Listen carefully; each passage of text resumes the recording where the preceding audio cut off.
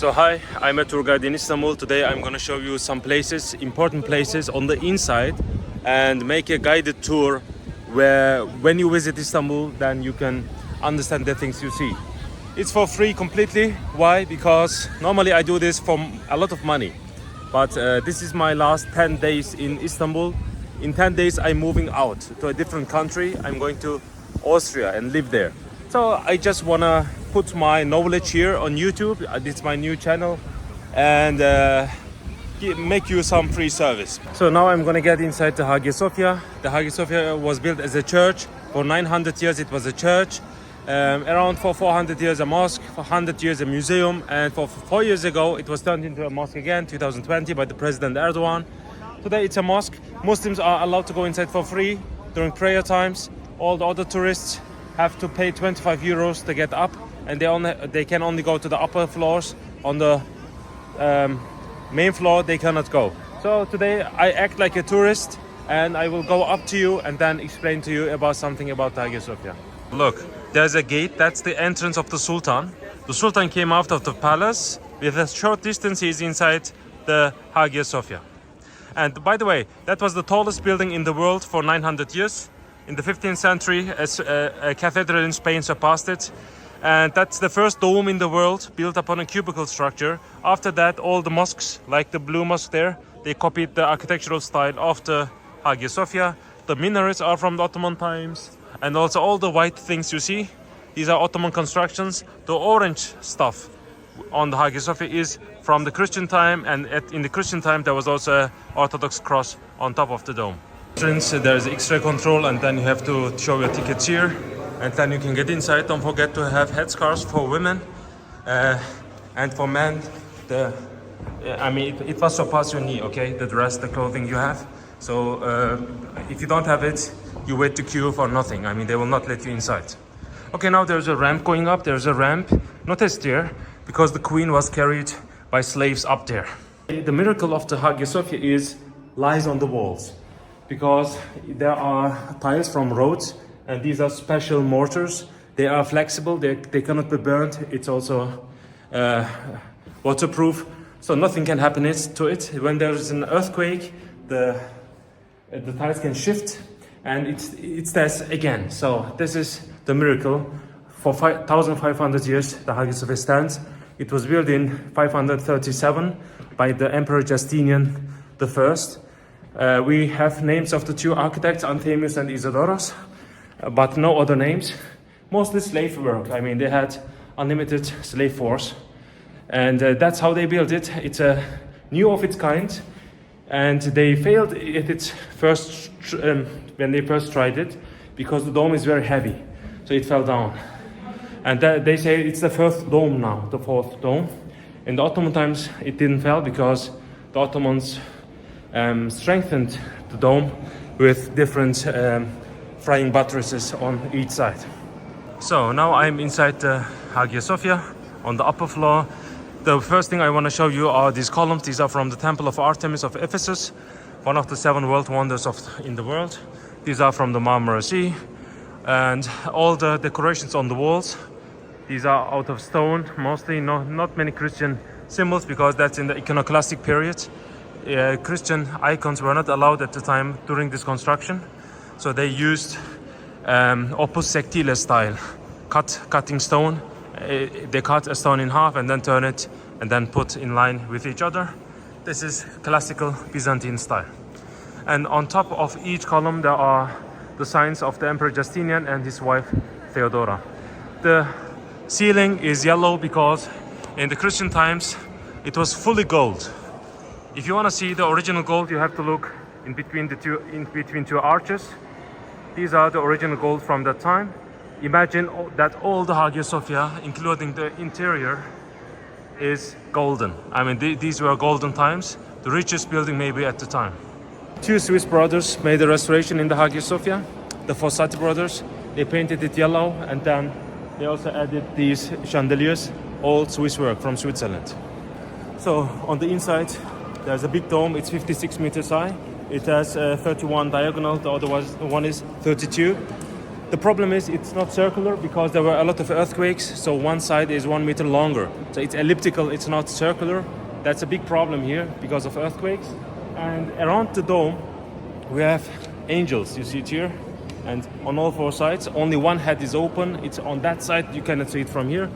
But these are the seraphim angels. They are mentioned in the book of Isaiah, Old Testament. They protect the throne of God in the Bible.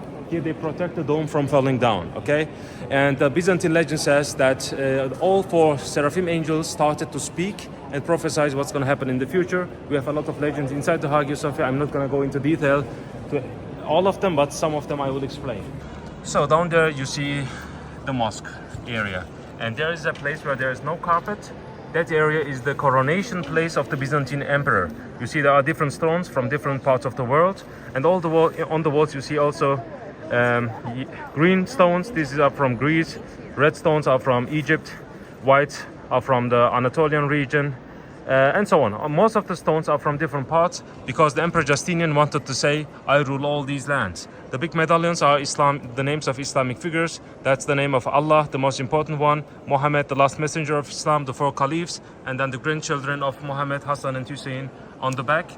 There you see the main gate. The legend says, Byzantine legend, that the main gate, the doors of the main gate are from the Ark of Noah, from the ship of Noah. And the Muslims today, they also believe that. They go there and pray to God on that gate. And some of the Turkish people, they even take some part of the gate and eat it because they think it's healthy. So on the front there's a library from the 18th century, beautiful, in the time of Murad III. The best books, they say, are collected there. There's a legend that says that the French Revolution happened because the French people stole books from there and then got enlightened, but it's a joke, it's not true. So what's different from other mosques are these flags. On Friday, the Imam goes up to speak, and these are military flags. They symbolize the victory of Constantinople. Every Friday, the Imam goes up with a sword in his hands. You don't see this in other mosques. It's a special thing for the Hagia Sophia because the Hagia Sophia symbolizes the power of the Turkish Empire. On the walls, you see also a lot of inscriptions. These are written by the sultans. The sultans were educated in calligraphy. On the front, that looks to Jerusalem because that was built as a church. And on top you see Mary and Jesus. Behind the curtains, that was the front of the church. And now it is veiled by white linen because in Islam and in Judaism, people are not allowed to pray to images. So they covered it today, but in the Ottoman times, it was open because the Ottomans said that's not on the front, that's above, so no problem. It's interesting that the Muslims prayed in front of Mary for centuries. And that on the front, there's a niche showing where Mecca is located. That's interesting because if you pray from here to Mecca, you also pray to Jerusalem automatically. So Christians and Muslims pray to the same place. That's rare in history, and that's why for Muslims it's also very important because Jerusalem is also holy for Muslims. So you pray to two sacred places at once. So here you have an icon of a Byzantine emperor. He was a bad man. And he did a lot of bad things, but he gave a lot of money to the Hagia Sophia, so the priests had to make a mosaic of him and they put it up there in a place where nobody can see him. If I didn't show it to you, you wouldn't see that. So there are rumors about other things. They say the last patriarch of Constantinople came here. There was a gate, they say, and the patriarch went inside. The Sultan wanted to kill him, but the door vanished. And they say in the day of judgment, the gate will reappear and the patriarch will come out again and turn it into a church again. There are a lot of Christian and Islamic legends inside. So, okay, now we are looking towards the middle part of the Hagia Sophia. On the front is the niche. Above the niche, there's a verse about Holy Mary. It says, whenever Mary was in the temple of Solomon, the angels brought her food. So even Muslims venerate Mary.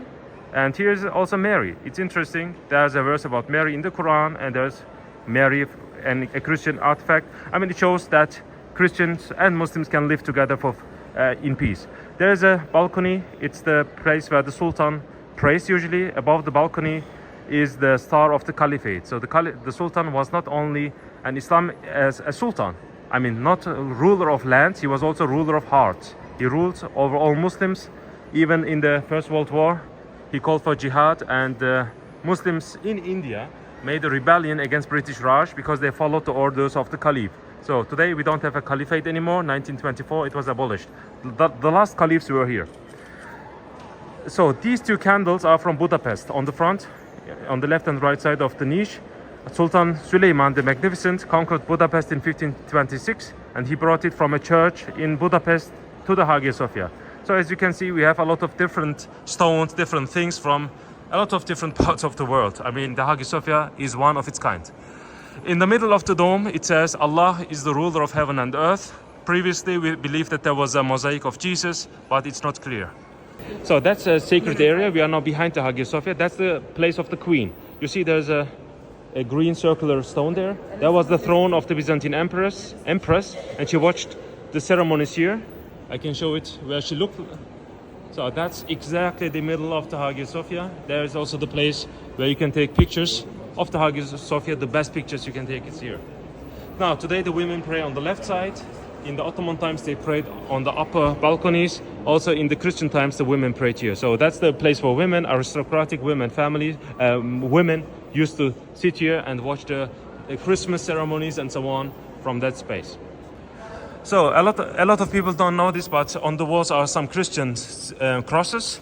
I showed you one, there's another. The thing is, the Christian artifacts from Jerusalem, like the bones of the apostles of Jesus, like the cross of Jesus, are buried inside the walls of Constantinople.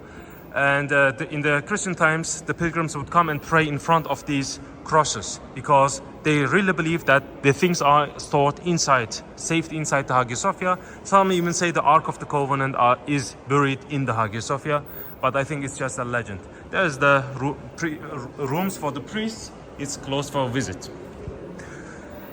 So here are there's a marble gate. The right side is the entrance, symbolical entrance to paradise. Sorry, to paradise. The left side is the symbolical entrance to hell. So paradise and hell. Behind that were the Christian councils. The women were not allowed there. Even the emperor sometimes attended these councils. And one of the councils allowed the icons again. And all the Christian things, symbols you see, are from the 10th century onwards. After the Christians allowed to make icons again, I mean the Orthodox, the Eastern Christians. So here there are some Viking inscriptions. We believe that the Vikings sacked the Hagia Sophia 2 times in history, 7th century, 9th century, and one of the Viking soldiers came up and wrote his name.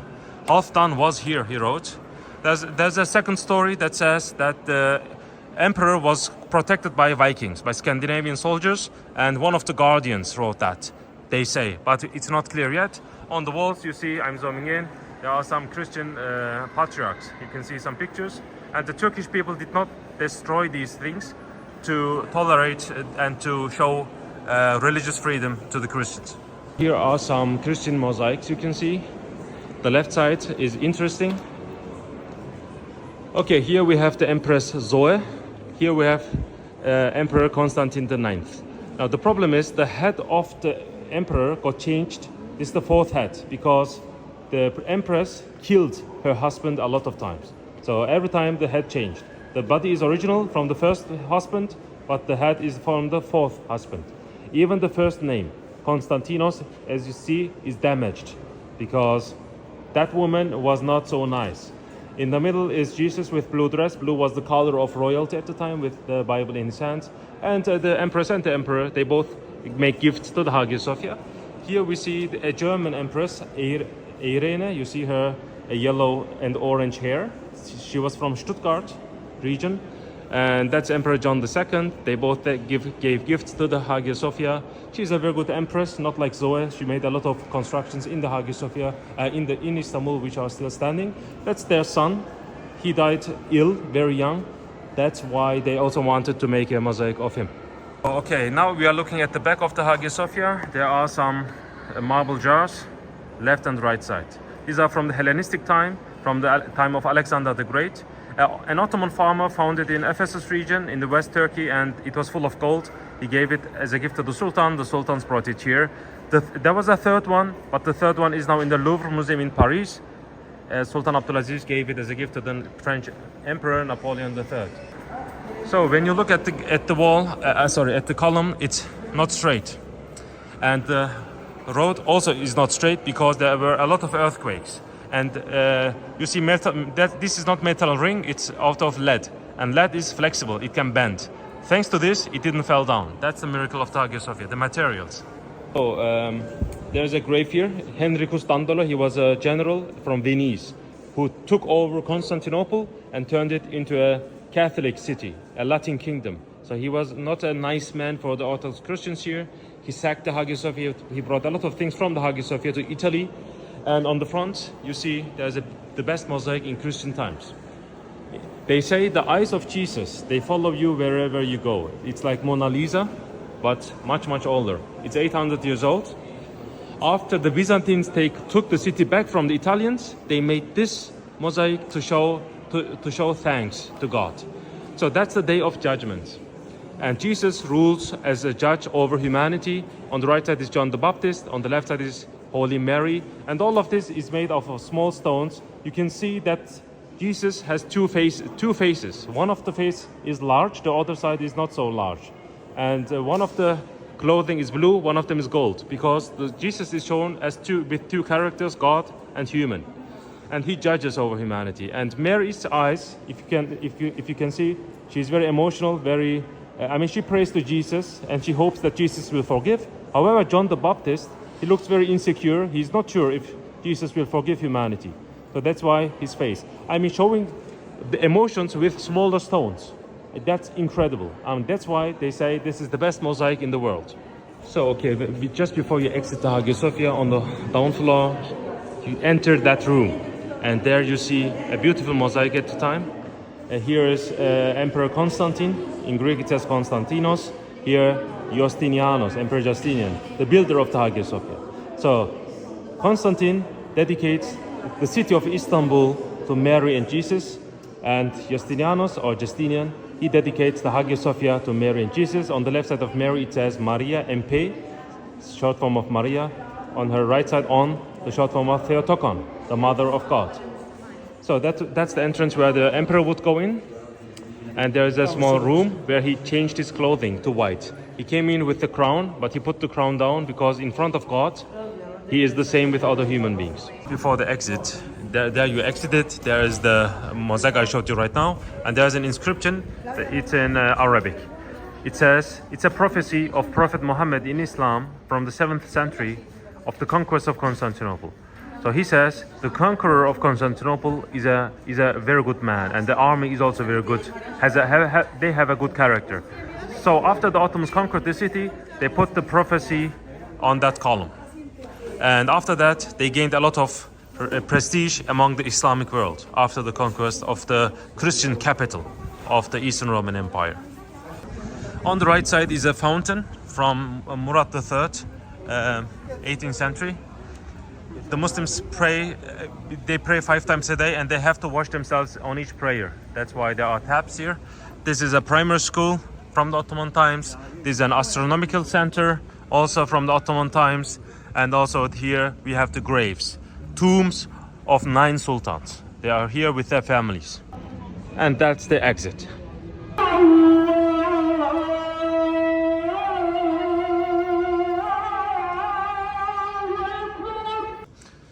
That's the place where the Byzantine emperor was crowned. And on the front was the main part of the church. Now it's a mosque. This is the place where the Sultan used to pray, on that balcony. And on top you see the mosaic of Holy Mary and Jesus. And on the right side is the angel Michael and the angel, we believe, Gabriel, but they are almost gone. All these inscriptions on the walls are written by the Ottoman sultans. For example, that one was written by the sultan who built the Blue Mosque, Sultan Ahmed. That calligraphic writing is a gift of the President Erdogan. It says, if God helps you, nobody can defeat you. Look, I am on the niche now. It shows where Mecca is located. The candles, the candle holders, these are from Budapest. And they were brought here in 1526 after the conquest of Constantinople after the conquest of Budapest. Sultan Süleyman the Magnificent brought it to the Hagia Sophia as a gift. There are so many small details in the Hagia Sophia. A lot of people don't know, but if you look closely, there is Holy Mary here, you see? And also here, this is John the Baptist. Only I'm seeing this, no one else here sees these things. Now on top, you see beautiful painting of the ceiling of the place where the Sultan prays. And that star is the symbol of the Caliphate, because sultans were also religious leaders. The candles are protected by some metals so they don't fall down. So these flags are military flags. Actually they were on the walls of the Kaaba, but the Ottomans used it also in the warfare and they brought it here to the Hagia Sophia.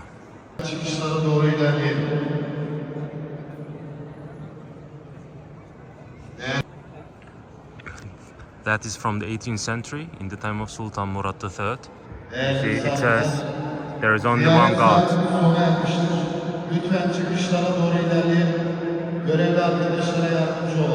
You see, on the ceiling there are 4 fishes making a cross. This is Christian symbols. Fish was the symbol of Christianity before, and also early Christianity and late Christianity, a cross. On the ceilings of the Hagia Sophia, not destroyed by the Turkish people. The lower part of the balcony is out of wood and it goes like this, and there is a secret exit of the Sultan where people cannot use. This is for these smaller balconies we have that's around. These are for the muezzins. They are supporters of the Imam. Acoustic of the Hagia Sophia is not very good, so they stay here, and what the Imam says, they are repeating this so everyone in the room can understand that. There's a throne in between prayer times. The best scholars in Islam, they taught here for centuries. There is a legend that says whoever eats 8 black grapes in the middle, under the middle chandelier, they will not forget anything in the world. There's a saying that a Grand Vizier gave this to his son, and the son was not good in mind. He memorized the Quran. I'm now in the middle of the Hagia Sophia. Look how beautiful that is. These are from the 19th century, made by two Swiss brothers, the Fossati brothers, who come from Switzerland, but they are from Italian roots. Look, these columns are from the Temple of Artemis of Ephesus, one of the 7 world wonders in the world in the ancient times. And this is lead, because lead is flexible, it can bend. So the columns, they don't fall down because the land can bend, and during earthquakes it is still stable. These are classrooms in between prayers. Muslims, they teach here philosophy, arithmetic, mathematics and so on. Not today in the Ottoman times. That's a library. Okay. So the reason why the walls don't have Christian symbols is because that is in the time of iconoclasticism. That means crosses, icons were not allowed in Christianity in the 6th century when it was built in Eastern Christianity. So they did it without the Christian symbols. All the Christian signs are from the 10th century onward. There is a marble jar here. This is from the time of Alexander the Great. The Ottomans used it for fresh fruit drink, and it's not for ablution. So they came here in Ramadan when it was very hot. They could drink water here after the iftar. That was full of gold. That's original. That's Ottoman edition. Okay, that's from the Ottoman times. This is from the time of Alexander the Great, found in West Turkey, in the coast. It was full of gold. An Ottoman farmer found it full of gold and made it as a gift to the Hagia Sophia. So we believe that the gate of the Hagia Sophia, the main gate, the Emperor's Gate, is from the Ark of Noah, from the ship of Noah. And the symbol here up there is the symbol of the Temple of Solomon of Jerusalem, because Justinian said Salomo, I surpassed you. So he made a small version of the Temple of Salomo behind to show that his temple is much greater than that, and I think it's true. So on the left and right side of the main gate, the thing goes down. Okay, the way goes down. Now there's a hole. There's also the ground is lower because two Scandinavian soldiers stood here and greeted the emperor when they passed. And for 900 years it was a church, right? So 900 years they greeted the emperor, and that's why the ground got lower. Look, the Hagia Sophia now is empty. They are closing. The Hagia Sophia looks much more beautiful in the evening, in my opinion. In the middle of the dome it says, Allah is the ruler of heaven and earth. Back there is there's a column, weeping column. The legend says that Holy Mary cried when she heard about the crucifixion of Jesus, and her tear came to that column. It was in Jerusalem, and it cried. Water comes out. Previously, you could put your hand in, turn it around, and it would be your wish would be fulfilled. But now it's closed. Here we also have a symbol, a cross, because a Christian artifact is inside the wall, like the bones of the apostles of Jesus. Christians came here previously they made a pilgrimage. We have a lot of signs like this on walls, and they prayed in front of these things. Today women pray on the left side, by the way. You see, there are a lot of crosses still. It's amazing that the Muslims did not destroy it. They pray with crosses. I mean, it shows that religious freedom is achievable. So they are closing the Hagia Sophia. Just one more thing. These red columns, on each corner we have two. These are from the Karnak Temple of Egypt, no joke. This is Egyptian stuff. The emperor brought it here. And the green stuff here on the wall is from Greece. The yellow one is from North Africa, like Tunisia. And also we have white ones, which are from the Anatolian region. The emperor wanted to say that he rules all these lands, from where he brought these things. I mean, we are now the last people inside the Hagia Sophia. It's amazing to be here. All these medallions are Islamic names. For example, that's Osman, one of the caliphs after the death of the Prophet Muhammad. That's Abu Bakr, the first caliph actually. That's the name of Allah, and that is Muhammad, the last messenger of Islam. Muslims believe in Jesus. You can see Jesus in the middle. Actually, it's covered because Muslims are not allowed to pray towards images like Jews. That's why it's now covered. In the Ottoman times, they said they didn't cover it because they said that's not on the front, that's above. So they prayed beneath Mary and Jesus for centuries. And on the upper floors, there are some Christian mosaics, very hard to see in the night. Look at the Emperor's Gate, look up, there are fish symbols. These fish symbols, there's a legend that says these fishes were alive. During the conquest, they turned to stone. This is from the Ark of Noah. Look, I show you, I touch it for you. Look, now you touched the Ark of Noah. It's now not possible because of this thing, but I touched it for you. The walls, by the way, the stone decorations are these are decorations, they don't carry anything. Inside is brick and mortar, okay? So the whole of the Hagia Sophia was made of brick and mortar, not with these marble stones. And these stones, they are made out of opus sectile steel, cutting stone and then putting in line with each other. Get the fact that all the Hagia Sophia was out of golden mosaics. The yellow color on the ceiling is made in the 19th century by Swiss brothers, Fossati brothers. It is yellow to remind the golden days. There are also some pagan symbols. This heart here and down, this is a pagan symbol from pre-Christian era. This is where the empress is going up with the ramp carried by slaves. And up here above the main gate, you can see Jesus Christ. And kneeling down is a Byzantine emperor. He made a sin and he says to Jesus, forgive me. He married 4 times. It was not allowed. He had no son. He had to marry. The people were against him. The patriarch was against him. He still married.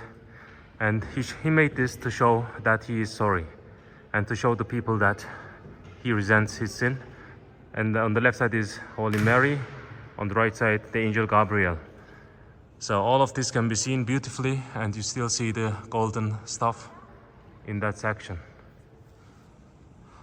Look at all these beautiful marbles from the ancient times, and these smaller details. By the way, only the emperor could enter from the main gate. The others, the priests and so on, they had to go from the side gates. And we also have on the the right side of the building entrances, smaller ones for the population. If you look up on the main gate, you see there are some metal stuff, because there was a curtain. The main gate was never closed. It's a symbolical gate. They made curtains, big curtains, and they opened the curtains. They were stolen by Italian occupation in the 13th century. And there's a symbol of the Bible, by the way, but it's very difficult to see. Okay, now I'm heading a little bit away. I will show you this. It's dark but I can still show you. So people who wanted to make gifts to the Hagia Sophia, they came here, and there is it's very difficult to see. There's a place where they put all the stuff. Maybe you can see it when you come yourself.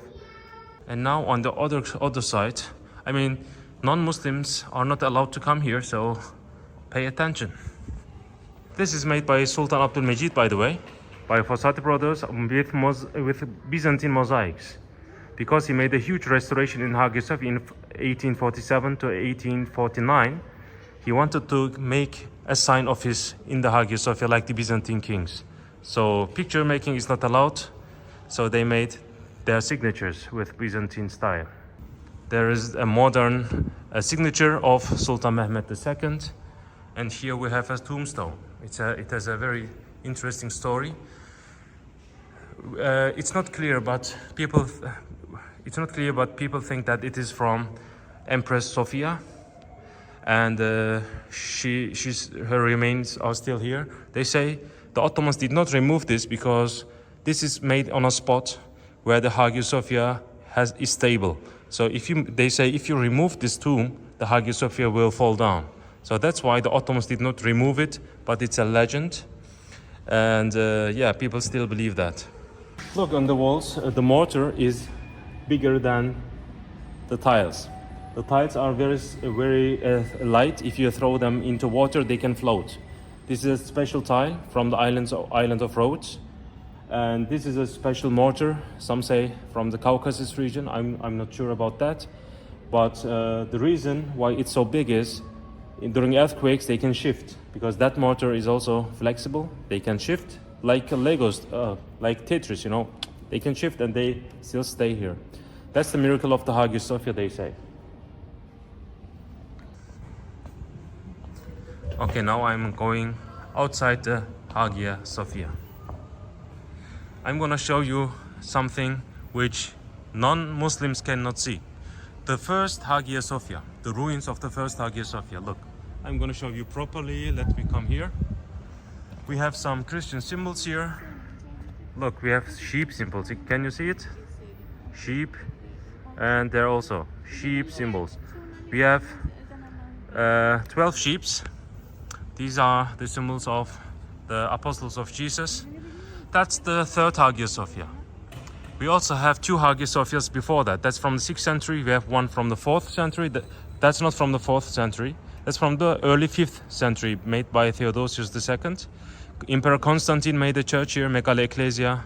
It burnt down. That also got destroyed by rebellion in 404. And that is from 537, made in 5.5 years. It's an amazing construction. From the ancient times, that's not Middle Age, don't forget.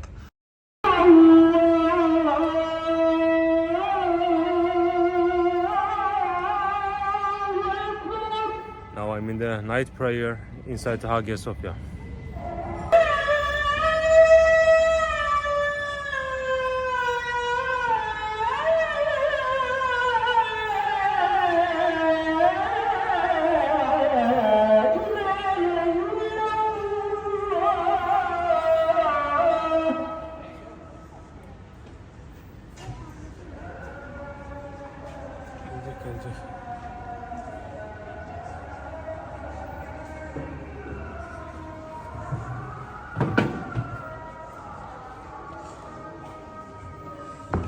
You see Jesus Christ on top.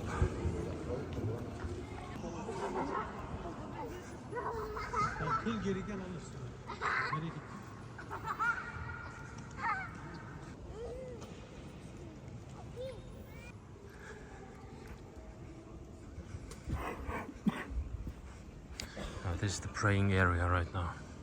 Alright, I'm gonna pray.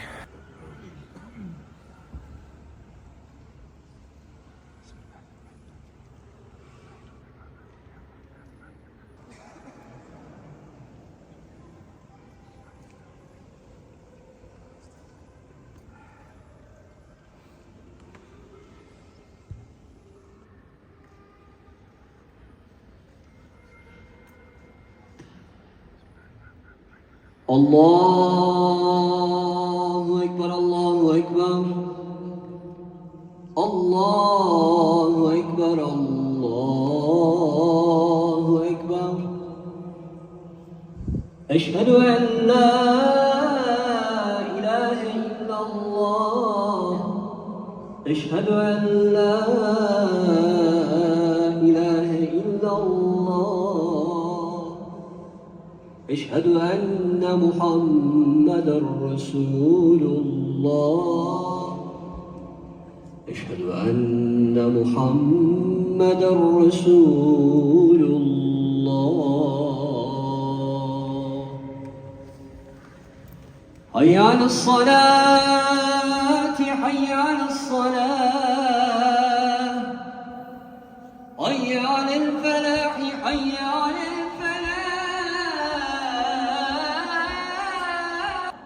الله أكبر، الله أكبر. لا إله إلا الله. الله أكبر. أتوب إليه. اللهم أنت السلام ومنك السلام. تباركت يا ذا الجلال والإكرام.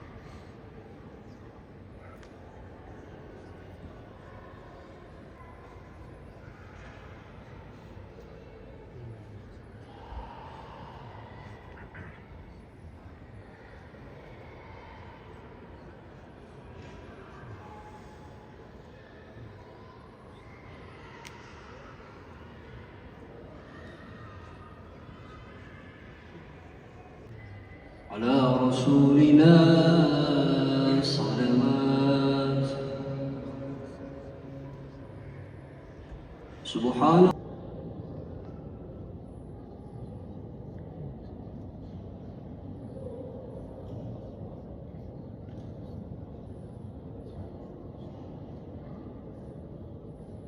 بالله من الشيطان الرجيم آمن الرسول بما أنزل إليه من ربه والمؤمنون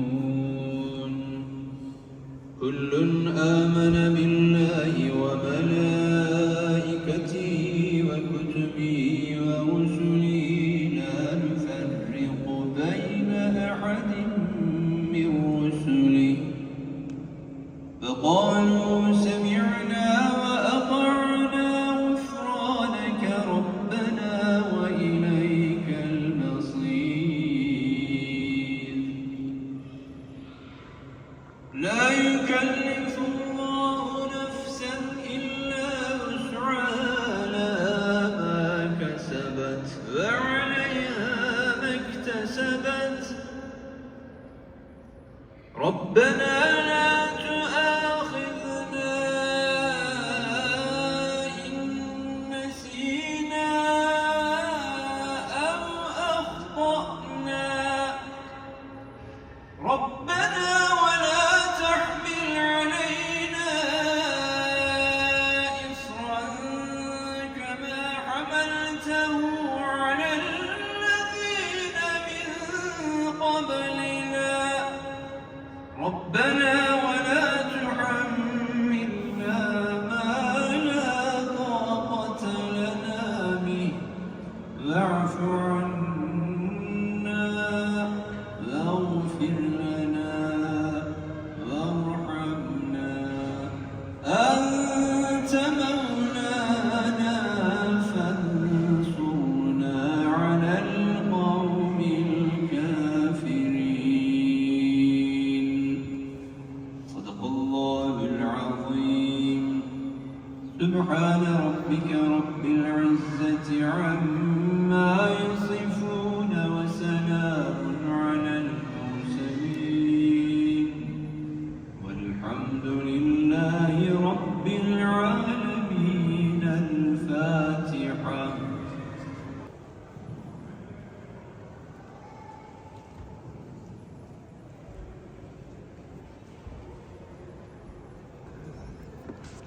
Allah kabul etsin hocam. Allah kabul etsin.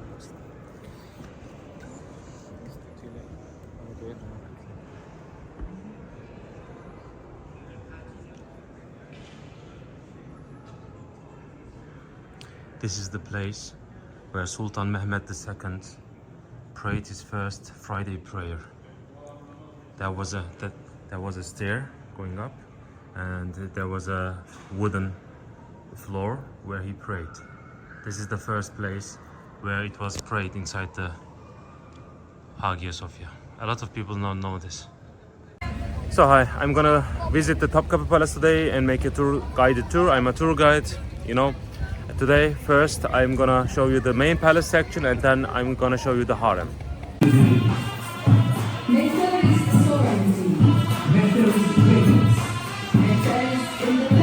That's the entrance to the Topkapi Palace. That's a beautiful fountain from the Ottoman times.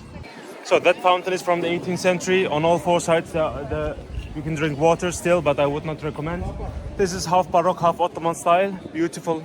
And that's the entrance to the Hagia Sophia. Surprisingly, the entrance to the Hagia Sophia is here. That's the Topkapi Palace. I said the other way around, I think. So that's the main entrance. In the middle is a signature of Sultan Mehmed II. So you can see in the middle Sultan Mehmed's signature, and then his titles. He says that he is descendant of Osman I, the first Sultan. On the right side in Arabic it says the Sultan is the shade of God on earth. On the left side it says the Sultan is the protector against a protector of the poor people. So the palace, in the palace, the Sultan reigns for God and for people. So you see the Topkapi Palace has walls, and it is connected to the walls of Constantinople on the seaside. You see that's the Marmara Sea over there, and we call that the wall of the Sultan. When you're inside, there is an X-ray control machine because it's owned by the president, so everything is controlled. Now I'm inside the Topkapi Palace. The Topkapi Palace has 4 courtyards, 3 gates. We went inside from the first gate, And on the first courtyard there are some interesting things. For example, that one, that's the Hagia Irene. Irene is older than the Hagia Sophia, and it has much more significance than the Hagia Sophia. It's very close. That's the Hagia Sophia, that's Hagia Irene. The Trinity was accepted here, 381, First Council of Constantinople.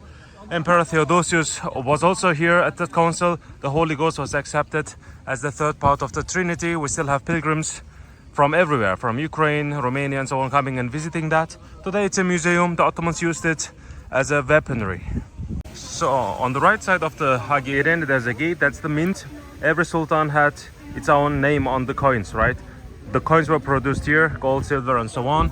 There's another gate on the right side. There was in the history a zoo where exotic animals were held, and then these animals were used to frighten the ambassadors from Europe who came passed by. So in the first courtyard, as I told you, everybody could come in and talk with the ministers and also with the sultan later if they were accepted. So that was a free courtyard. As I'm not doing now, you don't have to pay anything to get inside. Only on the second gate you have to pay something.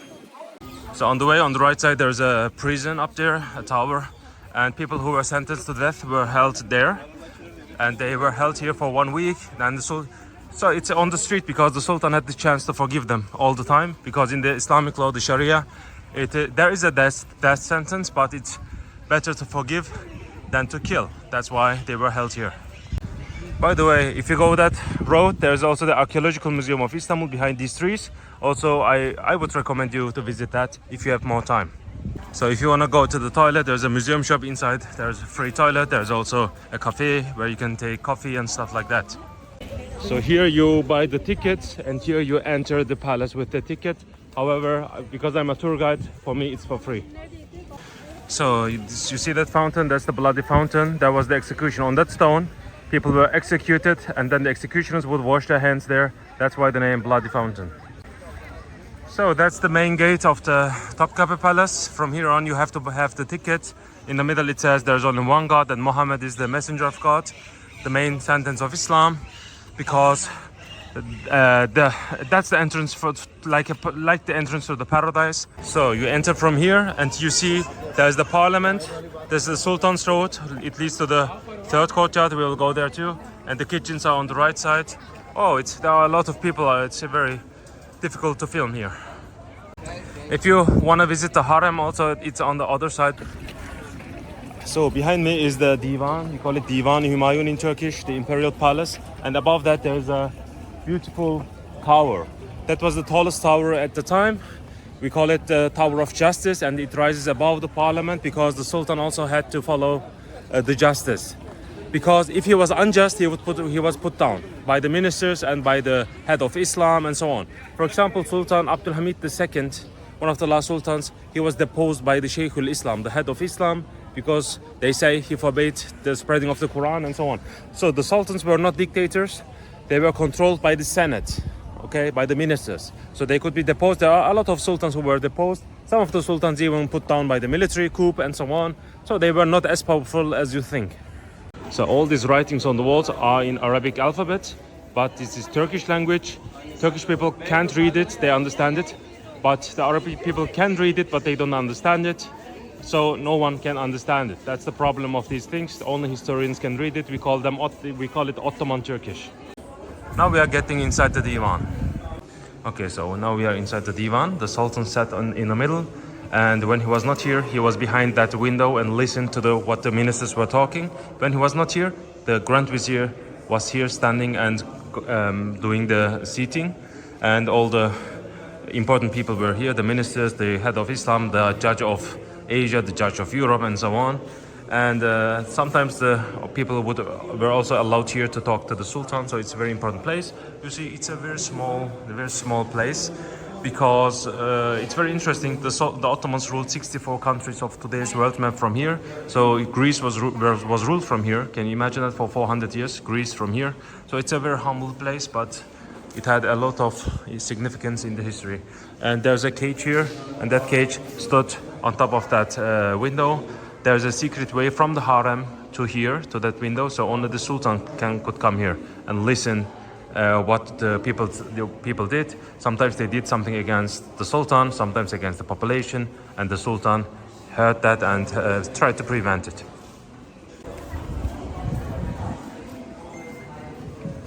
So there's a small clock museum. I'm not gonna get inside. If you're here, you can see it yourself.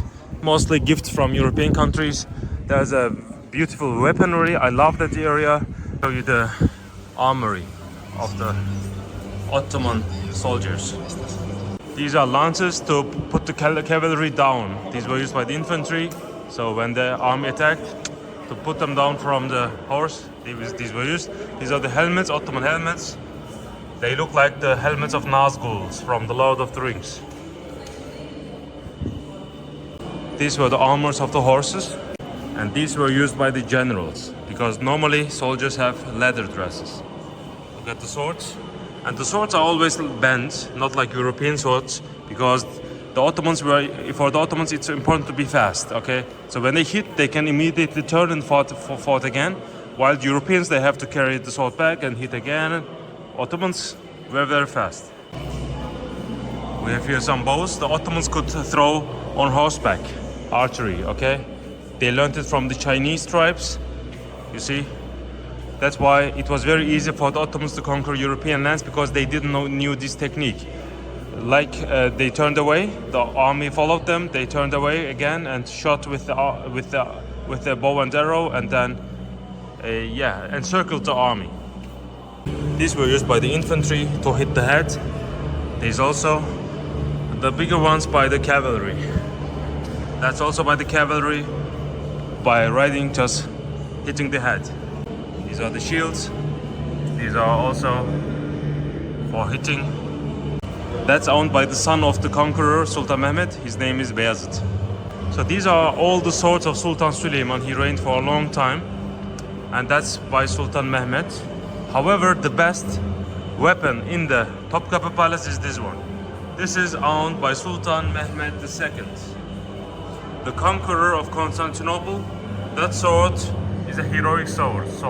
So very important for the history of Turkey and for Turkish people.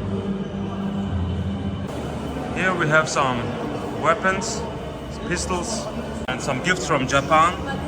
Samurai swords. We have some very big swords from the Crusaders. Some say these are just ceremonial. These were just held high to frighten the enemy, but who knows? And now I'm going to the third courtyard. That's the third gate, by the way. And after that, the special chambers of the sultans begin. Ministers were not allowed there, only with special permission. On the right side, by the way, you see big chimneys, because that was the place where it was cooked for 10,000 people every day. That was cooked, and all the cooks were, of course, men. Women were not allowed to cook. And behind these kitchens is also an alchemy laboratory, because a lot of sultans got poisoned. Sultan Mehmed got poisoned a lot, and at the end he died because of poisoning. So they tried to prevent the poisonings with this chemistry laboratory. Kitchen. The confectionery kitchen where Turkish delight was made. Helva, we call it also the helvahane. Look, big chimneys here. So big were these things where they made the Turkish helva.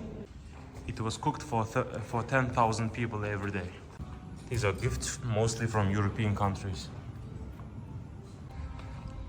Here we have a kitchen museum. You can visit that if you want. Too much detail for me. So the cooks used to live here. They also have a mosque for them to pray. They stayed here all day, all night, and they served the sultan and the ministers. And also there's a coffee museum also. I mean, there are so many little details. You need time to visit all of them, okay? So that's the mosque.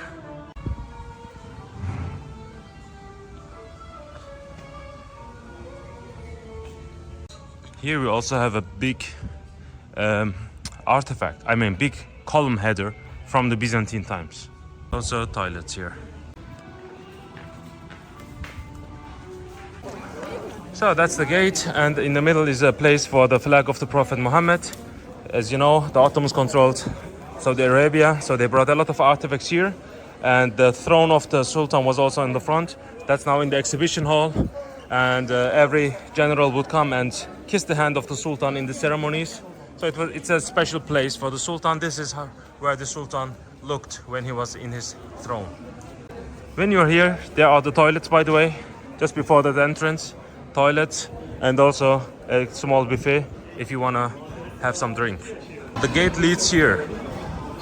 So that's the audience chamber. If the ambassador... Oh my God, wait. So that's the audience chamber. If an ambassador would come and want to speak with the Sultan, he would come inside. But he was not allowed to talk to the Sultan. He was carried by soldiers inside.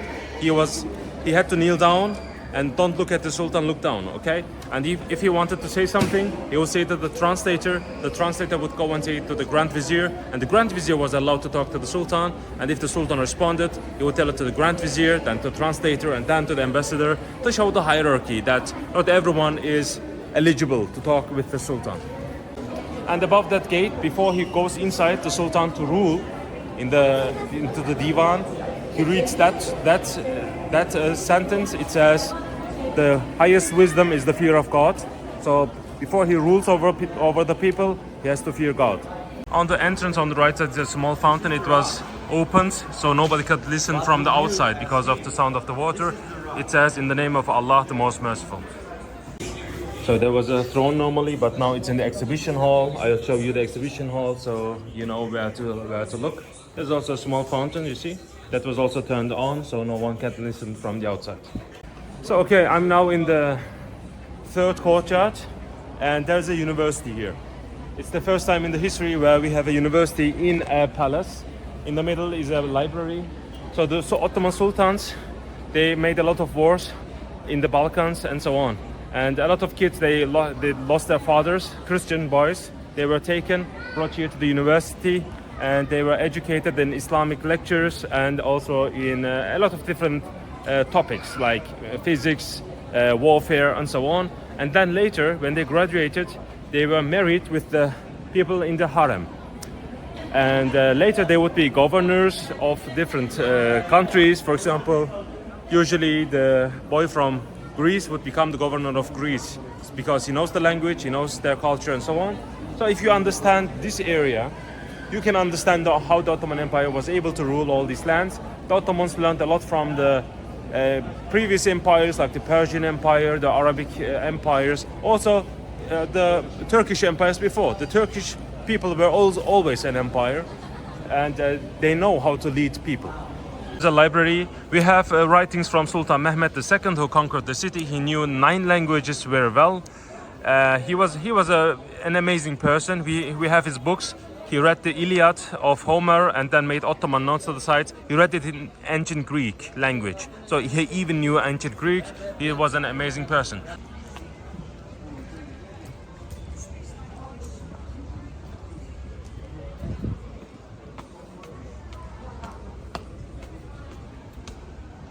Look at the beautiful entrance here of the library.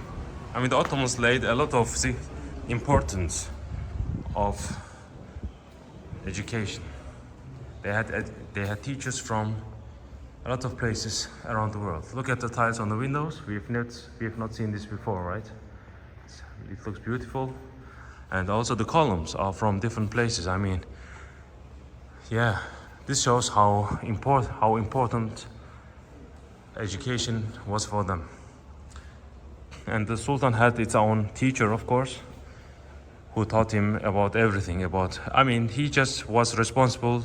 So the Sultan is a wise person, and these people are highly educated. I mean, the most educated people in the empire. Here we have a world map, a fraction of a world map of Peter Reis. Peter Reis was the man who made the first world map in the world. That's original, okay? That's hilarious, I mean. Just to see that, I would recommend you to enter this room of the library. So that's a pickaxe. That was used during the construction of that building. So that the library is so important that they even saved the pickaxe they used during this construction. That's the exit. You see there's a beautiful fountain on the exit. Look, I mean, you know, for what this is for birds. So birds can come and drink water from here. We have a lot of places like this. Also in many cemeteries. On tombstones, there are things like this for the animals. It's amazing that they also cared for the animals.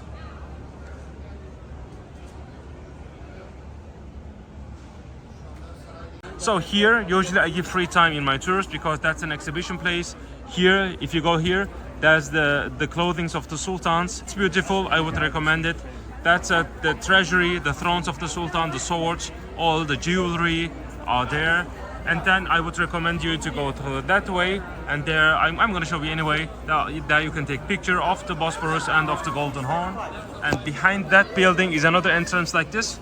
And there is the sacred chamber where the Islamic artifacts are located. So now I'm entering the clothing section of the palace. That's owned by Sultan Mehmet, who conquered the city. This is the most beautiful one, also from Sultan Mehmet II. It's amazing, look at this. That is by Sultan Selim, who conquered Egypt and Saudi Arabia. That's owned by Selim II. He was the son of Hürrem Sultan and Sultan Süleyman. Hürrem Sultan from Ukraine. These are by the sultans from the 19th century. Modern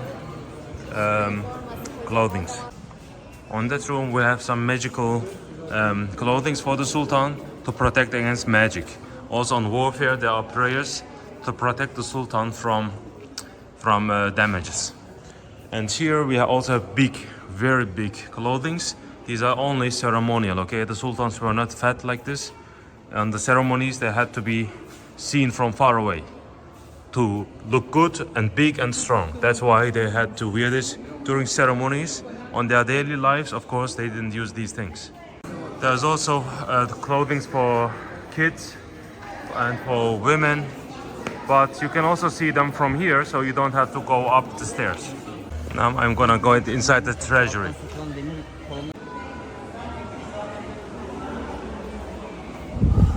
That's the sword of Sultan Selim II, conqueror of Egypt. And that's from Sultan Süleyman, the Magnificent. That's the biggest diamond in the palace. It's called woodmaker's diamond because it was found in a trash by a woodmaker and sold to the palace almost for free. So here we have the best view over the Bosphorus, the Golden Horn and the Marmara Sea. Look at this. Here we see the walls of Constantinople again.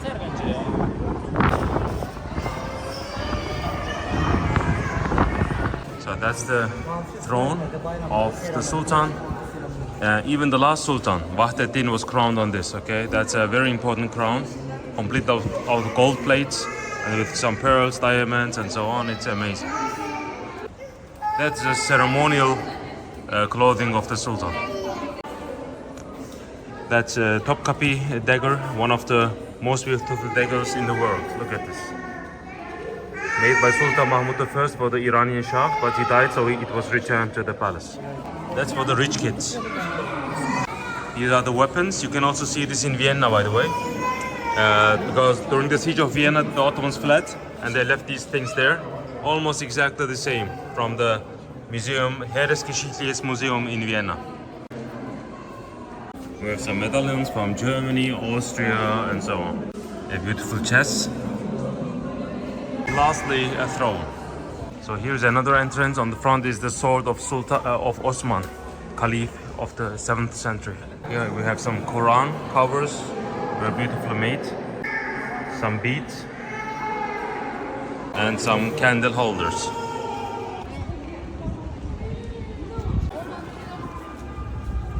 So here is a beautiful view over the Bosphorus. There's a place, changing place for the Sultan. There's a coffee house for the Sultan. And then there's a small mosque, the Sophia Mosque. Also, all these three additions were in the 19th century. So the latest additions to the Topkapi Palace were these three buildings in the time of Sultan Abdul Majid. And then Sultan Abdul Majid made a new palace That's the Dolmabahce Palace, which is on the other side of the Golden Horn. But usually people go there when they have like 3 days in Istanbul. So okay, here's the Bosphorus. You see, there's also the call to prayer. That's the first bridge, the Bosphorus Bridge. Now the name changed to the 15th July Martyrs Bridge because of the coup attempt in 2016. This is Europe. This is Europe. That's Asia, okay? In Asia, you see a big mosque. That's the biggest mosque in Turkey. It's the Çamlıca Mosque, built just newly in 2019 by the President Erdogan. There's a flag up there. That's the Çamlıca Hill, the highest hill in Turkey. In Istanbul, you can see everything from in Istanbul. Sorry, you can see everything from up there. And there's the TV tower. You can go up there. There's also a restaurant. But I would not recommend you to go to Asia if you have just 3 or 4 days. Yeah, I mean, there are better views. For example, I would recommend you to go to the Galata Tower instead of that TV tower. So now let's look at the sea. This is the Marmara Sea. The Bosphorus starts with that Maiden's Tower, and this is the Golden Horn. So we have the Bosphorus, the Marmara Sea, and the Golden Horn all meeting in the middle of here. It's a beautiful place. I mean, a lot of people come here to take pictures, you know. So that area is called Üsküdar in Asia. That's Kadıköy. Both are very important places today in Turkey. In Kadıköy, there's also a place called Moda where you can shop. There are a lot of Asian stuff and so on. You see here the walls of Constantinople, built by Emperor Theodosius II in the early 5th century. So almost 1,600 years old. There are the islands, the Princess Islands. They are called the Princess Islands because the Byzantine princes got exiled there when they were dangerous. Today, some of them can be visited. Some of the attractions of Istanbul. And that's the Marmara Sea. From here, you can go even to Mediterranean Sea, and then from the Mediterranean Sea anywhere in the world. Russia is located there, Ukraine and everything. Romania, Bulgaria, on the east also the Caucasus. You can visit there. So I'm now returning. I went down from here. Now I'm going to the other side. And there is a hospital. That's a hospital, and you see the windows are very high, not below. Why? Because nobody should look inside. Because the women in the harem were also treated here. Also the Sultan. Sometimes the Sultan had a deadly wound, and nobody should see his wounds. That's why they were here. And most of the physicians were Jewish, because the Sultans, they trusted the Jewish people, because they also, by the way, saved the Jews from Spain. But I'm not gonna go into detail to that. There are some coffee houses you can see inside. The hospital cannot be visited, and if you follow that way, you will have a beautiful view over the Golden Horn, maybe even the best view. I'll show you the tea house. The name is Kara Mustafa Pasha Köşkü. The pavilion of Kara Mustafa Pasha, who made the second siege of Vienna. So okay, look how beautiful it is. The places to sit. The ceiling is amazing. Yeah, that's how it looks like. Look at the beauty of that. You see, there's a small fountain here before we go to the Golden Horn, and there's a story about Sultan Ibrahim. He had mental health issues, and he threw gold to the fishes here. And one time he threw his own son. He almost drowned. A slave saved him. After that, the ministers gathered and they put him down and crowned the new sultan. So here we have a beautiful golden roof, and beneath that the sultan ate his dinner, and also in Ramadan his iftar. Muslims know that. And the sultans were not allowed to eat with other people. They ate alone because he didn't even trust his own family members, because he had a lot of enemies also in his own family against poisoning. His food was tested for 3 hours before, so he ate always cold, and his drinks, his water was tested 30 minutes before, so everything was controlled. There's a rumor that in that garden, below that balcony, there were exotic animals like giraffes and elephants, big animals. So here you see the Golden Horn. That's the Galata Tower over there. In the Byzantine times, the Italians used to live on the Galata region. Today, also most of the Catholic churches are there. The Orthodox churches are here. That's Greek-speaking world. That's Italian-speaking world. And that tower was also built by Italians, by Genoese people in 1348. And you see there's a flag, and there is a big construction, a building. I'm zooming in. That's the port of the Sultan. When he came here and parked his ship there and then went up to the palace. So that was part of the palace at the time. That's the Golden Horn. It's called the Golden Horn because the sun shines like gold on that, and also it goes like a horn inside the land. It's like a river, but it's not a river. So it was a river thousands of, maybe millions of years ago. So I turned away, and now here you can see that's the place for the circumcision. In Islamic law, circumcision is seen as good, and for Turkish people it's a symbol of coming to being a man. So it was a huge ceremony for the small princes to be crowned here, to be circumcised here. So I'm gonna show you the circumcision place of the princes. Invitations were sent months before for the circumcision ceremony, and outside of circumcision it was also used by the Sultan. So behind me is a building, that's the Revan Köşk. After the conquest of Armenia, Sultan Murad IV in the 17th century, he built that.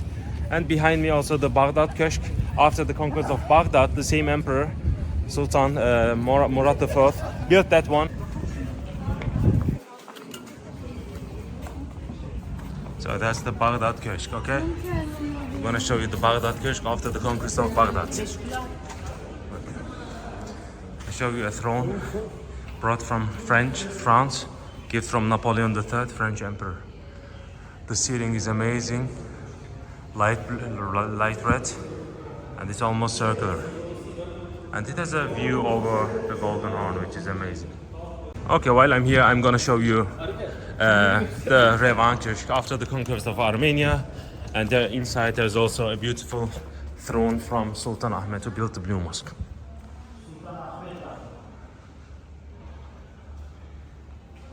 These tiles are the beautiful Turkish İznik tiles. On the walls you see there are some holes to put their head gear and so on, and then they would sit here. The Ottomans never used chairs like this, only for the Sultan in ceremonies. The Sultan in his daily life also used to sit in these areas. And you see from here you could also see the Bosphorus. So when you're out there on the front you see the Islamic artifact section. You see that balcony? It's my most favorite balcony in the palace. Previously, before these buildings were made, that directly looked to the Bosphorus. I mean, imagine having a coffee here in the Middle Ages.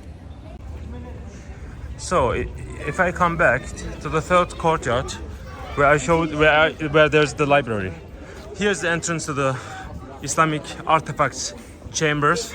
Not only for Muslims, there are also Christian things. For example, the head skull of John the Baptist brought from Jerusalem is inside. I'm gonna show you the entrance of the Holy Relic section and show you some things inside.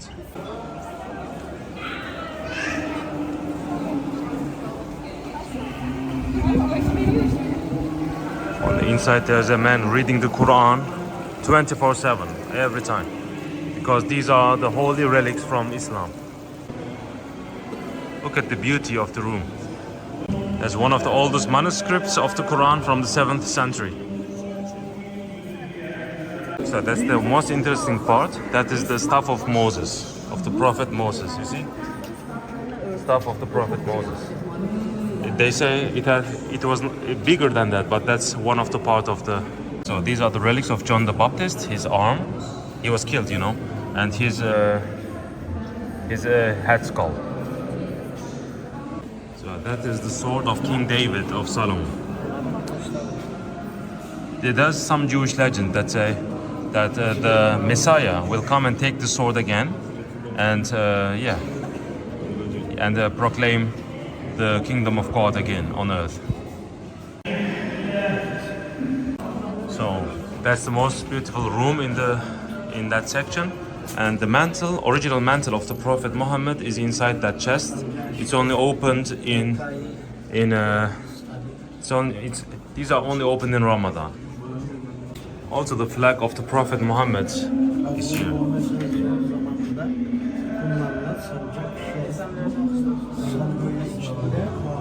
Look at the beautiful designs here. So that's the most famous one, the footprint of Prophet Muhammad in Islam. Brought from Mecca. They are original letters from Prophet Muhammad. There are some hair strings of the Prophet Muhammad. And here we have the sword of the Prophet Muhammad and also his bow. And also his shoes. And in that room we have the swords of the caliphs, of the successor kings of Prophet Muhammad in Arabia. We have of Omar, Osman, Ali, and so on. I mean, the ones of Ali is famous with two things, with two pointers in the middle. So we have the turban of Ali, the friend of Prophet Muhammad, and also very important for the Shia Muslims in Iran. That is the mantle of the daughter of the Prophet Muhammad in Islam, Fatima. And these are some swords from the Islamic era in the 7th century. To get inside, women need to have headscarves, and on the exit you have to return it. So now I'm getting outside. That leads to the harem, and here you see there is a stair here. The Sultan used to get out from the harem with the horse, and here he would go down from the horse. That's for the Sultan.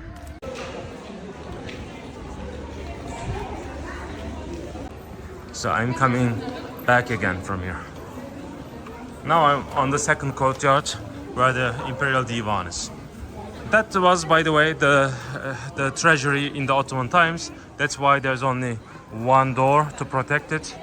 Today, as I told you, it's an armory for all the weapons. So now this is the entrance to the harem. There are two entrances when you show the tickets here.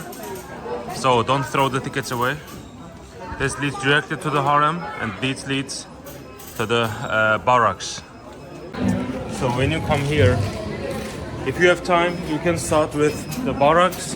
If you don't have time, you can directly go to that side, to the place where the women used to live. So I start with the barracks, and this is one of my most favorite places in Istanbul to see. You can see the roof. You know, I give you a secret. I was a fan of Assassin's Creed, the video game. And it reminds me of that video game where you jump from one roof to another. It's amazing. And it also has beautiful view over the Golden Horn and the Bosphorus, by the way. But don't try, okay? It's not allowed.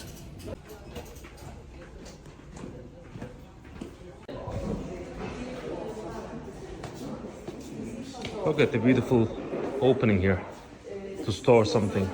Look at this. And there's a beautiful fountain here. The Ottoman tiles, Turkish tiles you see here, are the best tiles I've seen in Istanbul. Amazing, beautiful. Look at the details here, different colors. So that's the place of the dormitory where the soldiers guarding the palace used to sleep. Unfortunately, we don't have the places, we don't have the beds, and it was restored. There was a fire which destroyed the roof and so on. But the thing is, the tiles here are very beautiful. I'm gonna show to you. You see the tiles? How beautiful that is. These are original. This is one of the depictions of a servant of the Sultan with long hair on the sides. And look at these circular platforms. How beautiful that is. These are better than the famous blue tiles of the Blue Mosque, okay?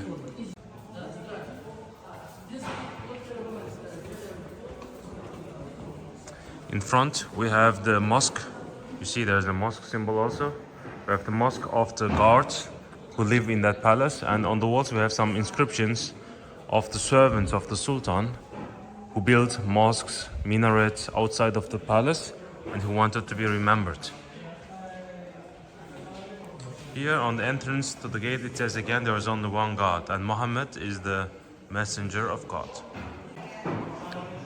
There's another look, that there's an ablution place. I told you that that's a mosque, right? And here they took ablution. So they washed their feet and so on, and then they went on to pray. There's another servant here.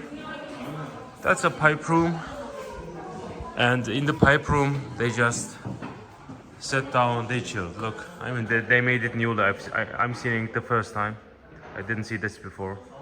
In the middle, in many rooms in the Topkapi Palace, in the middle you will see a place for the pipes, okay?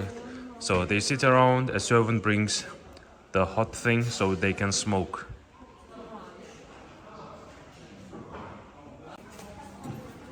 And here we have a storage room also.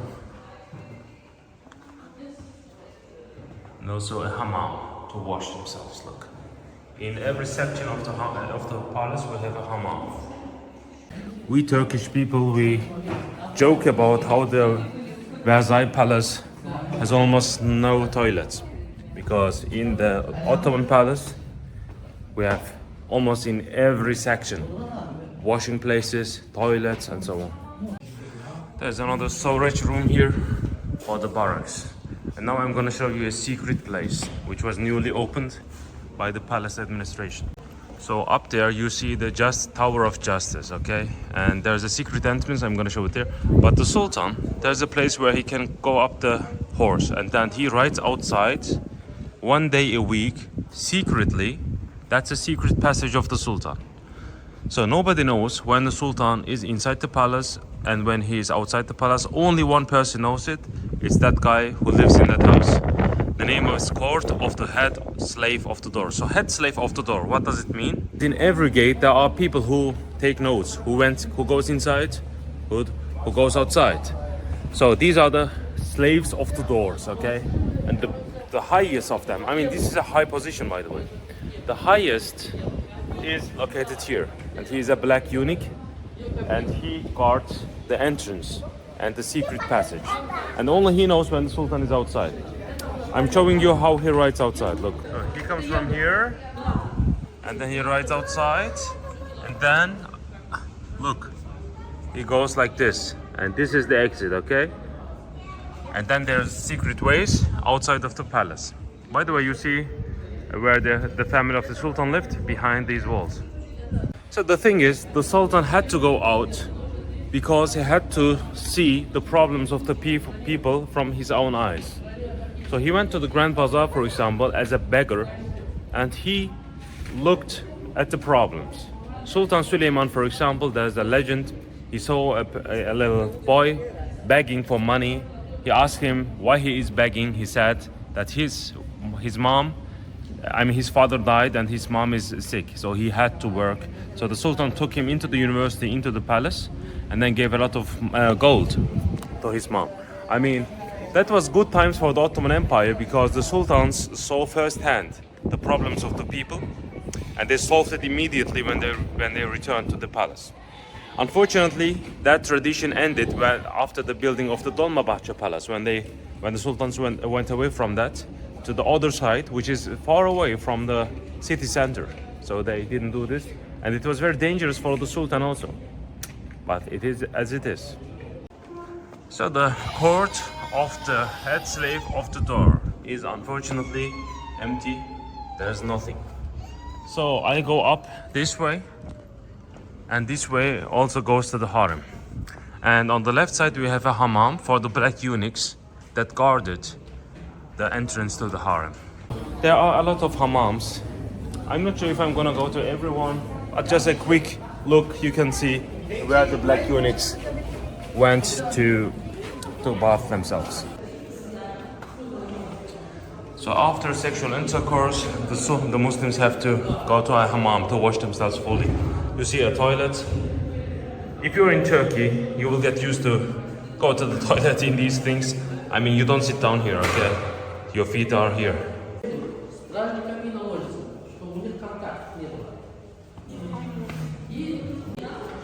Here, in these holes, they put their shoes, and then there was a carpet, and they would sit down on these carpets. Now I'm going up to the main section.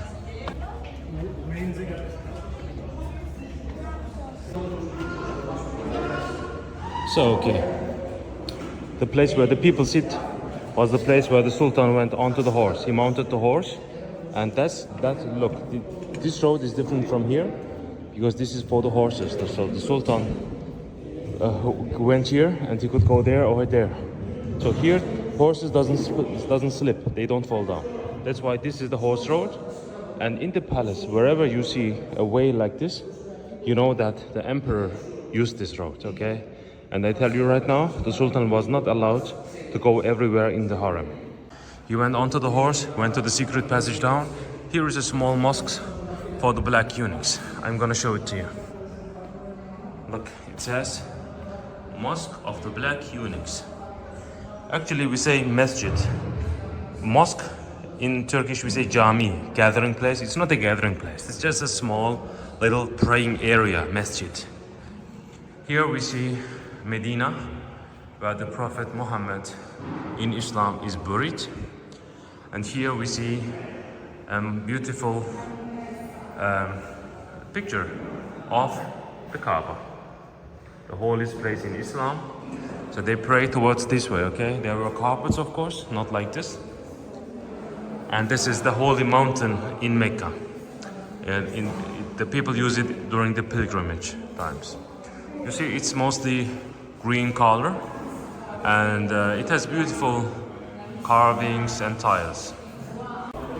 So I go out again from the same space, and there you see a gate, okay? I showed you the gate on the Imperial Divan. There was the window where the Sultan looked at the gatherings. He went inside, only the Sultan was allowed to get inside, and he watched the ministers, what they were talking, secretly. So this way leads to the entrance of the harem. And if you wanna know where the eunuchs lived, this is their houses. Look, it's very high. This is the houses of the black eunuchs. They did not sleep in the harem, that's the harem's entrance. They slept outside the harem, okay? We are still not in the actual harem. Today it's the harem section of the palace, but it's not the harem in real life. I'm gonna explain to you about the black eunuchs soon. So you see the way leads to that gate. So the Sultan went to his house. Harem means sacred place. For every man, the family is a holy place, a sacred thing. That's why the house of the Sultan is called harem, holy. So up here there is a verse from the Quran. It says, it's about the Prophet Muhammad and about the Muslims in his time. It says to the Muslims, God says to the Muslims, when you enter the house of the Prophet Muhammad, don't forget to ask for his permission. So because Arabic tribes, some tribes, they entered the house of the Prophet without knocking the door. So the Sultan, by writing this thing, he wanted to say, do not enter my house before asking me for permission. So today we don't have any Sultan yet. That's why I can get inside without permission. And here again, the Sultan is the Caliph, okay, the religious leader. Here it says again, the main sentence of Islam, there's only one God, and Muhammad is the messenger of God. So you see, look, there's two ways. Getting outside the harem to the black eunuch section, and getting outside the harem to the main section of the palace. The third courtyard, where there's the library, the university, okay, I showed you. You can go outside from two different roads. We are not getting outside, so I move on, but we will exit from here. So look, the way leads to that gate, and suddenly it stops. Actually, the way goes forward. The gate will open, and this is the place where the mother of the Sultan, the queen, lives. The queen's house is there. So the Sultan is not allowed to walk from this gate because the women live here. So the Sultan, even though he is a Sultan, he cannot wander around for free. He had to go to his mother's house, and the mother has access to these chambers here. I will show you something interesting. So what do we have here? First, I just want to mention, we have beautiful carpets, right? Below the carpets are all these strew things. because it prevents the cold to come up. So this is a black eunuch. These guys come mostly from Ethiopia. We call them black eunuchs, but we also have white eunuchs, mostly from the Balkan regions. There were like two guilds in the harem.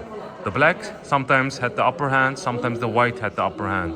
But most of the time, the blacks had much more privileges than the white ones. So mostly these come from Ethiopia as a child, and they are educated in Islam, in Turkish culture, architecture, warfare, and so on. And they protect the harem. Okay, these are castrated before they enter the Ottoman palace, because in Islamic Sharia it's not allowed to cut an organ. So they are brought outside the empire. So they are cut outside the empire, and so the Ottomans overcome the law. It's a bad time for these people, but these were very rich at the time, and the chief eunuch had a lot of money. I mean, he was one of the richest persons in the empire. So now I'm going to the women's chambers. The women were not allowed also to go to any place. Every slave girl had its own way, own workforce. Okay, these were workforce. These were not sex slaves, as a lot of people think. I will explain them a little bit later. Now I'm going to the chamber. Look, it says passage of the concubines. Now we are going to the rooms of the concubines. However, the rooms are under restoration, they are closed. But it looked like this, okay? We had a lot of women, slave girls living here as slaves. But in the Ottoman Empire, the status of the slaves were very different. Look, you can peek inside, there's a restoration going on. Very beautiful on the inside. Okay, so look, it goes even down. Very interesting, right?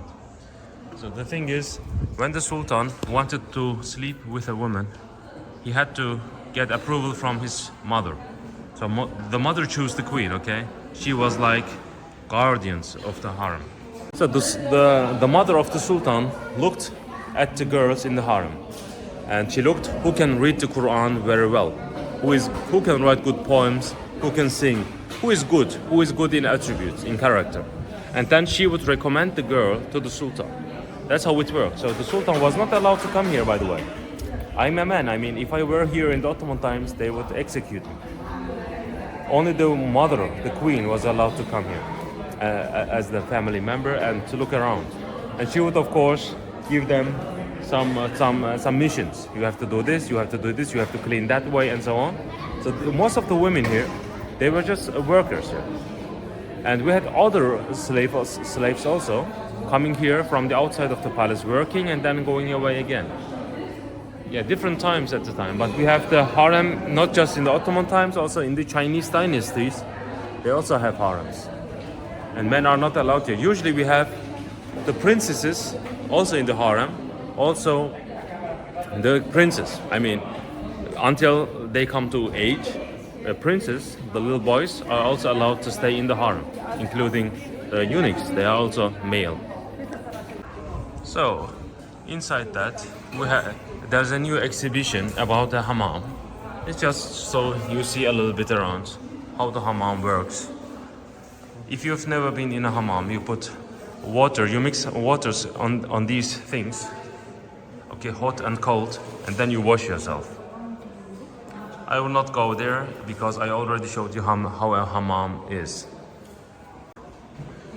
Here are some beautiful reliefs, and now we are going to the office of the mother of the Sultan, or we can say the house maybe, but not exactly a house, but she would stay here most of the time, and she would give orders to the slaves in the harem.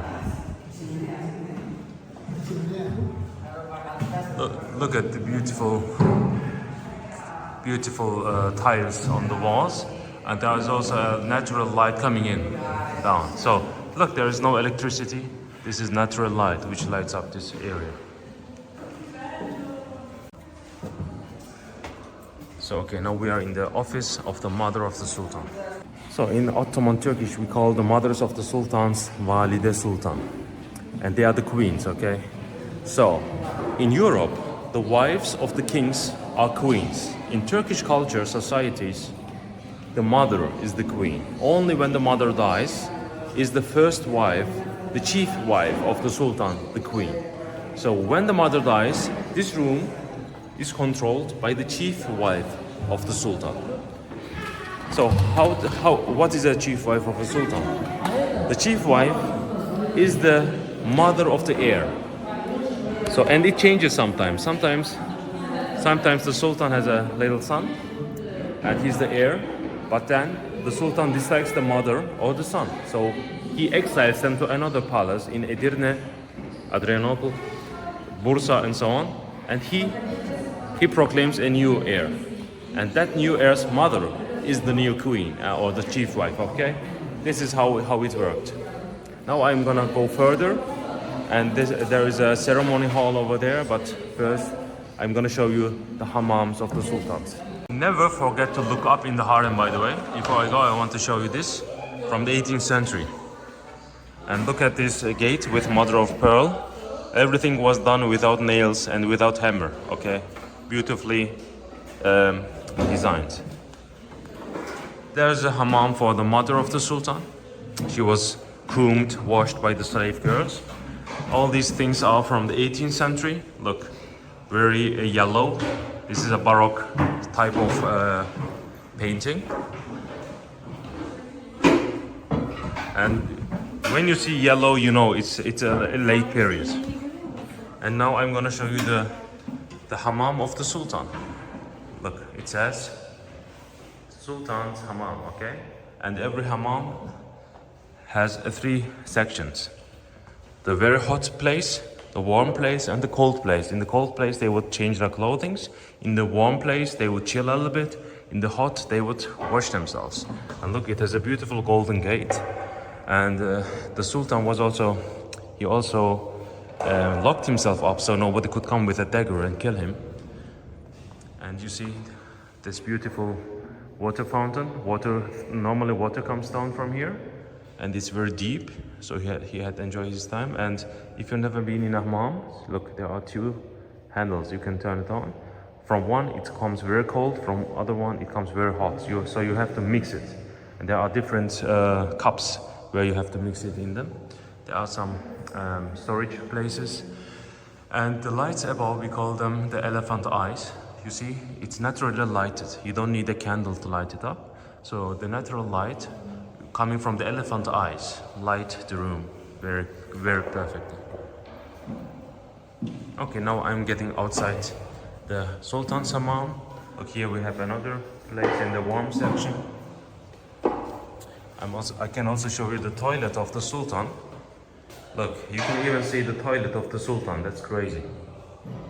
And now I'm getting to the ceremony hall.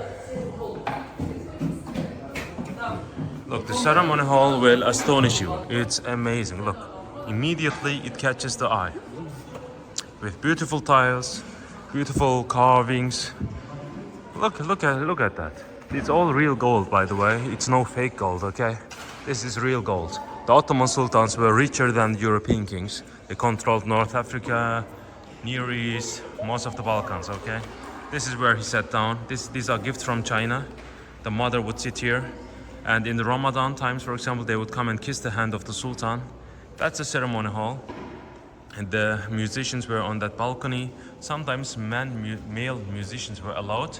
They would bind the eye of these musicians. They would carry them inside. They would sing and play music. And they were carried out again. They would not see the women here. And the women in the harem, they didn't have to cover their hair because it was a women area anyway, yeah. So that's why they were free actually in the dressing. But every slave status had a different clothing, just for you to know. Here we have, in my opinion, the most beautiful mirror from the Ottoman times. See how beautiful that is? A lot of people come here to take picture. So if you wanna do something, just take a picture here. So that's the ceremony hall. So foreign kings, queens, foreign important visitors were also accepted here in that audience in front of the in front of the family of the Sultan. Here in the middle, as you saw earlier, that's the pipe room. Okay, that's a pipe place. They would take pipes and have water pipes. Water pipe was very popular in the Ottoman times. Still today in Turkish culture, water pipe is important. So, okay, I'm getting outside the room, and there are two ways, to the right and to the left. Go to the left, because on the left there is a beautiful room with a fountain. Look, there is a fountain here. That was a gathering place, that room. It's a very big place. And the waters were opened up so nobody could listen from the outside. There's a fire, there is water. Because Sultan Süleyman told his architect to build a room where water and fire can see each other. So he made a chimney here and the fountain here. And on the walls you can see the headgear could be stored there. There was of course carpet, not like this. Some sultans prefer to sit there, some over there. What's interesting is the dome. The dome is a dark red. I mean, you don't see dark red so often by Turkish cultures. Still, that room has that, and all the blue inscription is from the Quran. It's like a magical place guarded by the Quran. So now I'm getting outside. You see on the walls there is the tree of life depicted, and that room, that way leads to the house, the villa of the Sultan. As you see, we have a fountain here, we have a building here with a sign of King David. We call in Turkish, we say the Mührü Süleyman. It means the sign of Solomon, the Magnificent, is used a lot in the Ottoman times. Here are the rooms of the family of the Sultan. So the family, the wives, the kids of the Sultan lived here. So the Sultan sometimes had more than one wife by marriage. Okay, most of the time, I have to be honest with you. And they used to live here in that area, okay? Unfortunately, we cannot visit this area, but we know where they are, and it has one of the most beautiful views over the Galata region. And there's also a pool down there. I'm gonna show it to you. I'm gonna zoom in because on some windows they made an exhibition. They show how the women dress themselves. Look, I'm zooming in. There's a woman here, a woman there, and a woman there. So they dress themselves very differently from the Muslims and Turkish people who have headscarves in today's society. And now we look towards the Galata Tower. I made a video about the Galata Tower. You can go inside. That was the beautiful sunset in my video, if you want to see that. And look, the villa goes further back. And down there is the pool. Okay, look, this is the pool where the Sultan and the family members used. Okay, and there's also a gate there. Look, it has big walls, so nobody could see inside, of course, because they wash themselves here. And there's also a walking place inside. I mean, it looks like a 1001 Night Stories. Like I don't know if you watched the cartoon Aladdin. I mean, it looks like this. It's amazing where the Sultan lived. They have a place here, and also some places around.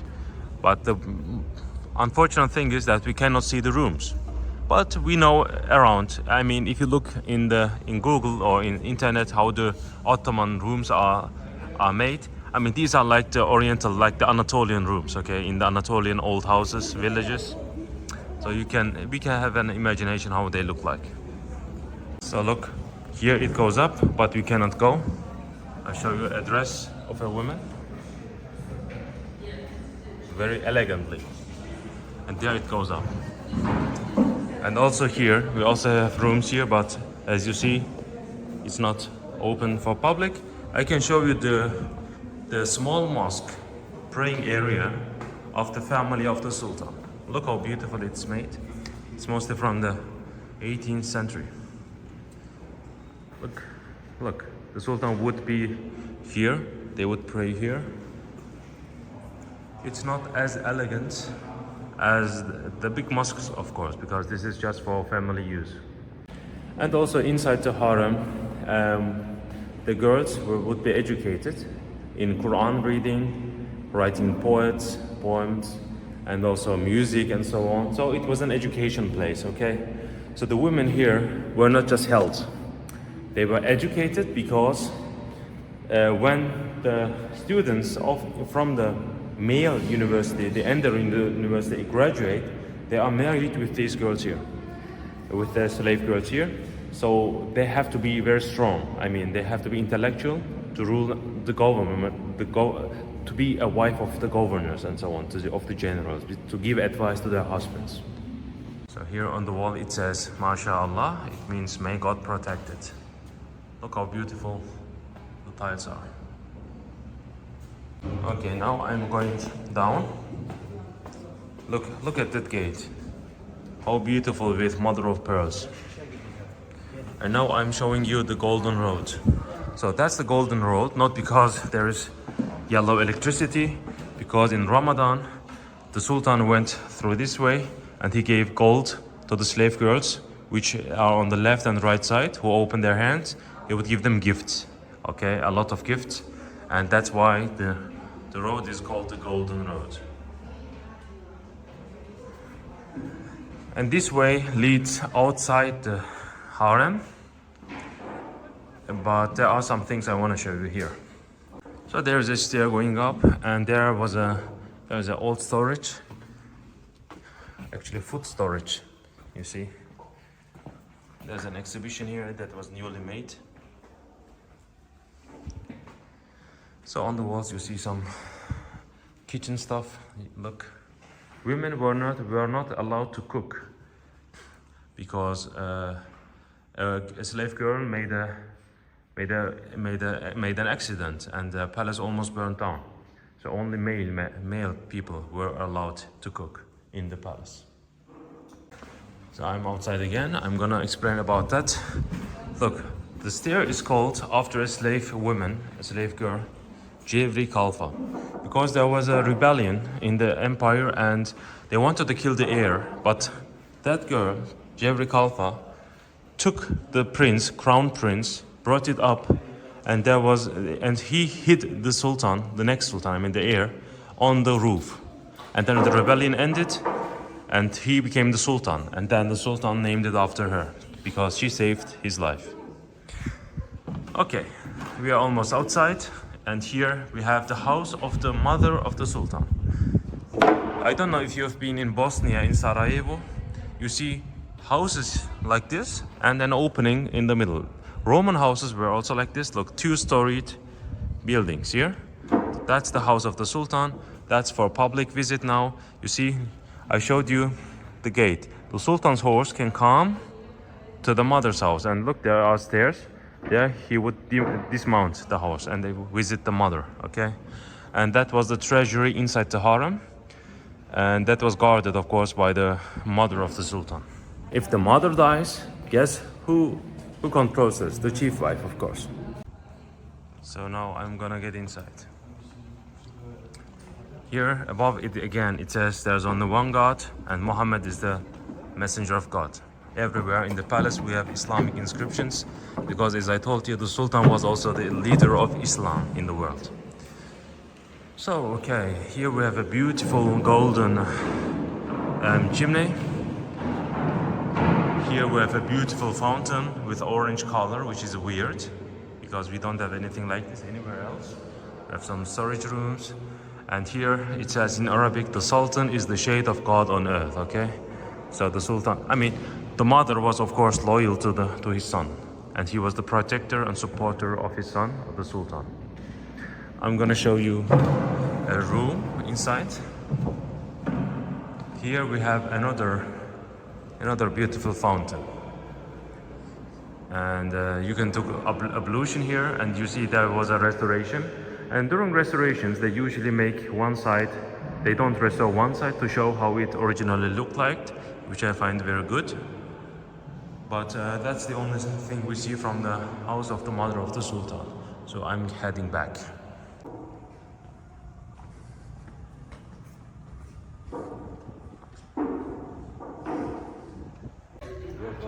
So okay, I'm heading back, and there's a way. Now we are getting outside, by the way. Don't expect something new. I'm gonna show you a place where we have already been.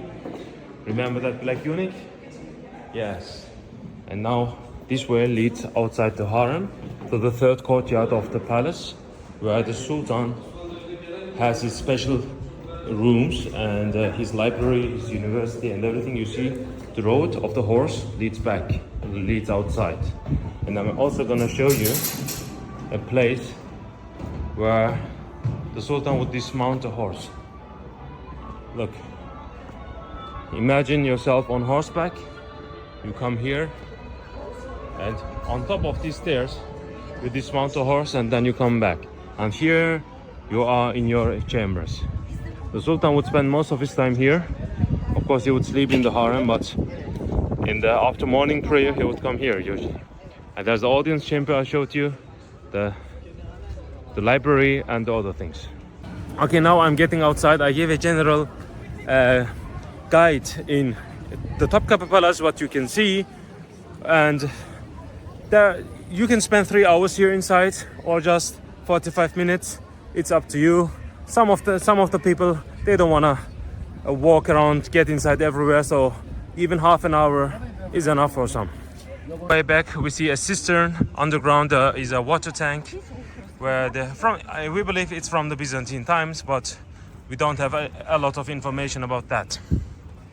So if you want to have some information about the harem means sacred. The family of the Sultan lives in the harem, and also eunuchs, black eunuchs from Ethiopia mostly.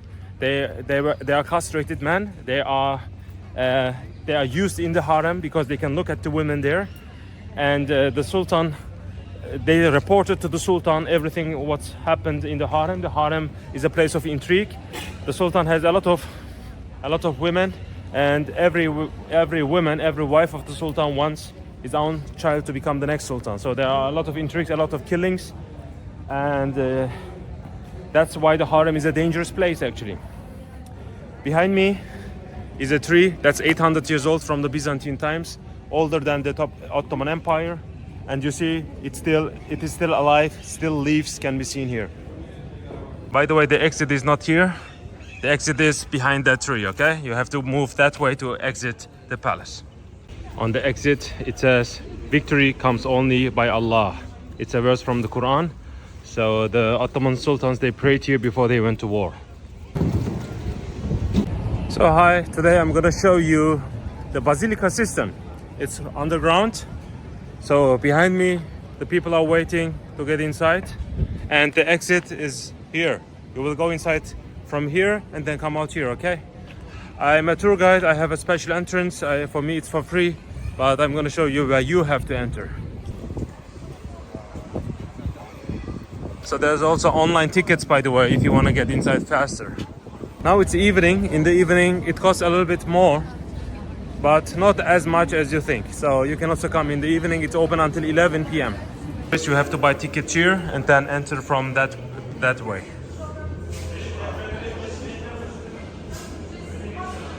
So here is the Basilica Cistern. So now I'm inside the Basilica Cistern. So what is this all about? You see, there are a lot of columns. There are actually 336 columns here inside the Basilica Cistern. Most of the columns are from different temples from the Roman and Greek times. So we can say it's like a museum of different columns. It's huge. I mean, I don't know if you can see it, but it goes very far away. I will show you also. So the thing is, the city of Constantinople was the capital of all Roman Empire. So the problem is no fresh water inside the city. So they had to bring waters outside of the city, inside the walls of Constantinople, and store the waters below the earth. We have around 200 cisterns, around 300 aqueducts around Istanbul, and through this water the population survived. We know that around 1.5 million people lived in the peak of the Roman Empire inside the capital of the Eastern Roman Empire. So it's crazy, but it is what it is. I'm going to show you some things that a lot of people do not know. For example, you see some of the columns, they have some black thing. And I spoke with an archaeologist, by the way. I'm not making this up. The water, they say, came up to this point. And that's why it is so black, because for a long time it was forgotten. The Basilica Cistern was uncovered by a German archaeologist in the late 19th century, in the time of Sultan Abdülhamid II. He made a hole on top and he came down. A water dropped in my eye right now. It's still dropping waters. There is water below, by the way. So he came down with a boat because he heard rumors that Turkish people in Istanbul, they went down to their cellars in their houses, keller, and they would fish. They would go fishing. And he was curious. He came here and he saw that there is something below the earth. So he came down with the boat, and then we have a picture of him, black white. He went with the boat. So he uncovered this. It was lost during the Ottoman times. Why? Because the Ottoman Empire, there is the Sharia, the Islamic law, and Islam says that staying water is not pure. Water must flow to be pure.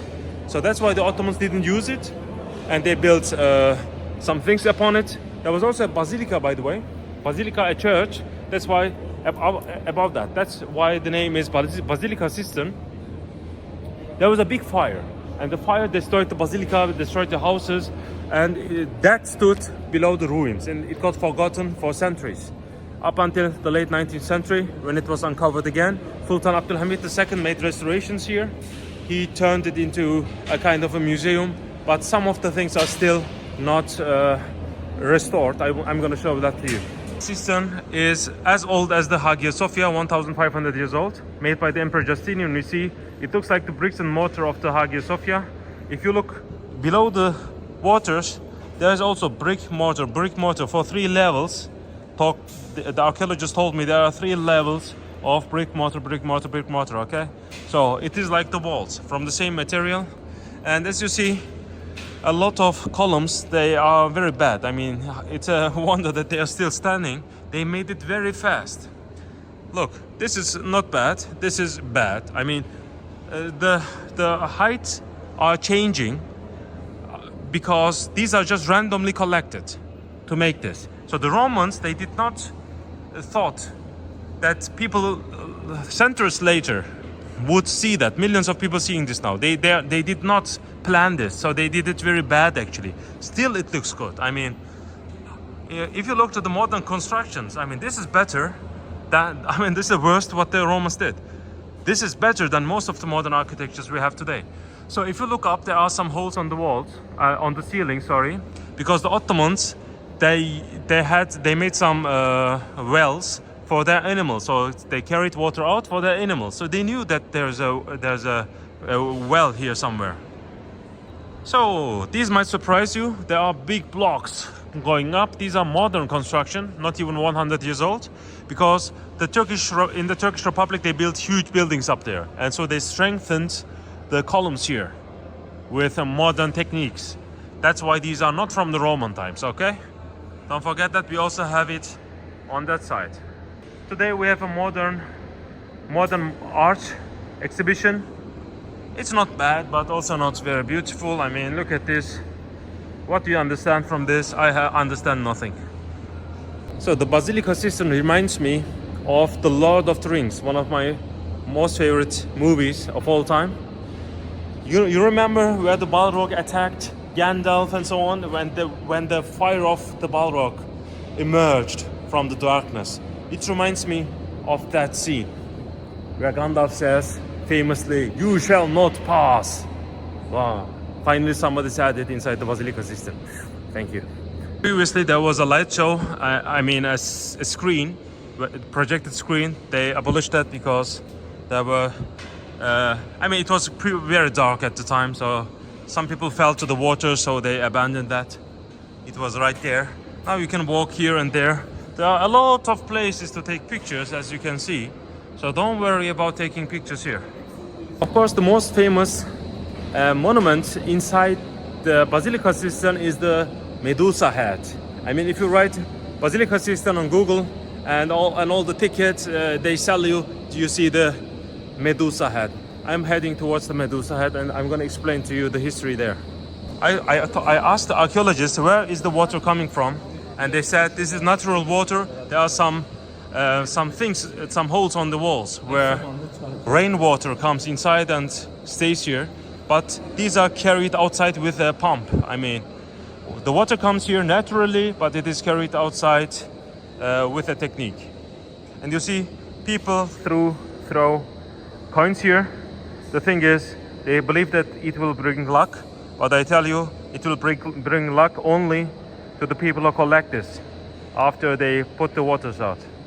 So look at the column behind me. You know what? That's not a column.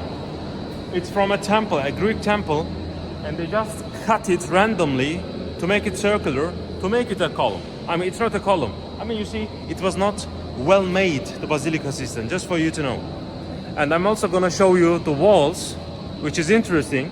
If you watched my video about the Hagia Sophia, I talked about the brick and mortar of the Hagia Sophia. It looks very similar. The mortar is very thick and the tile is light, because during earthquakes that doesn't break. There were hundreds of earthquakes throughout the history in Istanbul, but the Basilica Cistern, as you see, it's still standing. It's amazing. Look, to make a ceiling like this is very difficult, but the Romans, they were masters at doing this type of stuff. And this is also the place where you can take beautiful pictures from the Basilica Cistern. There's a modern art. I mean, what is that? It looks bad, in my opinion. Look, this is where you stay with your friend and you take picture from here. It's amazing. Look how bad it is. Look at the top of that. It's very different from that one. That's why I talked about the different types of columns inside the Basilica Cistern. They are from different time periods. Now you will be surprised. What do we have here? We have the famous Medusa head. No, it's wrong. The famous Medusa head is this one, but we have another one. But it is neglected. A lot of people don't even notice this. So he's sleeping. You know about the story of the Medusa, I think. So the story of the Medusa is he was a creature, a monster, who lives in the underworld. And there was a king, Perseus. He had to kill that monster. So he came down, but there was a problem. Whoever looked in the eyes of Medusa turned into stone. So Perseus showed her a mirror from his shield. So she looked into her own eyes. So she turned to stone. And then Perseus cut her head and used it in warfare by turning the enemies into stones. It's an amazing story. Maybe you know about the story of the Argonauts. They also crossed the Bosphorus. I mean, Istanbul has a lot of stories from the ancient Greek mythology. There is a modern depiction of Medusa. You see, it looks a little bit scary. And there it is. That's the modern version of Medusa. Of course, the name is not Medusa, but gradually that also became famous. I mean, it was just put here just 1 year ago, but it's not bad. Okay, here you see the head of Medusa. It's turned around. You see the snakes. Her hair, according to legend, is made out of snakes. You see that? Yes. There are a lot of small details here, and the face is beautiful. Look at this. Look at the beauty of her. So the reason why she is upside down is to show that Christianity won against Greek mythology. However, there are different interpretations. In my opinion, they put it down here to protect the Basilica Cistern from the bad ghosts. So this is a protector symbol. And even though the Romans accepted Christianity, they still had some pagan beliefs. We have, for example, the trident of Poseidon inside the Hagia Sophia, so they still carried some old beliefs in them. And if you want to throw coins to Medusa, I will show you where to throw. Look, this is her eyes. Throw in front of her eyes, okay? This is where the richness lies.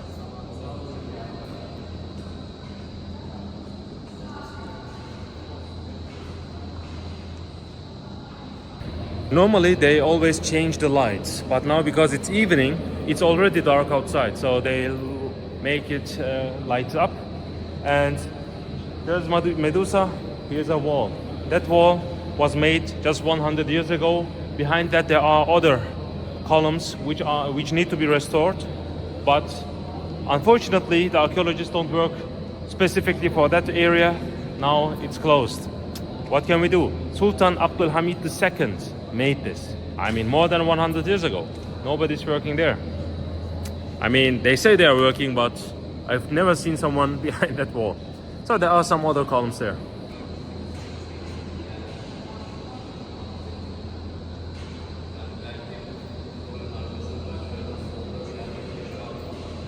Look, they just randomly put a stone beneath that column to heighten it a little bit. I mean, this is complete slave work, by the way. Of course, architects were also here to make all these designs, but most of the things here, they were carried by slaves. And Istanbul also has a lot of waters, the Golden Horn, Marmara Sea, Bosphorus, so they could bring it with the ships and then bring it up the hill because that's on top of a hill, by the way. They carried this with slave work. Can you imagine that? Look at this. Random stuff. Look, also, that's not a column. This is not, that's a column, but that's not. It's, look, there's even an inscription here. It's from a Greek temple. They just cut it, turned it around, made it a little bit circular, and then put it below that column to make it a column. I mean, wow. How can I say? I mean, people who are perfectionists like me, I'm a perfectionist. Just look at the Basilica Cistern. You don't have to be perfect to look good. This is not perfect, but still it looks good. It's one of a kind. You see, there's another inscription. It's also from a Greek temple, I think. Yes, we have a Greek signatures here. Look, water is dropping here. It's amazing to see. It is from the ceiling. The archaeologists told me they don't know exactly where these things come from. So almost like randomly.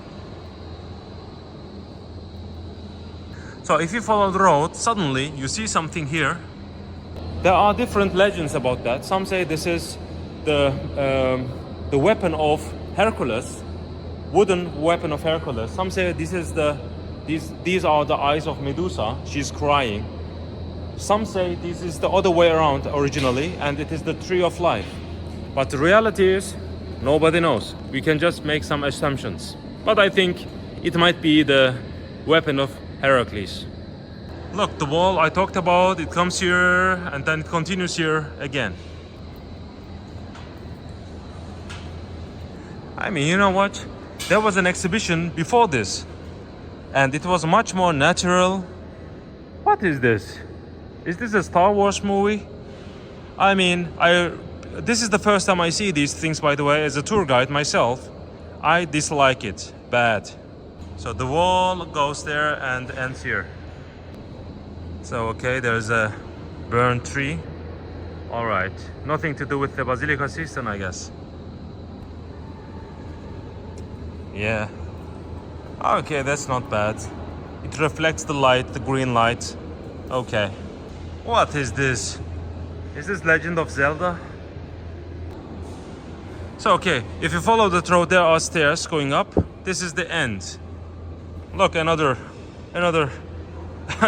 Is that from Marvel series? What are these stones? The guy, the villain who takes these stones.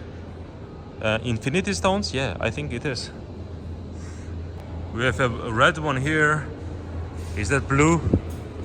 And also a yellow one here.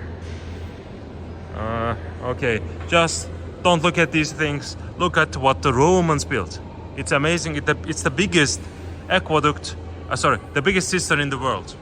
We had James Bond filmed here, Infinity, the movie, and some other movies I'm not aware of. Previously there were theaters and some music festivals, not anymore. I'm going to show you now something which a lot of people don't know. Look at this, there's a wall, there's a hole in the wall, but no inscriptions, nothing that explains this. I'm going to explain it to you now. So a lot of people don't know, but I was with the archaeologists here, and I asked about this, and they said we have found a tunnel leading to the palace of the Byzantine emperor, which was in the place of the Blue Mosque. So that tunnel goes to the Blue Mosque, which is that side.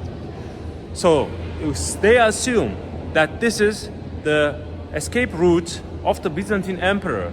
If that's true, then during occupations, when the emperor wanted to flee, he could use that road to come to the Basilica Cistern, and then there might be other places which we still don't know, and he could escape the city. It's amazing. We know that there are a lot of tunnel constructions under the city of Istanbul. They even say, I mean, in Istanbul, it's famous to say there is a city below the city of Istanbul. So we have another city, but it is under the earth. It's still uncovered, it's still not covered up. There are still workings going on, but very slow. So I hope that the mystery will be solved. I mean, they even said that they found, I mean, the hole goes out straight, but then other tunnels are connected to these things. So this is very mysterious, right? So I have goosebumps when I think about that, what the emperor did. But what's interesting is, there's the escape route of the emperor, but the last emperor, Constantine the 11th, he did not escape. He fought till the end and he died during the siege of Constantinople by the Turkish people. So the last emperor did not flee, he died. That's why even today the Turkish people, they respect the last Byzantine emperor. By the way, after the fall of the Roman Empire, Sultan Mehmed crowned himself as the new Roman emperor because he respected the Romans. Again, we see a beautiful floor made out of brick and mortar. And there is the exit. When you go up, be careful to not hit your head here, okay? A lot of people hit their heads here. Just watch your steps. I'm also now gonna get out. You can take pictures here by covering this thing. So now it looks better. And also here, it's also a good place. Normally there are a lot of people here, so you will have difficult times to take picture here.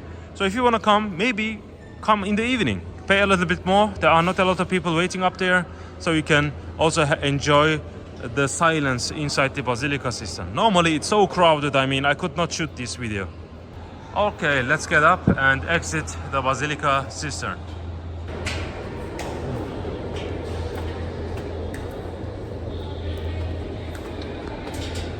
This is also a good spot to take pictures because you see the Basilica Cistern from above. Look, you even see, don't fall down, okay? Look, it's deep. Don't fall down when trying to take picture. So you see there's also the header of the column. And you see there's the arch of the column. It's difficult to see now because it's dark. But there is the middle of the ceiling, you see? We can even touch it, Look how beautiful it looks.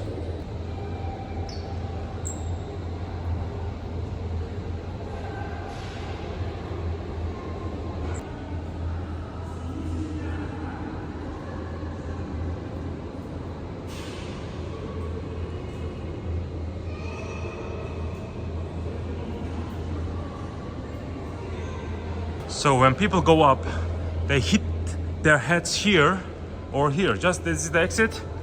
Okay, I hit my head here 3 times, so it hurts a lot. Don't do this. Just bow down a little bit. Okay, now I'm heading outside. I think they are cleaning. Whatever. So it's very dark outside. There's also a souvenir shop. You can buy stuff. Also some books here. I'm gonna show it to you. Also some magnets.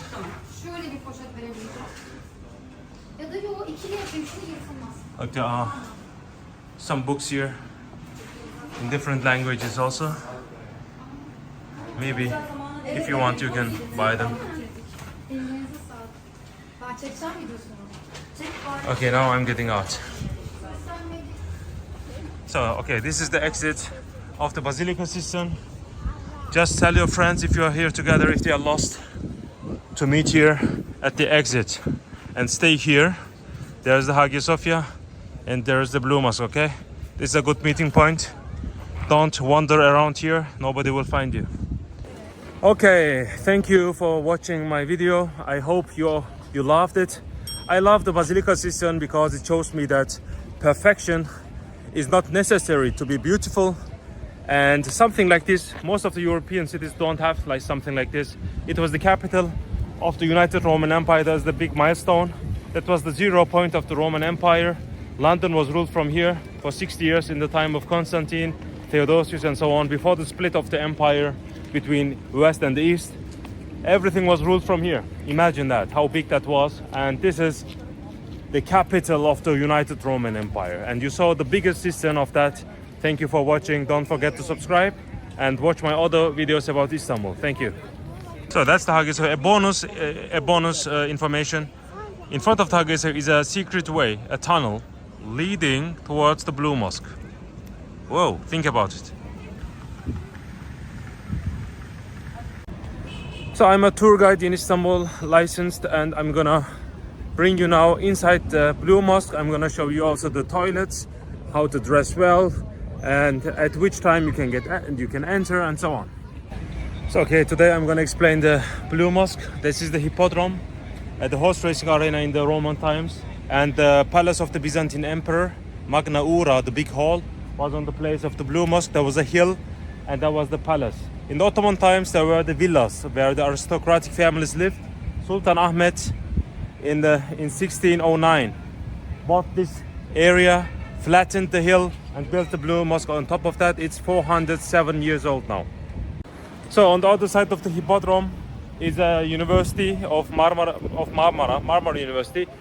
Before that, the Blue Mosque had a lot of additional buildings, and the hospital of the Blue Mosque, the free kitchens where poor people could come and eat for free, was in that area. These got destroyed during that building, but behind that there are some additional buildings for that. But there is an entrance. It leads directly to the toilets, but I'm gonna enter from the main side, okay? So go beyond the obelisk, and then there is the entrance. This is where the Sultan entered. So okay, I'm on the main entrance. You see there's a chain. I'm gonna touch it for you. So that chain is for the Sultan, because the Sultan entered the mosque on horseback, because it showed authority, right? And he had to bow down to go to the mosque, and it chose to Mecca. So he had to bow down before God to enter the Blue Mosque. The Sultans had also big turbans and big horses. You know, they had to bow a lot. Big turban because that's their mummification linen. When they die, they are mummified with the turban. Whenever they looked at the mirror, they saw their mummification linen. So they reminded themselves that they are gonna die. They also paid the slave every day to come and to whisper to their ears that they are gonna die. So the sultans were religious, especially Sultan Ahmed, who built the Blue Mosque, was a highly religious man. Now let's get inside.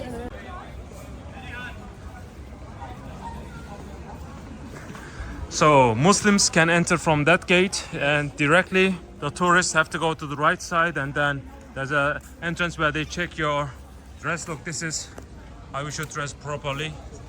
Look, it has to surpass the knee for men, okay? And women, it has to come like this. So headscarf.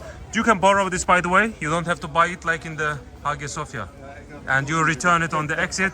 The exit is this way, but for tourists it's that way. I'm acting like a tourist, and I'm gonna this way. There's a minaret. The muezzin goes inside. There's a stair inside going up, and you see there are two balconies because there were two people, muezzins we call them. They call to prayer. Today there are speakers up there, and the muezzin today just goes inside. There's a microphone, and then it is broadcasted here all live. We have 6 minarets because the Sultan was the 6th Sultan after the conquest of Constantinople. And the minarets have 16 balconies altogether because the Sultan was the 16th Sultan since Osman I, the founder of the Ottoman Empire. By the way, there is a legend that says that the Sultan just wanted 1 minaret out of gold. And he told his architect, build me a golden minaret. And he understood that he should build 6 because in Turkish, gold means altın, 6 means altı. So he misunderstood, he made it to 6. It's a famous story, but I don't believe in that. But it's a very famous story here in Turkey. Here you can make ablution. If you're a Muslim, you can pray, wash yourself before entrance. And now I'm gonna to the toilet because I made the tour of Grand Bazaar. You can watch it. Oh, I'm tired. I'm gonna get inside and it's for free. It's the best toilet you can get here around, by the way. You don't have to visit the mosque. Even if you don't want to visit the mosque, just come here. Normally there is a huge line to get inside. Now it says it's closed for tourists. But you can still see the inner courtyard. That's the gate where the tourists usually enter. They enter from here, and at the building behind there's a checkpoint, and they loan you the scarves and so on. And then you go up the stairs here, and then you walk here, go through this one, and then you enter here, okay? And I'll meet you inside.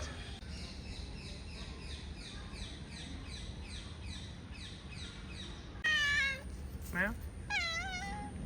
Meow. They are taking the tourists also inside. Normally they don't do this. So the Muslims enter through that gate normally. But you can try your way inside here too. So you have to put your shoes out as these people to get inside. So on the red one you have to be without the shoes. And on the inside there are some shelves you can put the shoes on. So before you enter, look up. Look, it looks like an owl, because this is the symbol. That animal is a symbol of wisdom. Enter from that gate, and that's the mosque. You come and put your shoes here on the shelf. That's the first thing you do. And then let's look at the mosque together. Look how magnificent it is. It's one of the most beautiful mosques in the world.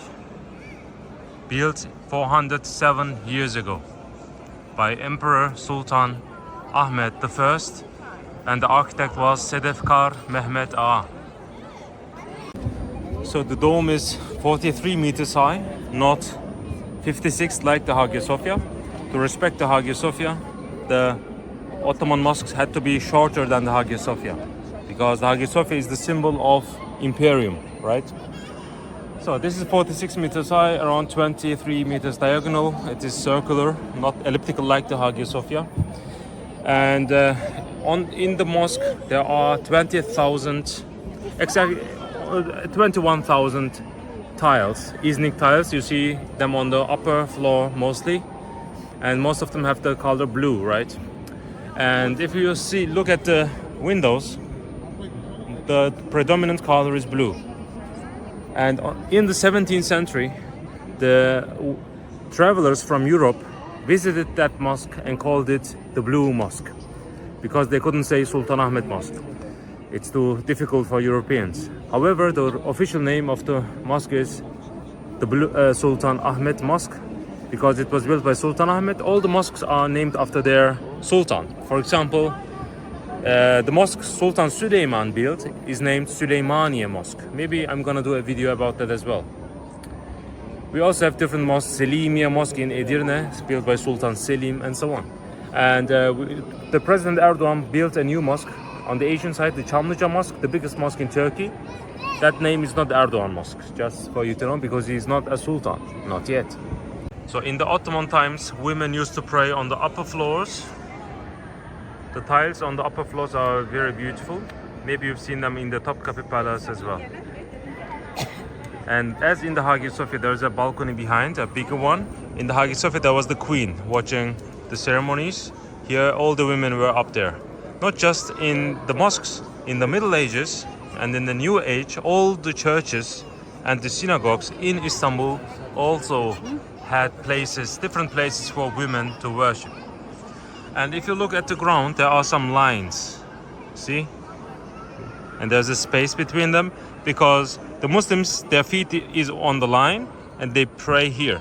They bow down towards Mecca. That niche shows where Mecca is located. And above the niche, there's a verse from the Quran. It is about the Holy Mary. It says, whenever Mary was in the temple of Solomon, the angels brought her food from the paradise. So that niche symbolizes the room of Mary in the temple of Solomon of Jerusalem.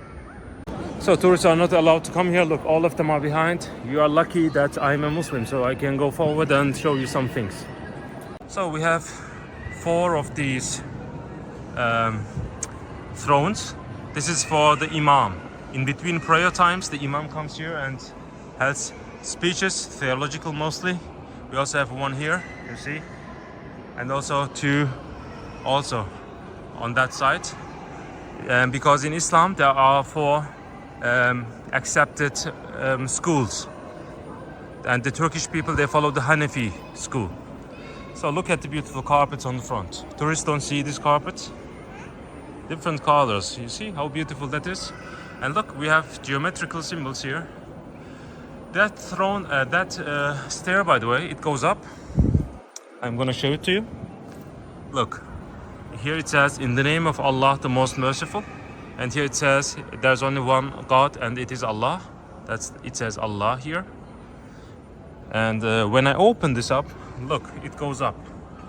And on Friday prayers and on religious festivals, the imam uses that stairs to go up, and he holds a speech there for the Muslims. And that stair is respected because it symbolizes the throne of the Prophet Muhammad in Islam, the last messenger in Islam. I talked about the inscription about Mary.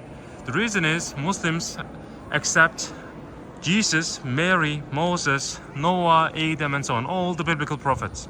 A lot of Christians do not know this, but it is the fact. They accept, or even Mary, and the name of Mary is on the front. So we have beautiful windows here. I can zoom in. Look how beautiful that is. And you see there are mostly flower motifs. We have a lot of different motifs in the Blue Mosque. Mostly tulips, because the tulip symbolizes God, and the rose symbolizes the Prophet Muhammad, because he loved roses. Look, the things that tourists do not see. You are lucky. There are big chandeliers, big candles. They are lighted up and they are held. Look, that's so that they don't fall down. And these are lighted, and it takes a long time until they finish. These are special types of candles. I don't know from which material they are made, but they are very expensive actually. So okay, now let's look at the front. Look, this is where the tourists are. Probably you now when you're watching inside the mosque. So I'm here, and let's see outside what we see. Wow, surprise! Look, we have the Bosphorus, the Marmara Sea, and this is Asia on the other side. So from here we can see Asia. Of course, previously there were not so many trees, there were not so buildings like this. So the people, they could look to the Bosphorus beautifully. Now we have some buildings here. These were not from the original construction. And look what we have here. We have the crescent of the Blue Mosque. Look, the old crescent probably, standing on a garden. Look, these doors are original from the Ottoman times. And this is mother of pearl. And in Turkish we call them sedef work. So they put these mother of pearls into the wood carvings. And they don't use any hammers or any nails. This is like puzzle. They put it in and it stays. Very difficult to do. And the architect of the Blue Mosque started his career as a sedef. That's why his name is Sedefkar Mehmet Ağa. Mehmet Ağa, who makes these things, mother of pearls. On the walls there is the Holy Quran. Look, people usually they come here, they watch the natural world, and they open the Quran. I will open it for you. They say Bismillahirrahmanirrahim, in the name of Allah, the most merciful. And this is Arabic language, and they read the Quran from Arabic. A lot of Turkish people, they don't understand Arabic, so they also have an additional book which shows the translation of that. But right now, it's the only Quran. The thrones I talked about earlier, very beautiful carvings. Look at this. Look at this. And it's not so comfortable to sit here. And this is for the muezzin. After he calls to prayer, he comes here to aid the imam, because not everyone can see the imam. Now the thing is, Muslims, they stand here during prayers, on the lines, shoulder to shoulder, like an army. And they follow the Imam, which stands here on the front, and they follow the movements of the Imam. And they look at the Imam, of course, to see how he reacts. And people behind that construction, they cannot see the Imam. So the Muezzin up there, he shows them what the Imam does and what he says. This is how it is spread here. By the way, the acoustic in the Blue Mosque is amazing. When the Imam, look at the beautiful carpets here. When the Imam speaks here on the front, I'm gonna show it to you, look. This is the front. And that small thing, it symbolizes the Temple of Solomon. We have now the Masjid al-Aqsa in Jerusalem. It is the symbol of that. If he speaks here loudly, anyone can understand him because his voice goes up to the dome. And inside the dome there are drums which accelerate, enhance the voice, and then they spread it equally in the room. So everyone can understand him. Even the man who is standing far behind, they can understand the Imam when he speaks. That's an acoustical miracle here. And a lot of people don't know, but we have ostrich eggs here. The ostrich eggs are made to prevent the spiders and also some insects to enter the mosque. And there was a study that showed that for 70% or so, the spiders are not coming near an ostrich egg. They don't know why yet, maybe because of an energy it spreads. So we don't have any spider webs inside the Blue Mosque as the churches in Europe. We also have an underground heating. There was a hammam of Blue Mosque. The hot waters in the hammam goes through this to the Golden Horn. And it is heated in the winter from below. So everything was thought about. And look at the chandelier, how big that is. And it comes from the middle of the dome. Because if it would be up, nobody would see. It would be dark here, all right? So they hanged it down so the below is lighted up.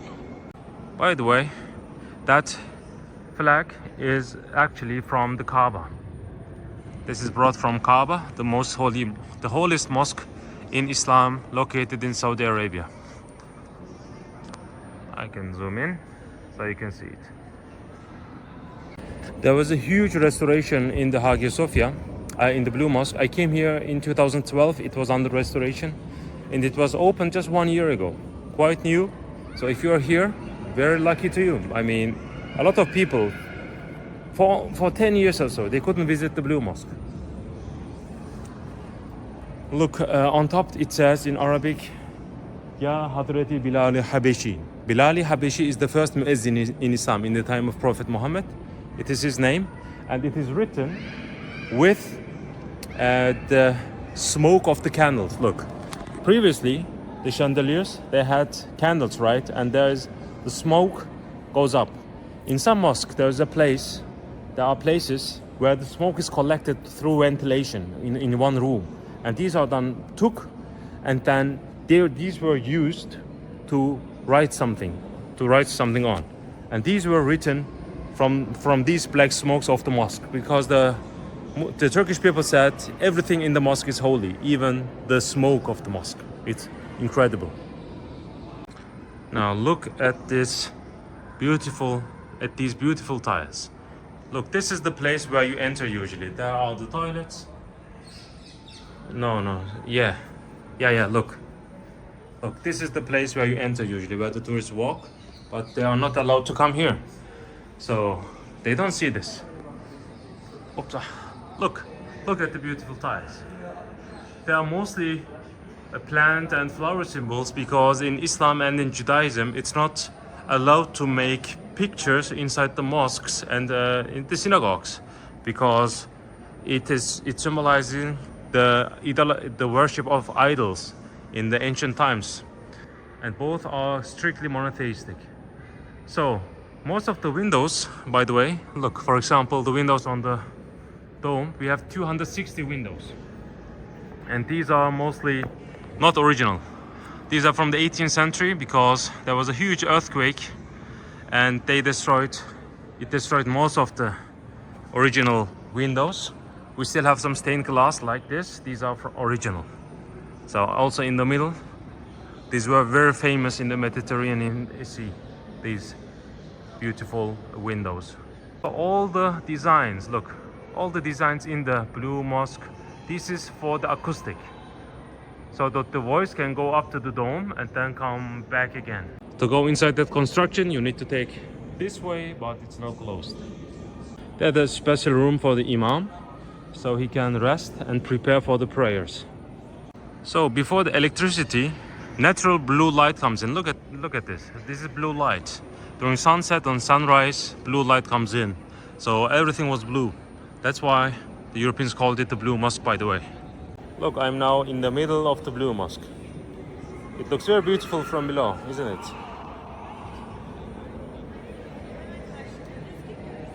So on the corner, you see there's a place behind that.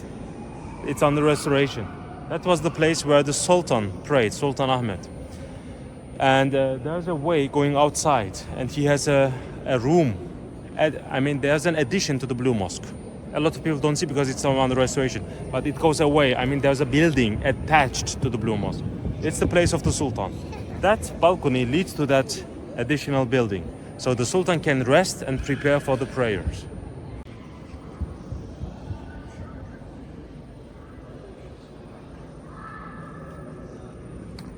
Look, on the candles it says in Arabic, Masha Allah. When Muslims and Turkish people, when they see a beautiful thing, they say Masha Allah, because they believe if they don't say this, something bad might happen. So they always say Masha Allah to remind themselves that everything is from Allah.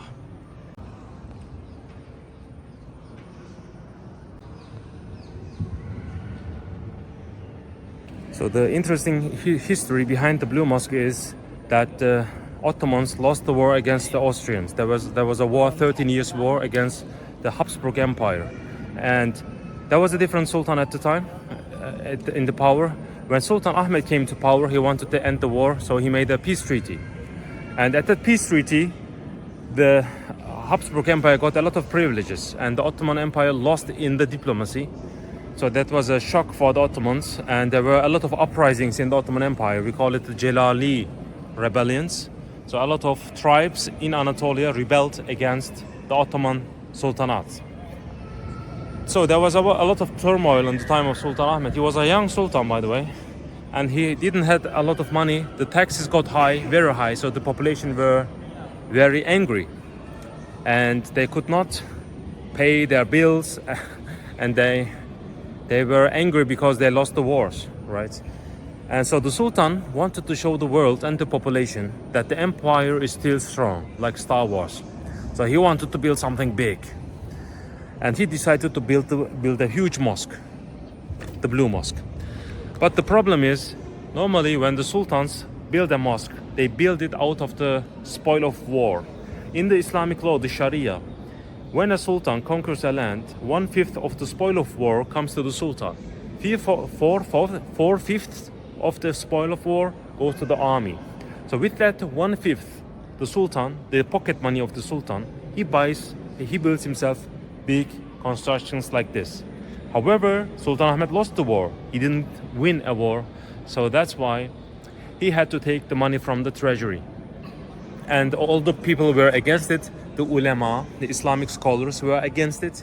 Still, he made it. He was very eager to build this, to show the power. He was also religious. He wanted to build something for Islam. However, the population protested. They didn't enter the Blue Mosque. And the ulama, the Islamic scholars, they also told the population that it is forbidden to pray inside the Blue Mosque because it was built by the people's money, unjustly. It's crazy. So the Sultan brought Islamic artifacts like the footprint of Prophet Muhammad sallallahu alaihi wasallam here inside the Blue Mosque. So people visited the mosque to see the Islamic artifacts. So they gradually started coming back to the Blue Mosque. There's a famous story in Turkish circles. They say Sultan Ahmed brought the footprint of Prophet Muhammad from the tomb of a Mameluke king in Egypt, from Cairo. He took it without any justifications, and he brought it here. And at that night, the Sultan Ahmed, he saw the Prophet Muhammad in his dream. The Prophet was the judge, and he was judged by the Mamluk king from Egypt. So he said to the Prophet, he stole your precious footprint from my tomb without asking me or whatever. And the Prophet commanded Sultan Ahmed to bring the footprint back to Cairo. It is still in Cairo, by the way. And after he woke up, the Sultan wrote to his chief scholar, and he responded, why do you ask me? I mean, he wrote a letter back to the Sultan. He said, how can you ask me about this when the Prophet commanded you to do something? He is above me. So the Sultan knew what to do. He brought the artifact back to Egypt. So there is an Islamic information place where you can have some information about Islam. So while we are here, I sat down because I'm tired because of the many walking I did today. I did different videos also besides that. So let me explain to you a little bit about Islam.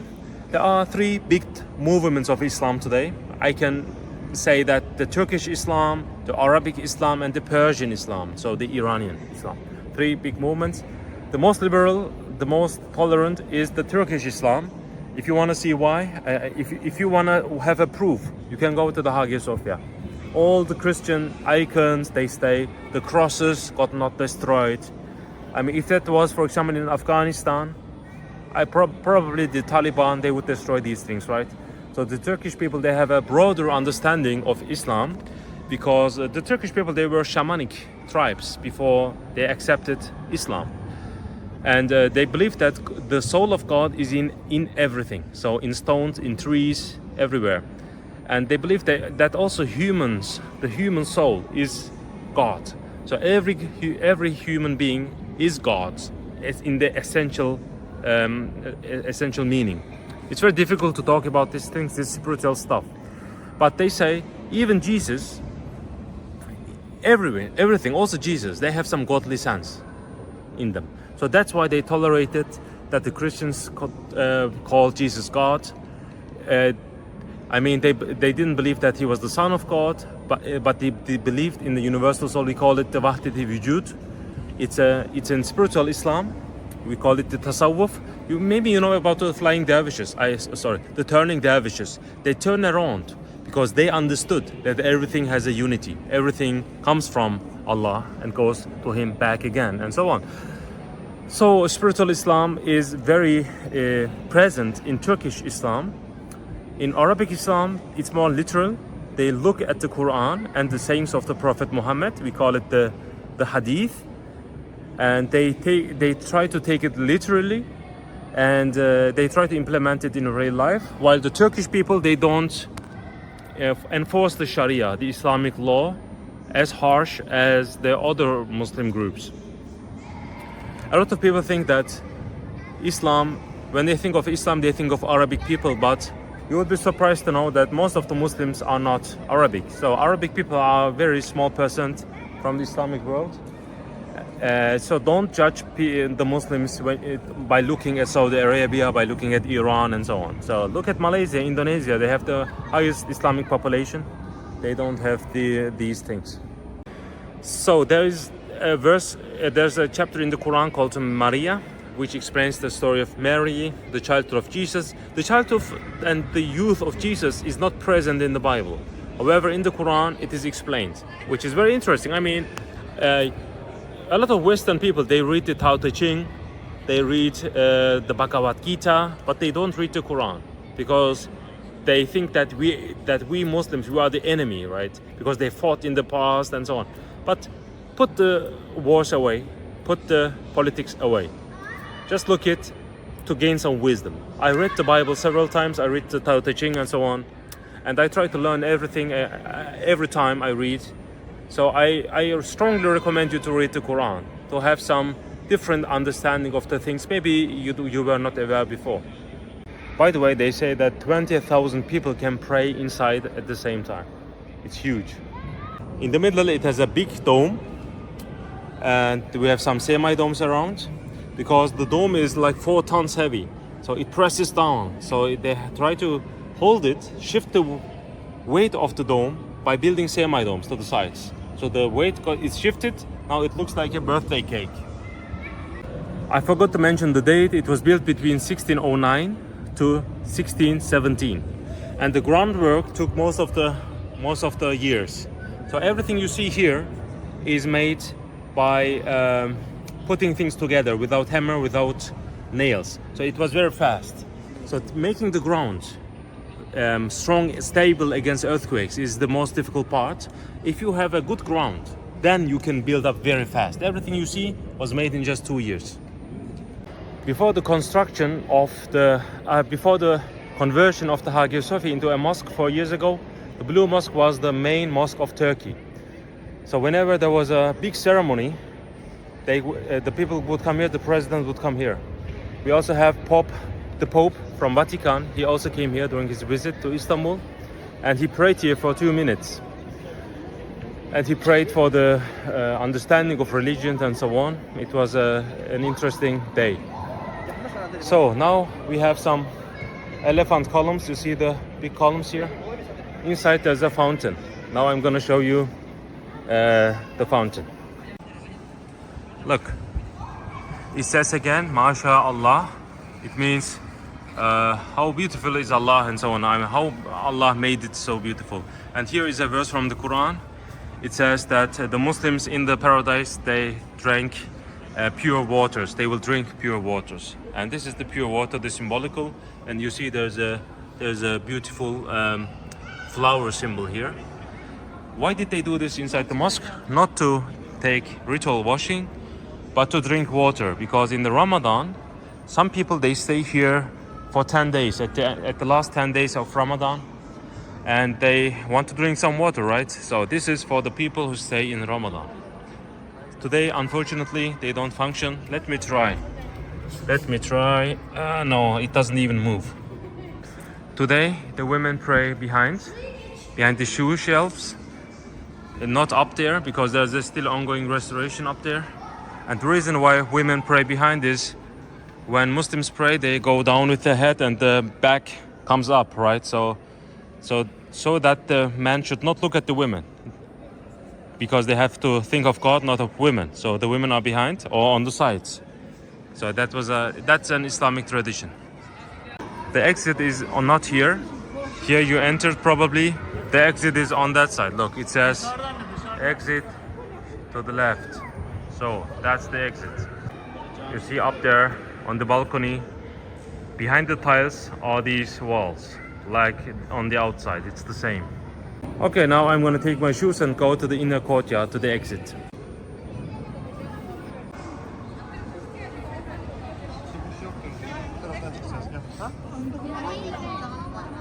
If you have borrowed a headscarf, you have to return it over there.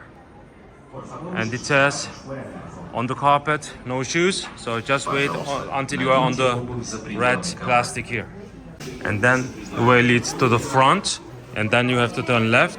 There is the inner courtyard.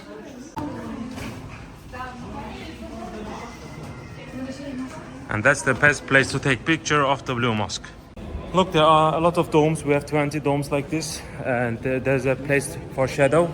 In the Ottoman times there were carpets. People used to sit here and chat, have water pipes and so on. It was a good time. They read books, and the students have also here a classroom and so on the open area. Today we don't have these things anymore, but look at the beauty of the Blue Mosque from the outside.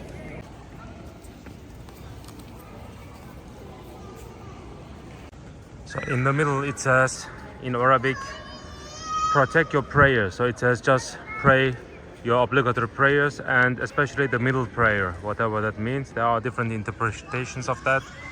So look, the sun is setting. It looks beautiful on the Blue Mosque. And on the main gate are the titles of Sultan Ahmed.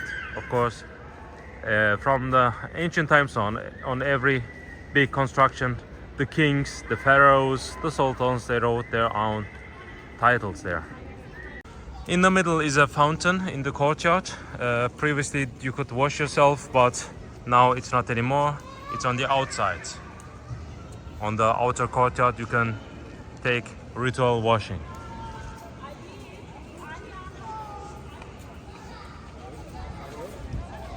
What's interesting is the constructor, the architect Sedefkar Mehmet Ağa, is the student of the best architect in the Islamic world called Mimar Sinan, the architect Sinan. So what's interesting is the other student of Sinan built the Taj Mahal in India. So in that century, 17th century, they started a new architectural movement in the world. It's amazing for the history of the world. By the way, that place is the best place to take picture of the Blue Mosque with all the semi domes. By the way, these things, they are just to balance the dome, right? They don't have nothing, no bells and so on, just to shift the weight to the sides. Again, if you want to go to the toilet, use that exit. There are the toilets. I'm gonna show you something here. Look, there's a balcony here and also a balcony here. You know why? Because when the mosque is full, Muslims pray also in that area. I prayed a lot in that area because the Blue Mosque is always full, in the Friday prayer especially. So we don't see the imam on the inside.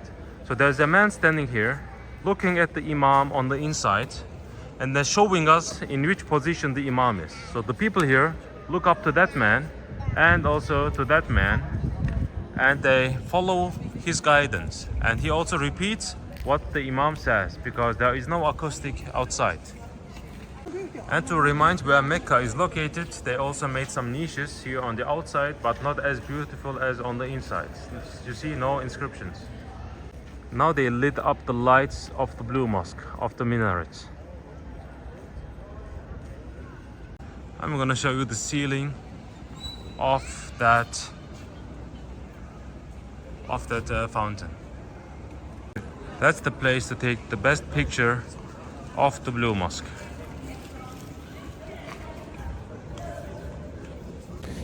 Now I'm gonna get out of the Blue Mosque. Look, there are some places under restoration. There's the room of the Sultan I talked about earlier, but I can't show it to you now.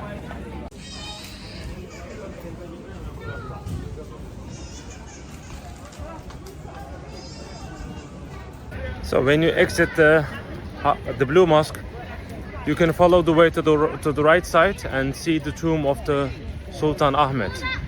Now it's closed because it's evening, but I'm still gonna show you where it is located.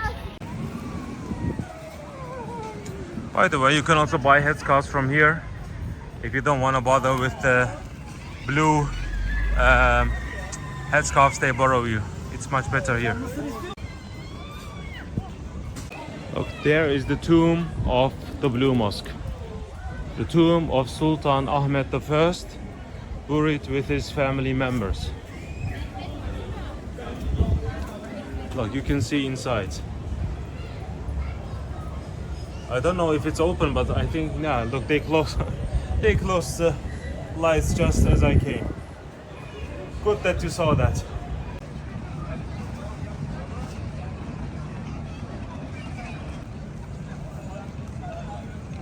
I'm gonna show you a good place where you can take picture of the Blue Mosque from the complete outside.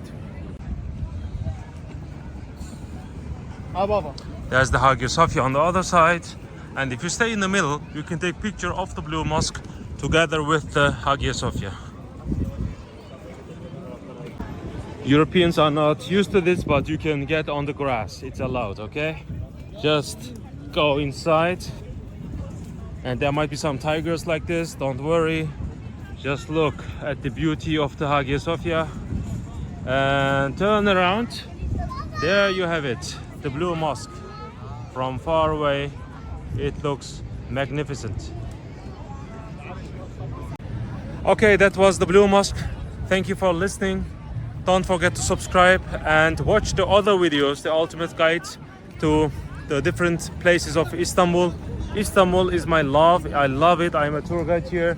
It's my last day, as last week. I'm here since 12 years. I did everything here. I fell in love with the city, but I have to move back to Austria where I come from. Thank you for being with me.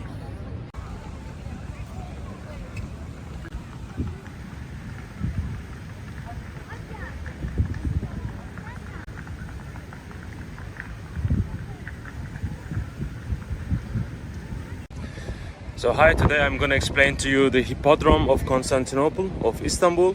I'm gonna start with the obelisk of Theodosius, and then the serpentine column, the wall column, and then at the end also the German fountain.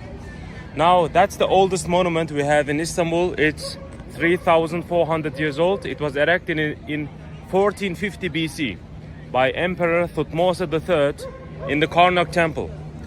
Now, if you have been in the Karnak Temple, there's an entrance. It has a lot of entrances, but in one entrance there's a huge obelisk, and the right side is missing. So they should be, I mean, they are very near to each other, but that's missing because that's here. Now the story is, the son, there's a helicopter. The son of Emperor Constantine, who built the city, his son Constantius II had the 20th anniversary of coming to power. So he brought it from the Karnak Temple and put it onto a boat in the Nile. It was brought to Alexandria, and it was re-erected in Alexandria during the time of Constantius II. Later, in 390, Emperor Theodosius I, some say the real Christian emperor, brought it from Alexandria to the Hippodrome of Constantinople. Hippodrome means horse racing arena.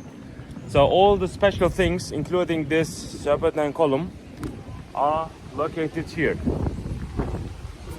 Now there are a lot of inscriptions, but unfortunately almost the half of it is gone. It is 19 meters, but 11 meters are missing. That's a big problem, and that's what I hate about this obelisk. I mean, we have good information. The Emperor Thutmose III explains his victories against the Mitanni kingdom, a not well-known kingdom. However, researchers, people who research the ancient times, they know the Mitanni kingdom because they were very strong at the time. They were in the place of Iraq and also southeast of Turkey. And there was a huge battle on the banks of the Euphrates. And I recommend you to research about that war, how Thutmose III won against the Mitanni kingdom. Now the thing is, the historians call Thutmose III the Napoleon of Egypt because he was a conqueror. Now how did he conquer so much land? What was happening in Egypt? So surprisingly, there was a queen, Queen Hatshepsut. She was, in Egypt there's no queen, there's only the king, and she had the titles of kings. But the thing is, while the stepmother of Thutmose III, Hatshepsut, ruled in Egypt, made stability, the real pharaoh, the real king, Thutmose, made these conquests. He conquered Nubia, some Libyan tribes, and he almost conquered all of Mesopotamia. That was the biggest extension in the history of ancient Egypt, and the first empire of the world became the ancient Egyptian civilization. Now, up there we have the king, and he's kneeling down in front of the god Amun. We also have that in the present obelisk in the Karnak Temple. I'm gonna zoom in for you because you won't see this. So that's the sign of Horus. Horus is the soul of the pharaoh. He is half god, half human. You see here at the top, you see the king kneeling down. And the god he is kneeling down to is the god Amun. And Amun means the hidden one. So that's the hidden god. And above we also see the king with the god. And as you see here, there are hieroglyphs. And this is the real name, the kingly name of Thutmose. It doesn't say Thutmose, it says Ramen, Kheper, and so on. But the real name is missing, okay? That's his birth name. His birth name is Thutmose. So, and the hieroglyphs, I can read the hieroglyphs because I studied also Egyptology in my PhD. And there are some one-letter hieroglyphs, 2, 3, 4 letters. Some of them are just symbols and so on. For example, the I is written read as Ir. People who know how to read hieroglyphs, they know about that. Okay, now let's see the base. So the base shows the Emperor Theodosius I, the last emperor of the United Roman Empire. Before he died, he split the empire between his sons, two sons. It was a peaceful split. Eastern Roman Empire, Western Roman Empire. It was custom at the time to split the empire, by the way. It happened before. But later the West fell. That's because of the invasion of Attila against Europe. Later the East, so Constantinople, survived until 1453, 1,000 years longer than the West. So that's why the East is more important. Okay, that's Theodosius I, the ministers, and they watch the games of the Hippodrome.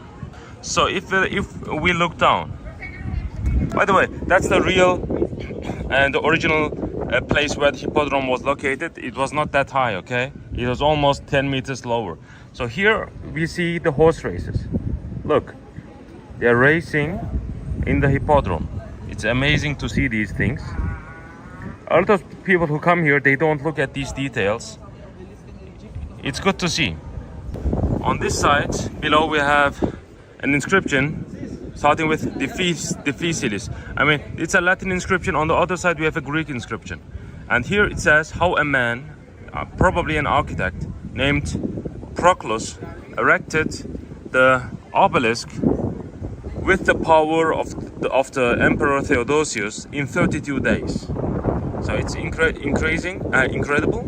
I mean, we don't have a lot of obelisks explaining how it was erected. But here we have an inscription. Also, I will show you on the other place how it shows how it was erected. By the way, above the Latin inscription, we also look at the king. Look at his face, scar face, and he has something in his hands. That's the crown. He gives it to the winner of the race. Okay, so he stood up, and the winner gets the crown. So that's the crown. Look down a little bit. What do you see here? These are dancers. You see, the Hippodrome wasn't only a place for horse racing. There were theaters, musicians. Look, that one. That's a sign of a music instrument. And also here. So there were music organizations, and we know from the history that the Emperor Justinian, who built the Hagia Sophia, fell in love with a woman from the Hippodrome. So in the time of Justinian, who built the Hagia Sophia, the emperor slept with a lot of slaves, with a lot of dancers. Okay, we call them dancers, but you know what I mean. So he fell in love with a woman here from the Hippodrome. Her name was Theodora, and they married, and she became the queen. From dancer to queen. It's amazing, right? Theodora's story is amazing. She's a wise queen. When there was a rebellion in the Hippodrome, maybe I'm gonna explain it to you as well. There was a Nika rebellion, the biggest rebellion in the Roman Empire. Nika means victory, like Nike. So they wanted to exile and to punish the emperor because he raised the tax prices and he lost the war against the Persian Empire. Okay, I'll explain to you about the rebellion. So they wanted to crown a new man. So there was a name. So they said this is the new emperor. So every minister said to the emperor Justinian, to flee the city, the capital of Constantinople, to save his life. He also wanted to flee, but his wife Theodora said, it is better to die as a royal man than to die as a coward. And that stuck with the emperor. I mean, if your wife tells you something like this, probably you will also stay. So they stayed, and they waited for the army from Persia to return. Okay, they lost the war, they were returning. They waited here for months, and then the army came, and everybody was afraid. And Justinian told the population, if you come to the Hippodrome, I will forgive you. And the population came, around 30,000 people. We don't have the places to sit anymore. Only we have, if you want to see the stairs of the Hippodrome, there's a museum there, the Ibrahim Pasha Palace. It's now a tiles and a Turkish carpet museum. Below, we still have the places to sit in the Hippodrome. There you can see it. Of course, you have to pay to get inside. So everyone came here, and the army encircled the arena, and the gates were shut, and it stood like this, and the population became confused. What's happening? Then all the gates were opened. The army went inside, and 30,000 people were killed in one day. Historians say blood flooded in Constantinople at that day like a river. It was a crazy day. After that, the population hated Emperor Justinian, and because he was hated, he asked his wife Theodora, what should I do? And she said, God business, good business. So do something for God and the people will like you. And he made the Hagia Sophia. That's the background story of the Hagia Sophia. It is connected to the Hippodrome, okay? So that's why the dances here are also important for the history of Constantinople. Okay, now I was on the other side, now I came here. There's the entrance to the Blue Mosque. So here again, we see the emperor watching the games of the Hippodrome. You even see the army, look, they have some lances. And also cheering people, and down there we also have workers, look. There's a man, I think he's ordering them to work. Look, this is how they erected the obelisk. Look, this is the obelisk. And this is the only obelisk in the world that show how they built an obelisk. Look, there are even some hieroglyphs. I mean, it was not well made, but still it shows how they did it. Probably they made a hole and then carried it and like this erected the obelisk at that time. Very beautiful details here.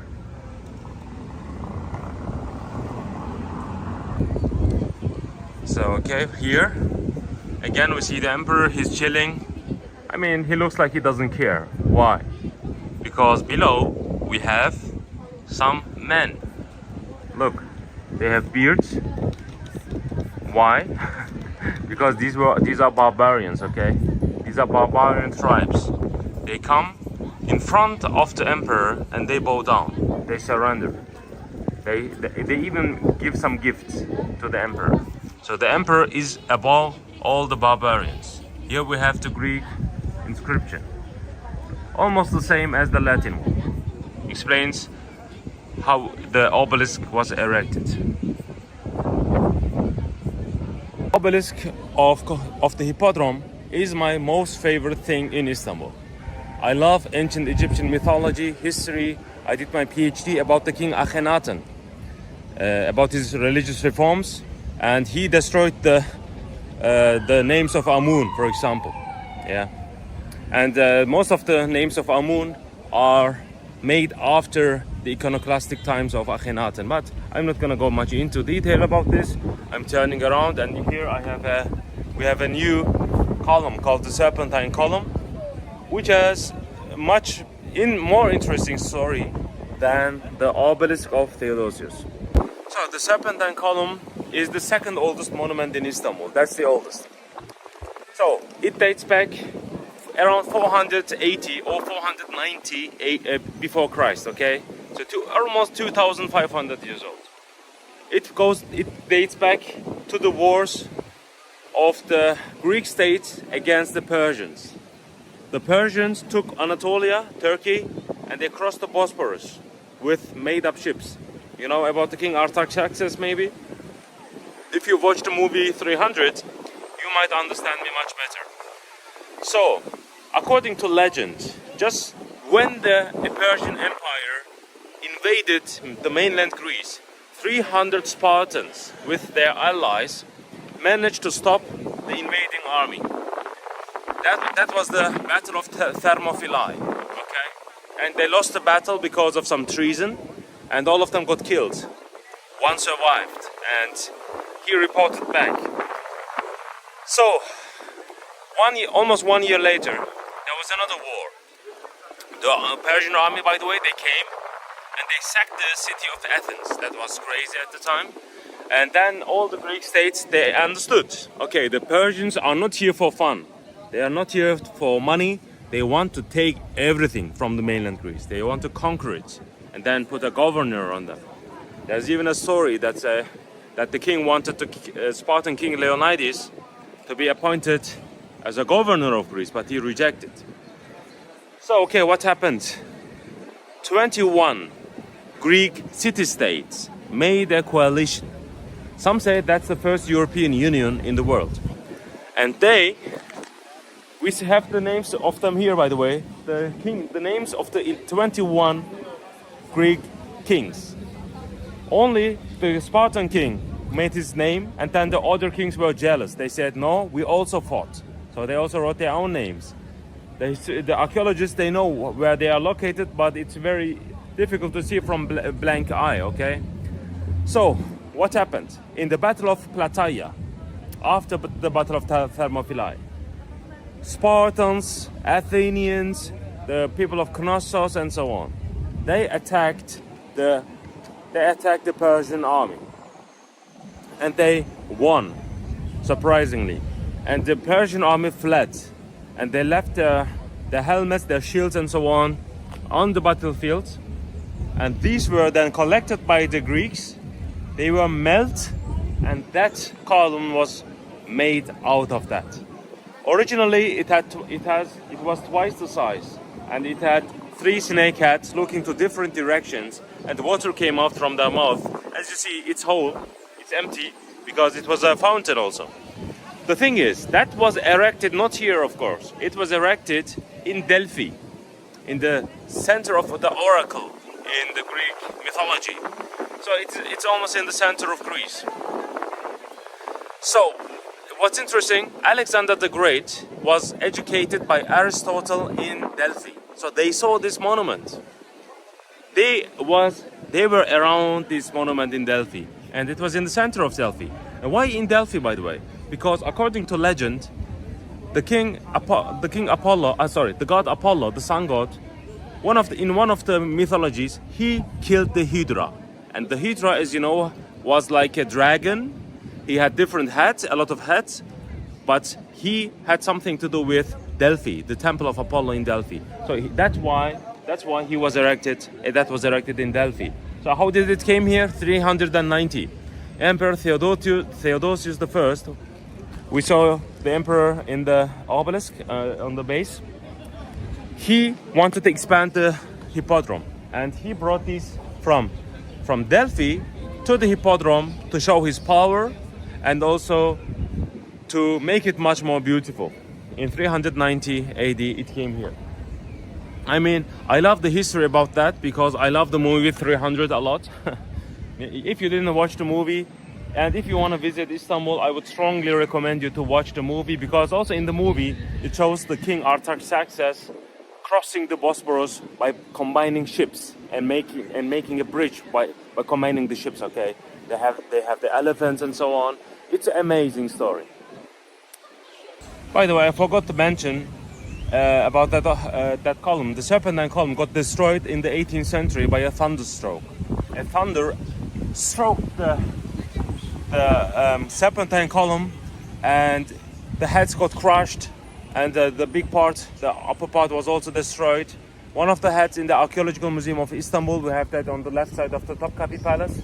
One is, unsurprisingly, in the British Museum of London, and the third part is unfortunately missing. We know from the paintings from the Ottoman times that it was here very big, and there was a legend among the Turkish people. They said that that's a magical column, they said. Because of that column, scorpions would not enter the city of Constantinople. But after that was destroyed, the serpents and scorpions returned to Constantinople, they said. I mean, still some people believe that it's a magical symbol. They also said that the obelisk of Theodosius is securing Istanbul against earthquakes, but we had a lot of earthquakes after that. Later, I will show you a secret, something that nobody knows. I will show you the real Hippodrome from behind. I mean, look, behind that there's a building, the Marmara University. Behind that, it goes down, and there you can see the Hippodrome from below. I will go down. It will be not easy for me to go down, but I will show it to you, okay? So, here is the obelisk. Here is another obelisk, but it is from the Byzantine times, okay? It's some believe from the 10th century. It was erected by Constantine VII, and there's also an inscription. It also mentions the son of Constantine VII. So the thing is, there were bronze plates and the plates showed the victories of the grandfather of Constantine VII. His name was Basil I. So he fought against the barbarians, and he showed how he defeated the barbarians. So where are the plates now? In the 13th century, the Italian crusaders came to Istanbul, to Constantinople. It was a Christian city. The crusaders wanted to attack the Turkish people, of course, the Turkish tribes. But they came here, and the emperor promised them that he would pay them when they are in Constantinople. So the army came. They waited for the emperor to give them the money he promised. However, at that time there was a coup, and the Byzantine emperor was put down, and another man was crowned as the emperor. And the new king said, "I did not promise you anything. That was the emperor before me." So the army became very angry. In 1204, almost like 800 years ago, they took the city of Constantinople, and they stole many things from the Hippodrome. For 60 years, Constantinople was a Latin kingdom, okay, ruled by Italian-speaking people. Normally people speak Greek here, and they tried to make it a Catholic city, and they turned the Hagia Sophia into a Catholic church. And they also took the bronze plates and they melted them, and Byzantine historians say that they converted them into coins, okay?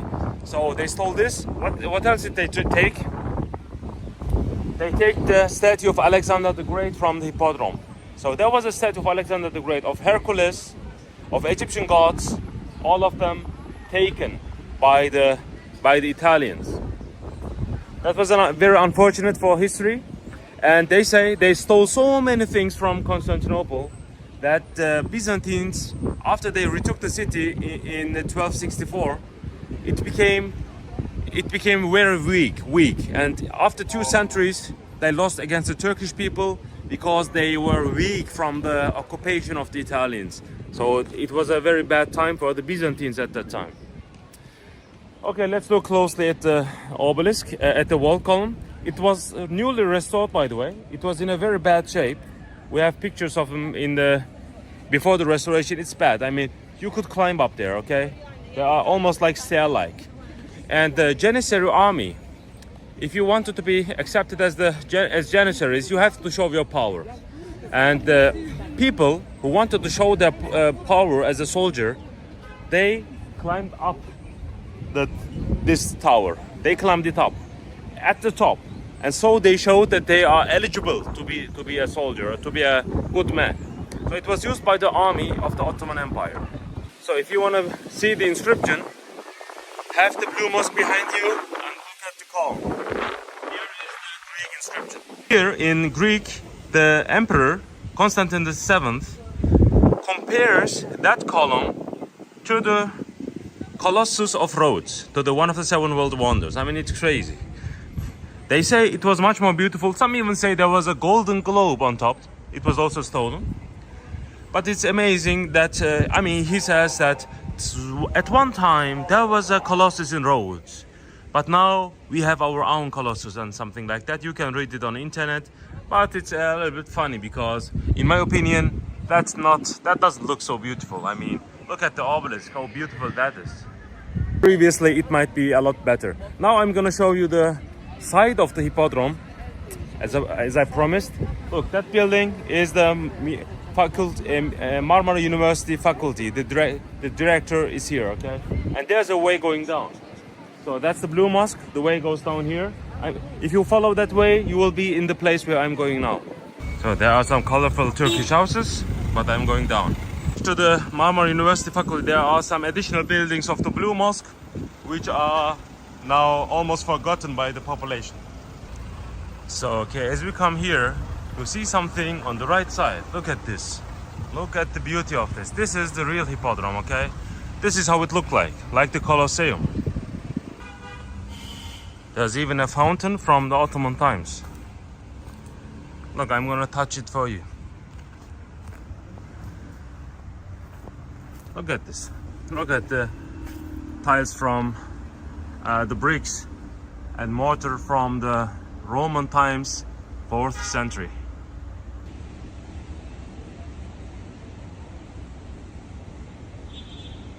Probably it goes deeper down there, down to the earth, because as I showed you in the Hippodrome, I mean, many things are below the earth, and that probably also was below the earth, but still it's big. I mean, I could not climb up there, and the stones are very, very strong. I mean, it was very good made. That's why I think it stood for 1,000 and almost 1,700 years. Look, there is the Marmara University. It goes down. Look at this.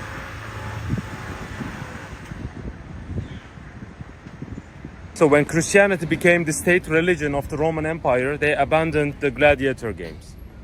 So it would be nice to imagine the gladiators fighting here. I love the movie The Gladiator, but unfortunately there were no gladiator games here. No, I mean, it's a bad game. Letting slaves fighting to death. That's why Christianity forbade gladiator games, and they, at the Christian times in the Roman Empire, the horse racings were very popular, like football games in these days, and there were even some clans. There were the richer clans, the aristocratic family had their own clubs. I mean, there were some clubs, and these were not only sports clubs, these were also political clubs. I mean, some emperors were part of one guild. Crazy times.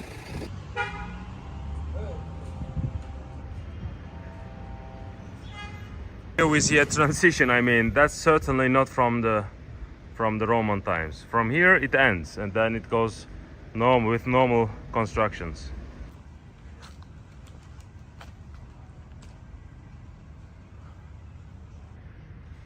I wonder what's inside, you know, but it's not allowed to get in there. I mean, there are random stuff. Look at this. Look at these trees, grasses. No, nobody cares about this. I mean, that's historical. Why are you not? Look at this. I mean, you can draw in tourists with a restoration with that. Wow. That's good. That's amazing. So, okay, now I'm returning to the Hippodrome, and I'm gonna show you the German fountain. By the way, the Hippodrome, the first Hippodrome of Istanbul was built by Septimius Severus, a Roman emperor. Before the city was built, there was a village here at the time, and the area was called as Byzantium. That's why the historians call the Eastern Roman Empire the Byzantine Empire, because of the ancient name. Emperor Constantine in 324 expanded the city. By the way, Septimius Severus also built a wall around Constantinople. Constantine also built a wall, expanded and renovated the Hippodrome, but the greatest expansion was during the time of Theodosius. Hippodrome, okay? That's the Blue Mosque, and at the place of the Blue Mosque was the Byzantine Palace. Don't forget that. The emperor went to the Hippodrome from the palace, from over there. Transition, it goes there, and there is the wall column, and there is the obelisk, okay? You see? It's on top of the Hippodrome. By the way, here, that Ibrahim Pasha Palace was the palace of Ibrahim Pasha, a grand vizier in the time of Sultan Süleyman, his best friend. Later he became so strong he made his own statue. He became rebellious, so the Sultan executed him, and then that was incorporated to the Ottoman family. And you might ask me, why did the Italians didn't stole these three things? Because these were too big. They could not carry these things to Italy. That's why these things stay in Constantinople, thankfully. When I'm walking towards the German fountain, here we have a new this year, Hagia Sophia History and Experience Museum. I mean, it's amazing. If you've been inside the Hagia Sophia, and if you are keen to know more, then you have to visit this museum. I mean, I was once inside. I fell in love with it. Really, just go there and experience the Hagia Sophia from the Byzantine times to the Ottoman times and up until the modern Turkey. They make good slideshows, and there are even some artifacts from the Hagia Sophia from the ancient times. So now I'm in front of the German fountain. It was made in Germany, that's why we call it the German fountain. And here we have the Hagia Sophia, by the way. So the German Kaiser Wilhelm II visited Istanbul 3 times. On his first visit, he sold German rifles to the Ottoman army. So a lot of German rifles, Mauser, Krupp, and so on. Later, in his second visit in 1898, he wanted to make a gift to the Ottoman Empire because he had long ambitions. First, he wanted a military alliance with the Ottomans, but the Sultan Abdülhamid II at the time, he was suspicious of him, so he didn't make an alliance. So, in the second visit, he also wanted to build the Berlin-Baghdad railway. From Berlin, a German could enter the train, come to Istanbul. We have the Orient Express here, and they get out of the Orient Express, they go to the other side, to the Bosphorus, and there's another train station. And from there, they go to Baghdad. And he also had an intention to connect the Baghdad to India. Why? Because he planned a big war. And he wanted to transport the German troops and the artillery quicker to the Eastern Front. Because if he wants to fight against the British Empire, he also has to defeat the British Raj, and also he has to secure the Persian Gulf, and also the Suez Canal. So that's why that was the intention. But what's interesting is Sultan Abdülhamid II, he has a lot of secret police. They uncovered a German report about the oil fields in Iraq. The report said the oil fields in Mosul, northern Iraq, the oil fields there are much more precious than the oil fields in the Caucasus. Oh, and a lot of archaeologists were sent. A lot of archaeologists were sent by the German Empire to Iraq. However, the secret police also noted that these were not archaeologists; these were geologists. So they looked at the oil fields and they made a map of the oil fields. So they wanted to transport the oil in Iraq to Germany, to Berlin. Very ambitious. First Ottoman Sultan, he was suspicious, but then later the economy was in a very bad shape, so the railway would help the economy. So he approved, they made the railway, and the Sultan also expanded the railway from Syria. It went down to Jerusalem and then down to Medina, to the holy place in Islam in Saudi Arabia, near Mecca. So a lot of things happened here. So it is a symbol of friendship between Turkish people and German people, but also the symbol of downfall of 2 big empires. Because what happened?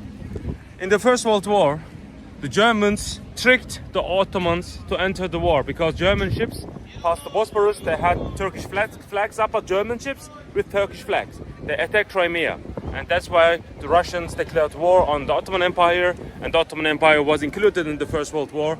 So, I mean, the Germans were not as nice. I mean, it's a symbol of friendship, but it led to the downfall of the Ottoman Empire, okay? So be cautious when I say friendship. So I will show you the interior of the German fountain. So the interior has Byzantine mosaics, and with mosaics they made the name of Wilhelm II, the sign W and the Roman number 2 below, that's Wilhelm II. And that's Abdülhamid II. He ruled for 33 years. That's his tuğra, or the signature, as we call in Turkish. And there's a Ottoman poet about that friendship. And these are porphyr. We have 8 porphyr columns, and we have a stair. Also an inscription there. I also gonna show you inscription, but let them take pictures. In the middle we have a fountain, and on all sides we can drink water. Right now, I would not recommend you to drink water because it's not so clean as the government tells you that it is. So be careful with that. And I'm gonna show you the inscription. By the way, look at the floor. It's also like a Byzantine style, isn't it? Very beautiful. So here in Germans, if you can understand German, you can read this. I will make a summary. The Wilhelm II, German emperor, he endowed the fountain for Sultan Abdülhamid II in the year 1898.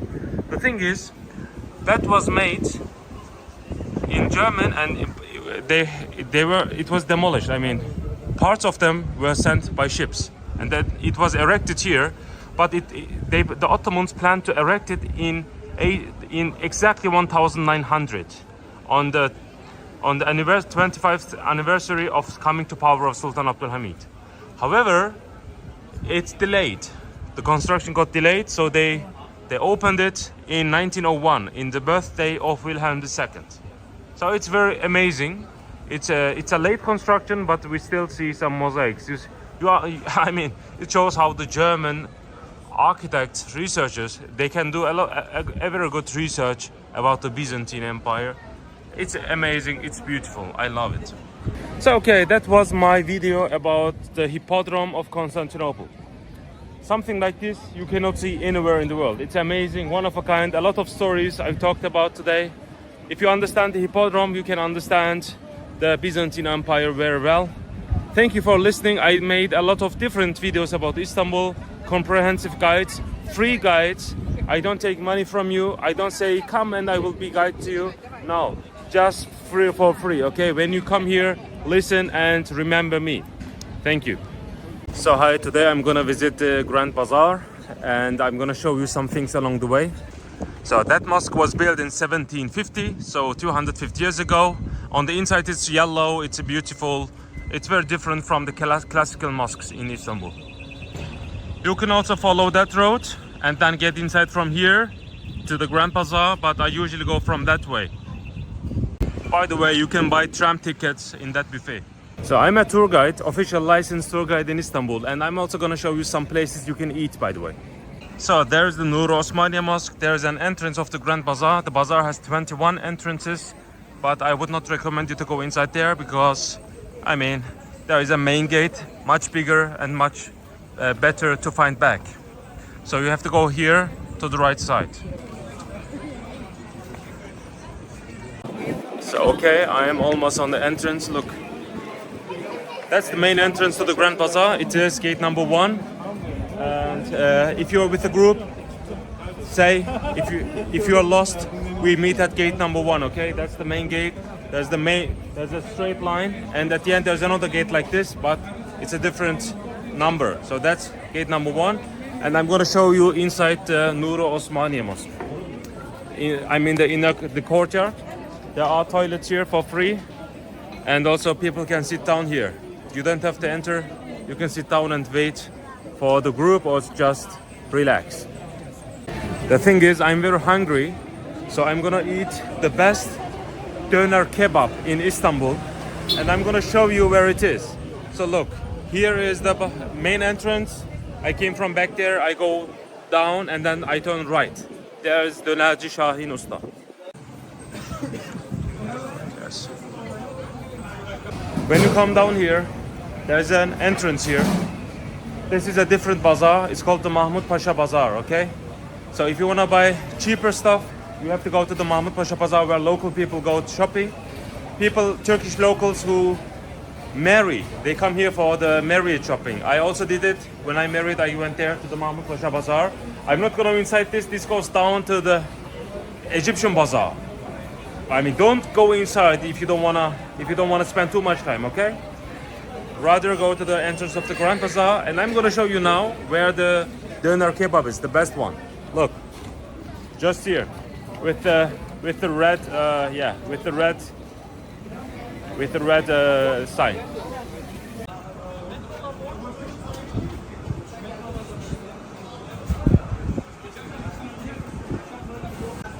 So unfortunately it ended.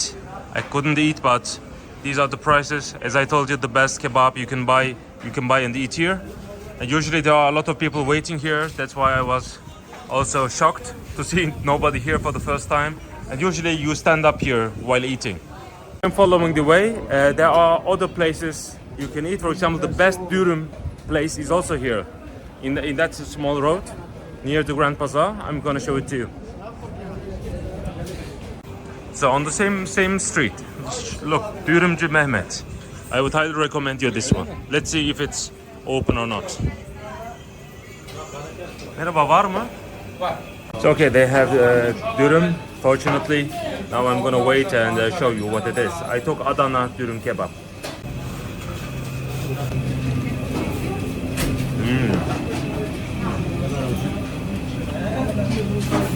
Believe me, it's amazing.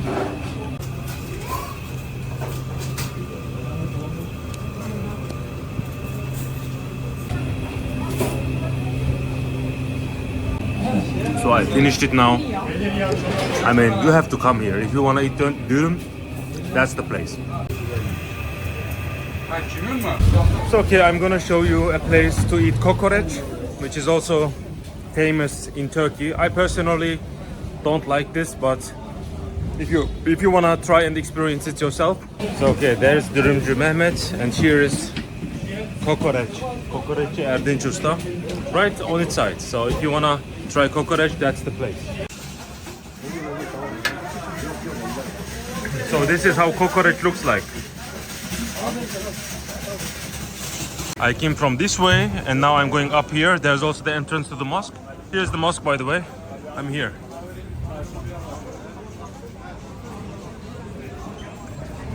Look, this is also good, Dürümcü Mustafa, if you wanna eat something. So a quick update. I'm now in the other day, the next day, and I'm gonna eat that Dönerci Şahin Usta.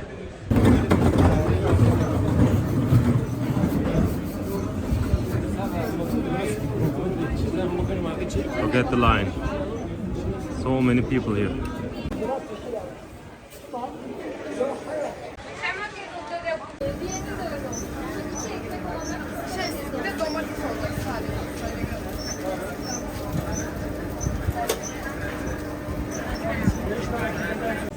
So this is the Turkish kebab, that is the ayran.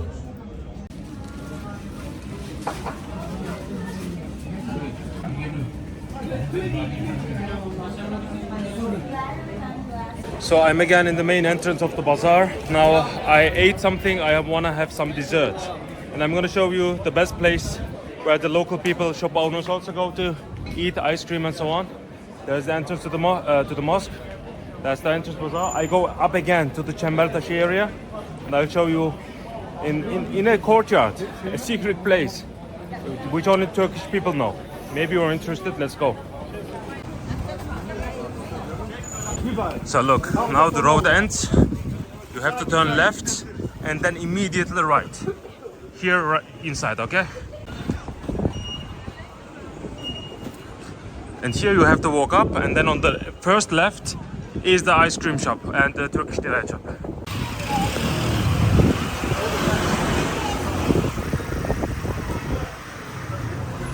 So the name is Bena Ice Cream, Bena Dondurma. And it is inside the courtyard of Atikali Pasha Mosque. Look now, this is the courtyard of the mosque. Behind me is the entrance to the ice cream.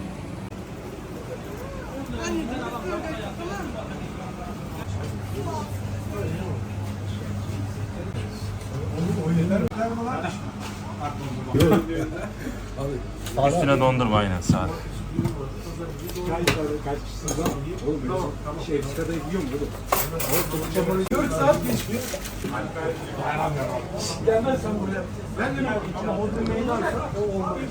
So if you buy this outside on a normal restaurant, it would cost maybe 3 times the price. Here it's very cheap and very high quality, by the way, better than the restaurants. Now if you're here, you just sit down on the mosque and then enjoy it.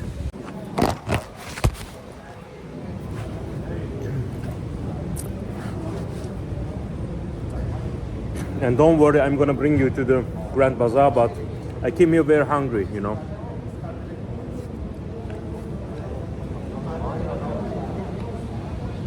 This is what's called künefe.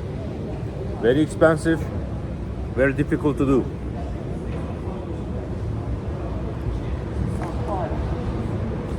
There's also an exit there to the Grand Bazaar, a shortcut. I'm also gonna show you this.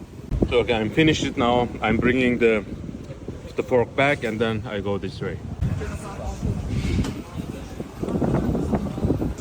It's a very beautiful mosque.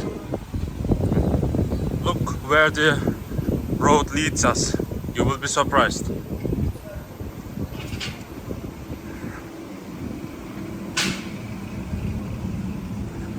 So we are in front of the Nur Osmaniye Mosque. I mean, the roads, they seem like difficult to understand, but if you do it once, you will understand that everything is around the Nur Osmaniye Mosque. So now we are here again. As I told you, now I'm gonna get inside as I promised you from that road. Anyway, that entrance is for the leather bazaar. So there is a specifically, if you wanna buy leather, you have to go this way. But now I'm going to the main gate. There's always a checkpoint by the entrances. So right on the entrance, there it says Sandal Bedestini 1461. It's one of the oldest sections of the Grand Bazaar. And there we have Nusret's restaurant. I think you know about him. That's a famous Turkish man. I mean, it's very expensive, but that's the oldest part of the bazaar. Even if you don't want to eat something, I would recommend you to see how the Grand Bazaar originally looked like. Built by Sultan Mehmed II for the income of the Hagia Sophia, because the Hagia Sophia services cost a lot of money.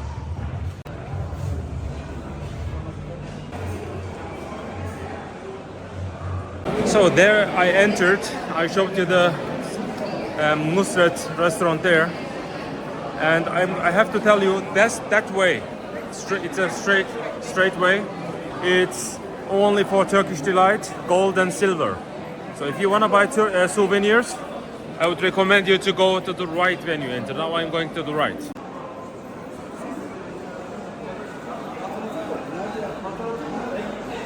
The trick inside the Grand Bazaar is to get lost. And when you're lost, you just ask, where is the gate number 1? Or where is the Nur Osmaniye Mosque? And then they will lead you to the place. I always go left, right, just to have the experience. I mean, there's no clear destination inside the Grand Bazaar. There are 4,000 shops. And a lot of shop owners, they told me that they get lost by looking for their own shops, you know. It's huge. I mean, don't worry to get lost. The thing is, the bazaar in these days are very expensive. So Turkish people don't come to the Grand Bazaar to buy something. Also not to the Egyptian bazaar, but to the Mahmud Pasha Bazaar, which I talked to you earlier.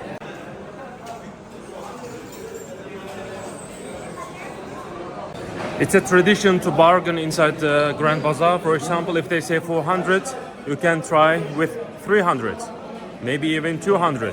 It depends on your skills and where you come from. If you are from Germany or so, and they know, you won't have much chance, I tell you that, but they will do some good things for you. Now I'm in the oldest section of the bazaar. That's the old bazaar. The first bazaar built by Sultan Mehmed, and then he built the other one where the Nusret restaurant is. So this is where it all started, with that bazaar, you see. At some point in history, the Ottomans also used this as a bank to store gold and silver. And here, there are mostly souvenirs and also some ancient stuff. Also, a lot of Christian things you can find here as well.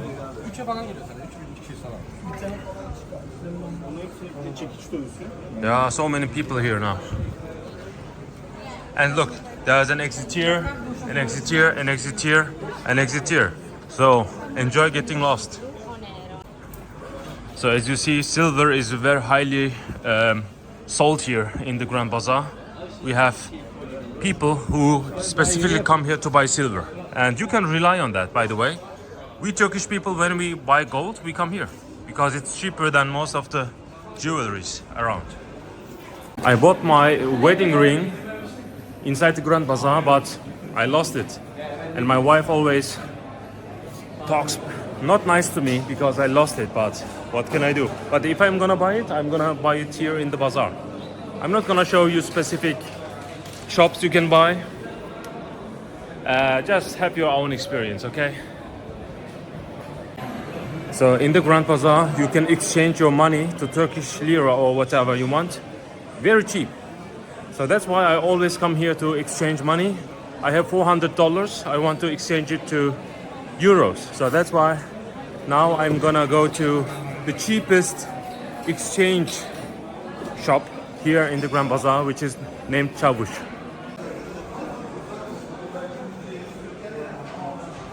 I get a lot of questions about how to pay. You can pay with euros, dollars, credit card, whatever you want. They even say, if you wanna buy something but you don't have the money, they exchange your watch with the thing you wanna buy. It's a joke, but they like to tell you like this. These lights are very liked by the tourists. If you wanna buy something, that's the cheapest exchange place. You can ask for that. It's right on the entrance. Okay, now I exchanged my money to euros. So most of the things here are fake, like shoes, bags and so on. And they will tell you that it's fake, so don't worry. The quality is very good. I told it in my previous videos. Also, nobody regretted buying inside the Grand Bazaar anywhere. People who buy things here, fake stuff, they still use it after many years, you know. The tourists who come with me, I'm a tour guide for them, they told me that in the previous visit they bought a t-shirt and they are still using it, that the quality is very reliable. And it's also custom to serve free Turkish delights. When they give it to you, just take it, why not? You don't have to buy. Okay, look, they give you for free on your way and you just take it and you can eat it for free, you don't have to buy. The Turkish delights here are crazy, mind-blowing. Try it out. Okay, now I'm following the gold road. There all the souvenirs are and so the gold shops are. At the end of the other side of the main gate is the Beyazıt Square. And I'm gonna show you a bookstore that a lot of people don't know. Look, there are fountains, but I would not recommend you to drink here. Although it says you can drink, don't drink it. Don't trust the writings on the fountains. Look, that's the end of the other gate. I will show you the number. Look, gate number 7, okay? This is the Beyazıt gate. This is the Beyazıt region, and there is a secret way to the book bazaar. And don't get surprised, we have also at the bazaar outside, much cheaper from the inside, by the way. If you wanna buy cheaper t-shirts, why buy inside when you can buy it outside? So you see there are more local people here. So, as I told you, the name is Sahaflar Çarşısı. Book of the Bazaar of the book printers. And so you see there are a lot of different books, also a lot of religious books as well. Let me show you around a little bit. Look, you can even buy Ottoman calligraphic writings, paintings, which are very expensive inside the bazaar.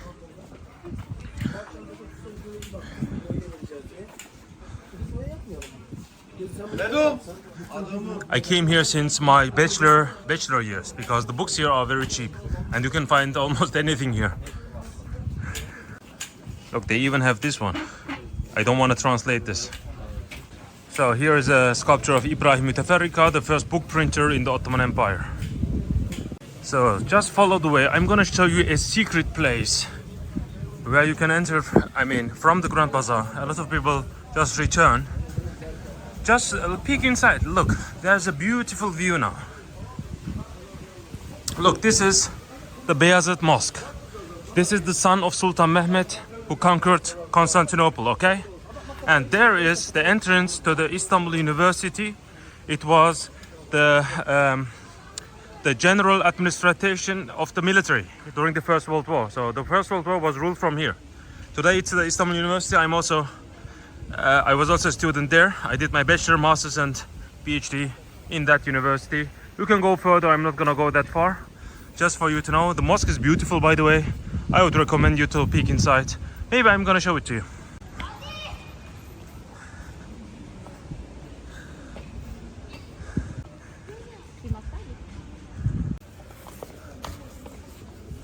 So, okay, let me quickly get inside to show it to you. Look. It's one of the oldest mosques in Istanbul because Istanbul was conquered by Sultan Mehmet. This is his son, who made this beautiful mosque, very different from the classical mosques you see in Istanbul, like the Blue Mosque and so on. This is a different architectural style. Semi-dome here, big dome, another semi-dome, and then we have corridors here and here.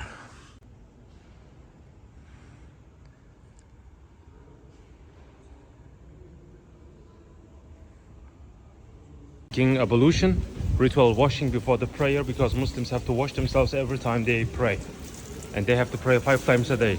Now this is the main entrance, and here in Arabic it says that it's a verse from the Quran. It says that the praying is an obligatory thing for all Muslims. So okay, now look, we are here. That's it. It's beautiful. My university. And there's also the madrasa of the Beyazıt Mosque, by the way. Amazing area. That's a library, by the way. And in Ottoman times, that was a police station. And there is a big tower. That's a fire spotting tower built by the Ottomans. And today, it's still active. It shows the weather. So when it is raining tomorrow, when it's gonna rain, it has a different color and so on. So red, blue, violet, pink, whatever. It's amazing. You can see this, by the way, from everywhere.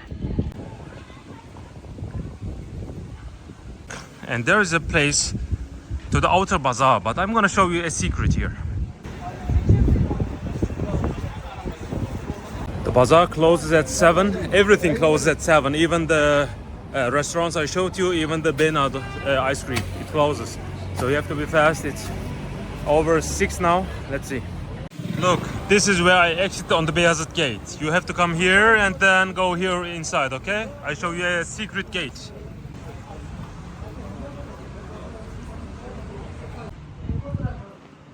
Look, there stands the man. This is the secret entrance to the Grand Bazaar. Nobody knows this. Sağ olun. Teşekkürler. So okay, they allow you. I mean, it looks intimidating, but they allow you. Don't worry. It's a safe place. And this is the place where all the things in the Grand Bazaar are manufactured. Look, there is the Süleymaniye Mosque. We entered from here. I'm on the other side now. And look at this place.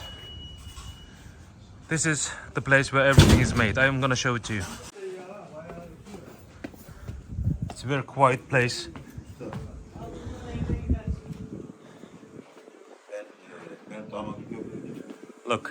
Look at this. It goes down, but I'm gonna show it to you from here first. There are several balconies and places. Look at this. Look at this. All the things you see in the bazaar, look. They are made here, handmade. Amazing place, secret place. Look at this. Handmade. Everything. I'm gonna show you now. Merhaba usta.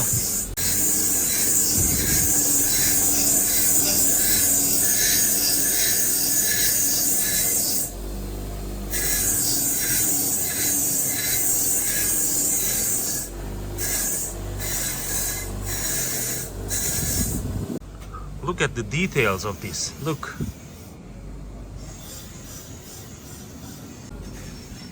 Look at that. It's a helmet. I mean, if you want to see how all these things are made in the Grand Bazaar, you are lucky, because I'm going to show the video here, because a lot of people have zero idea. And we have a lot of cats. I'm going to show you now.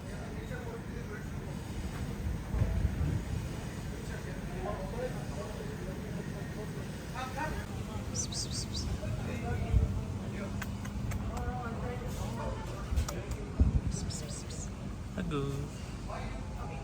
Meow.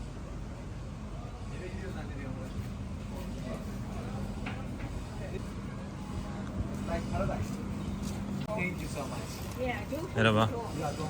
Çekebilirim değil mi? Çekebilirsin.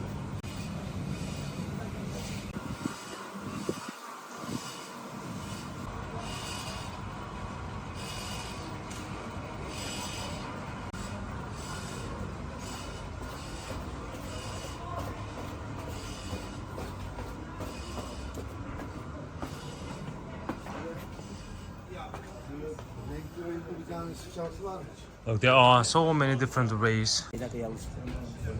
Look, there are mostly here things you can buy, clothings. And there's the entrance to the Grand Bazaar again. I'm gonna enter the bazaar again.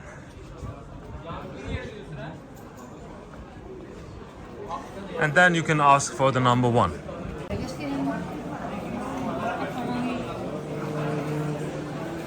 Muslim and want to pray. There are also mosques here around the Grand Bazaar. There's also a place to chill out, coffee. It's called Havuzlu Restaurant, you know? There's a Sharko and there's the Havuzlu Restaurant over there. So I'm again on the outer bazaar just for you because I didn't film it. The things bought here, sold here are mostly like t-shirts, bags and shoes.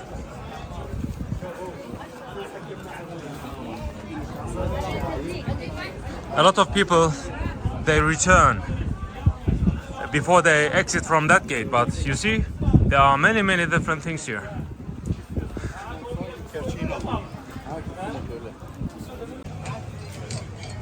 Shopping center to the right at the end of that outer bazaar, and there you can go up the roof if you pay, maybe. Let's see.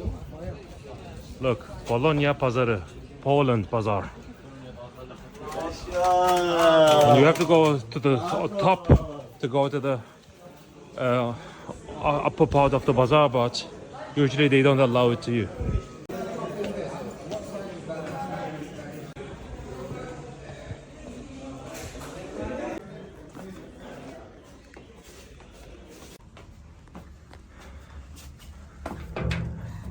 They closed it.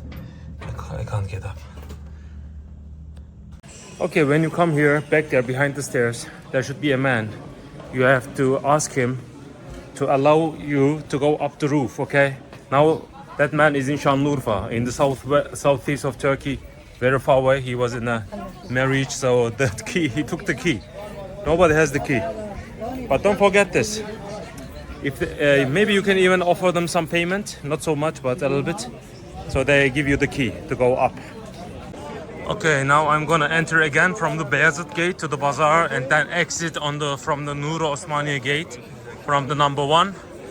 And it's very easy, just go inside from that gate and then follow the road. It will lead you to gate number one, that gate 7. And before we go there, I wanna show you also a secret bakery. It's closed now, but you can look it on Google Maps. It's very highly recommended. So look, there's the exit, okay? And turn right. There's the leather bazaar. I'm gonna show you the way to the bakery. It says in German, Leder und Pilz Bazaar. And there is a stair going up. You need to go up the stairs and then turn right and then turn left again. I'm gonna go with you now.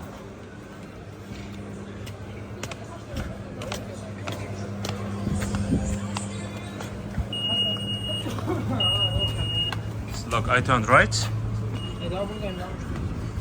I'm just gonna follow the road until I have to turn left, okay? So on the first left is the bakery. We see there are also different restaurants, kebab and so on.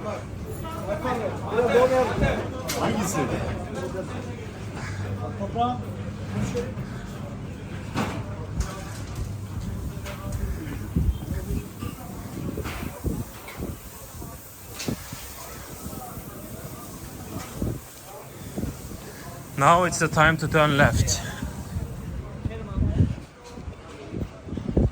And here, it's closed now as you see, is the Dayday Pastanesi. Just write it on Google Maps. There are different ways to come here. Look, Dayday Pastanesi, write it down. If you follow that way, you're in the Beyazıt Square also, so you don't have to come from the Grand Bazaar region. It's the best bakery. I always come here when it's open. It usually closes at 3 p.m. so be careful. I'm gonna go back inside. That's the entrance.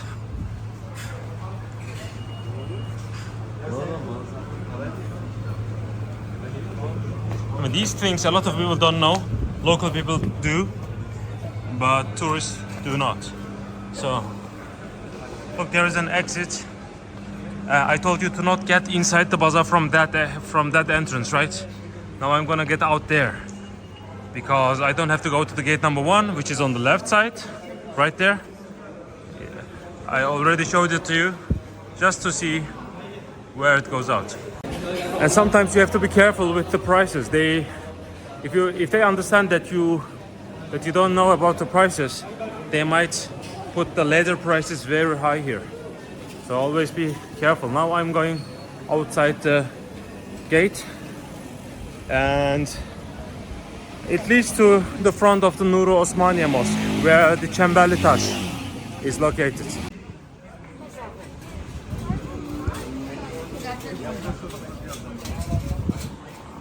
Geldim abi.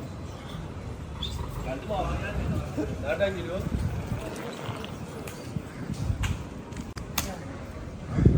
So there's the mosque, there's gate number 1, okay? And this is the place I go now. So, and don't forget the ISIS over there on the left side, okay? The first thing you will notice is the Çemberli Taş. All the area is called Çemberli Taş. That's the column of Constantine. The area was called Forum Constantini, which means the Forum of Constantine. And there was a statue of Constantine up there. Originally, that comes from Rome. There was the Temple of Apollo in Rome. There was the statue of Apollo up there. Constantine removed it and put his own statue up there. Interesting. The other emperors, Julianus, he put his own statue up there, and then Theodosius. And then there was a big thunder, it struck it.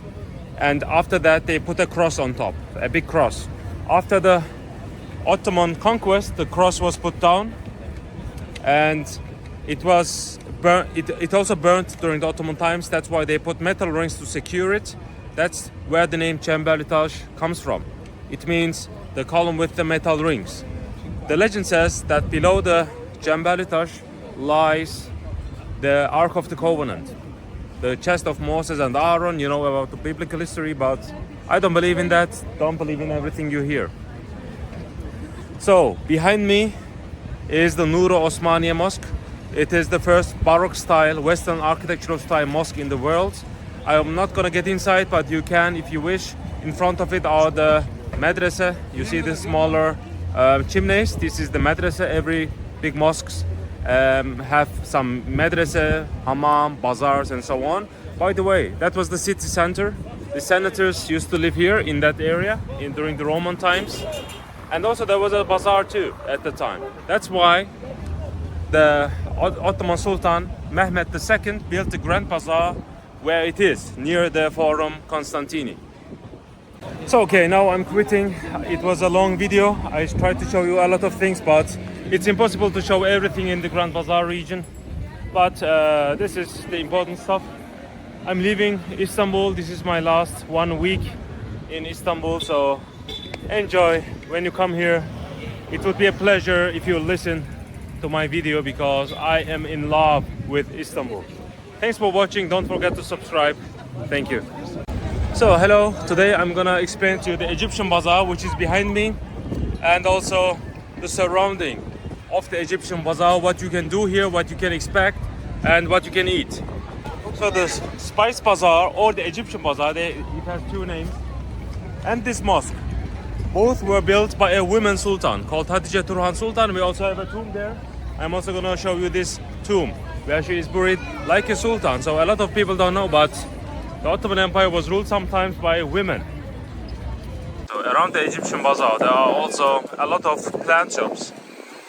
That's the bazaar. I mean, you can buy something for your garden, and they also sell some animals like fishes and birds and so on behind.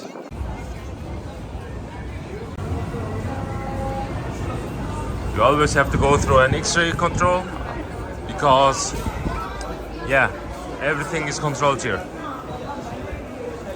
Look, there is right on the entrance, there is a restaurant called Handeli. You see this? It's a famous one. You can also get up, but look, it says on Sundays it's closed. So today's Sunday, that's why I can't show you this. So what you can buy in the bazaar is gold, silver, Turkish delight, and also some spices. Look, for example, We have meatball köfte. I mean, this is ready. You can do it in your house. Fish, spice, and so on, which is high quality. Everything is very high quality.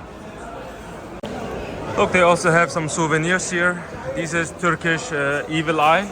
I mean, if you carry this with yourself, the bad energy of the people will not affect you. This will protect you. This is how the Turkish people believe. It's a popular souvenir from Turkey. Offer you Turkish delight. It's for free. Alabilir miyim bir tane ücretsiz? Look, for example, I take one. Solo per vedere.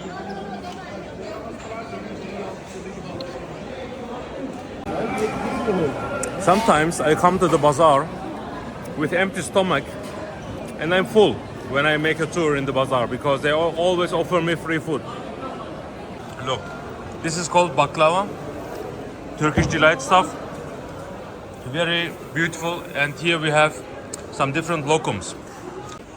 Look, here are some dates with different nut types and also dried fruit. And also all of this. I mean, Turkish delight is an umbrella term for all these things. You can also buy honey, chocolate. I mean, these chocolates are better than what you have in your country, believe me. Also some perfumes. Look, this is called the harem, for example. Very interesting. You can come and try before you buy. Look at all the golds here. I mean, sometimes tourists come here only to buy gold because it's not as expensive as in other places, but it is reliable nonetheless. Here we have a vitamin shop, I can say. Here you can have some fresh honey, also meat and so on. It's a very popular place. By the way, the Egyptian bazaar is just straight and then left, okay? It's not as big as the Grand Bazaar. I made a video about the Grand Bazaar, you can watch it. It's very small compared to the Grand Bazaar. Here you can also buy clothing and also lights. These are very popular in Istanbul. Here we have some souvenirs. If you want to buy something. If you like try something. Bir tane deneyeyim. YouTube'a çekiyorum da. So they offer me, for example, a lokum. This is with roses? With roses. Very beautiful. So Istanbul has the biggest chess collection in the world. And here you can see different chess things you can buy. Also with Ottoman soldiers, Greek soldiers. It's amazing. Here it says gate number 2. If you follow this way, there are beautiful coffee shops and restaurants there. Here, gate number 4. This is the way for the Mahmud Pasha Bazaar. The cheaper version of the Grand Bazaar. Don't forget this, okay? It's very cheap there. And here is the continuation of the Spice Bazaar. Mostly the same things are sold here. By the way, if you look up there, there's a secret sign. It's a magical sign. These are in Arabic, 2V, okay?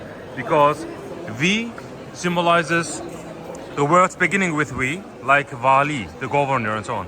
So it says, if you are not just, you will become like a Satan. Because if you turn this around, it's like the head skull of the Satan.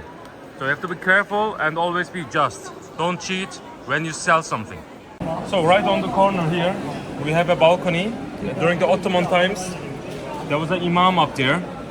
Every morning, the gates were opened with a prayer. And then the shop owners would come here, the imam would be up there, and they would pray to God that God might help them for income.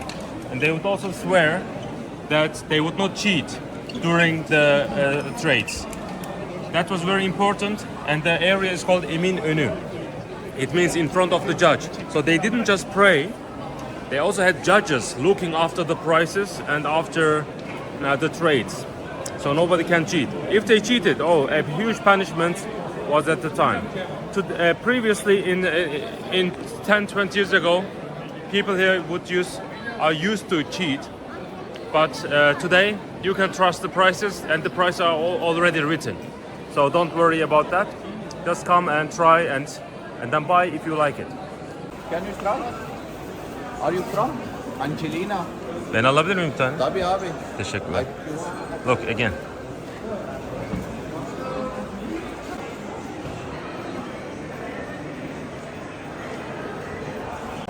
The sellers here, they can speak every language. If you are from Korea, South Korea, don't worry. If you are from China, don't worry. Russia, no problem. Arabic, no problem. Just come here. They will be able to communicate with you, don't worry.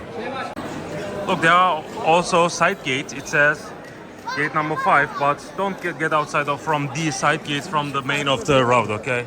You will get confused.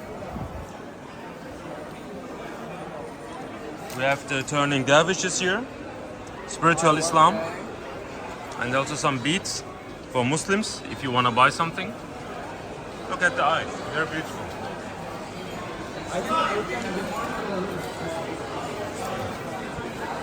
And also some carpets for prayer or for decoration. Also they have some paintings, Ottoman paintings, which is very hard to find, so you might be interested in that. Look, we have some women dresses here. You can try.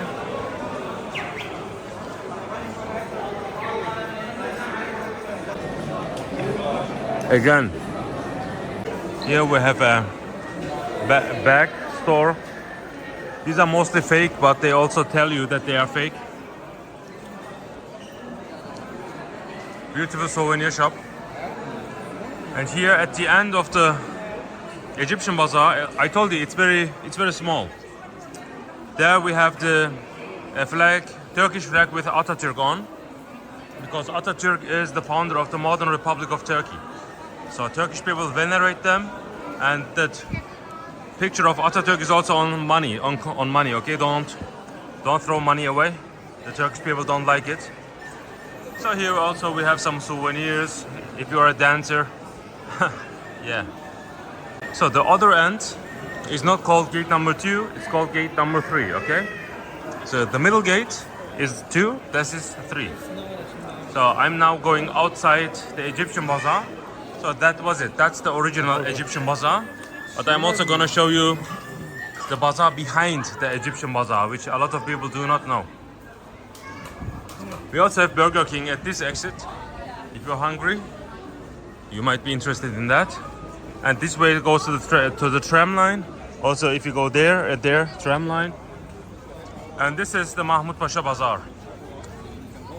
Turkish local people usually don't shop in the Spice Bazaar, they shop here in the Mahmut Pasha Bazaar. Mahmut Pasha Bazaar goes up to the Grand Bazaar. So it's huge. It's the biggest bazaar that tourists do not know, okay? Look, when I show you here, you will notice a lot of locals here. When they marry, when there's a marriage, Turkish people, they are used to buy a lot of things for the marriage as a gift.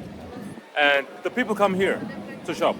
Me also, when I married my wife, we came here with my family and we shopped from morning to evening. It was crazy, one of the worst days of my life because I hate shopping, but it helped. I mean, it's very cheap. That's the bazaar. There is a restaurant, Osmanoğlu. It's also a very good restaurant. I would recommend you. Turkish traditional food. So the bazaar is usually closed at 7, so some of them have closed.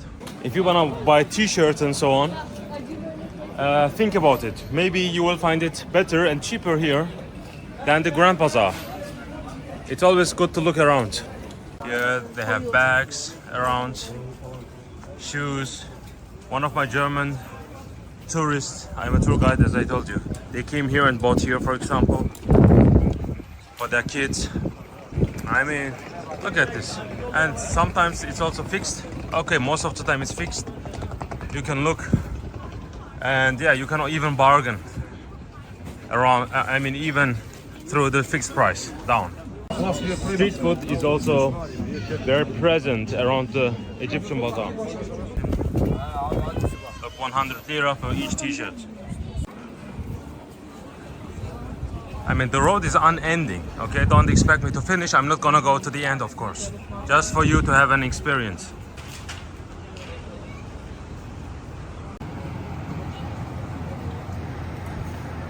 There are also a lot of clothing for the Muslim women because it's difficult to find in Istanbul, but in Mahmut Pasha you can find everything for them. At one time I bought my bag here and it was very good. I mean,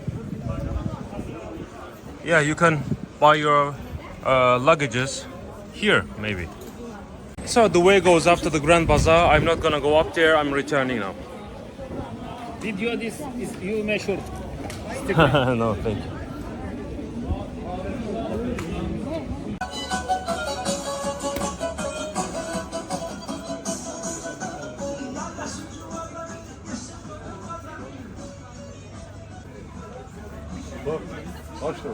Anyway, 1 euro is like 36 Turkish lira. So 10 euro is 360 Turkish lira, just for you to know.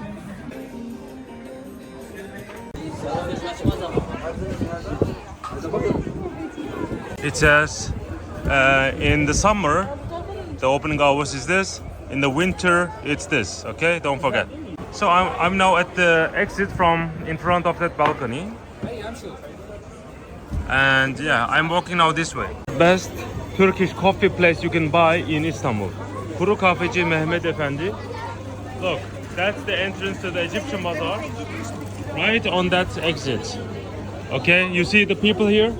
Look, I'm gonna show you. They stand in line to buy one. Look. I'm now following this way, and I'm gonna show you a good place to drink coffee. A minute, you are here. On the left side, it says Beta Yeni Han. It's a good place to chill down. Look, I'm gonna show you. It's from the Ottoman times.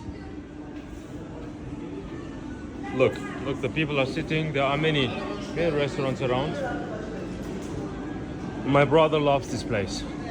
So, okay, if you follow this way, it will lead you to a mosque called Rüstem Pasha Mosque, one of the most beautiful mosques in Istanbul, built in the time of Sultan Süleyman 500 years ago. There's the mosque. There's a Turkish delight shop. There are some lights. It's a good place. So look, there's an entrance to the mosque here. Okay, that's closed. Let's take this one. It's also closed. Okay, now we have to turn from the main entrance. There is an entrance. Okay, finally. Look.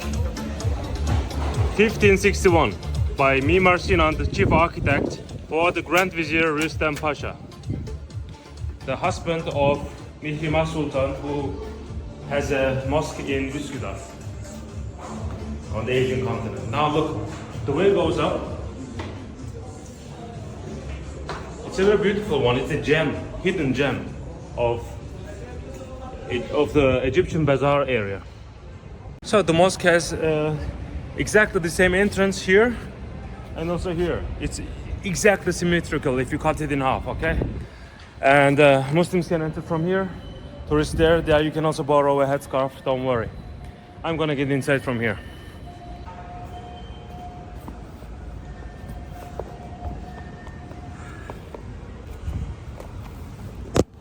You can put your shoes on, and this is how it looks. It's one of the most beautiful mosques in the world because of the tile work. These are the best Ottoman tile work in Istanbul. In a mosque you can find. It's better than the ones in the Blue Mosque. High quality. Now that looks towards Mecca, of course, because it's a mosque. Here, in between prayer times, the Imam makes a seminar, theological, and the women usually pray up there. I mean, it's beautiful. Look at the blue colors here. Very, very expansive. And there's also a place for the Sultan to pray. Look, even the woodwork on the ceiling is very beautiful.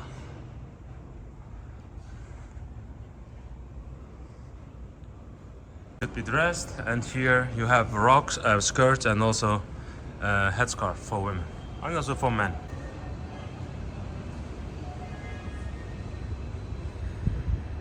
Okay. You can have a free Quran here also. They give it to you as a gift. And look, they have in different languages. I don't know what this is. I think it's Japanese. I don't know what that is. But take it home. People from the West, they read the Bhagavad Gita. They read everything, but they don't read the Quran, which has still an impact in the world today, so why not?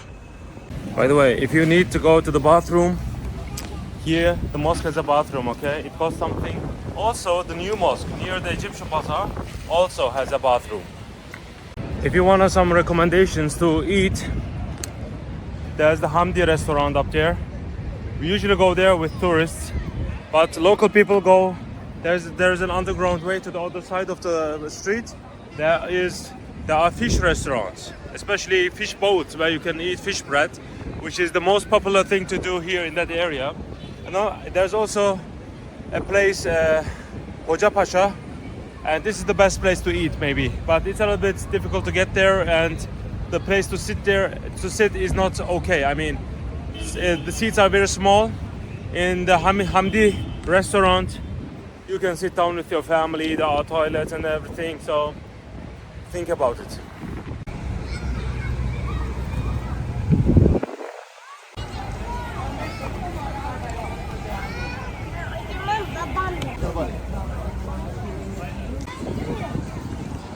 Look, this is a Turkish car, Tok, newly made by Turkey. And I'm gonna show you the toilets, by the way. Here are the toilets, okay? It costs a little bit. Maybe you can also pay with euros, I don't know, you can check. And I'm gonna also show you the inner side of that new mosque, which is the biggest mosques, one of the biggest mosques in Istanbul. It's built in between 1597 to 1663. It started early, but didn't got finished. Hatice Turhan Sultan, who has the tomb here, has finished it.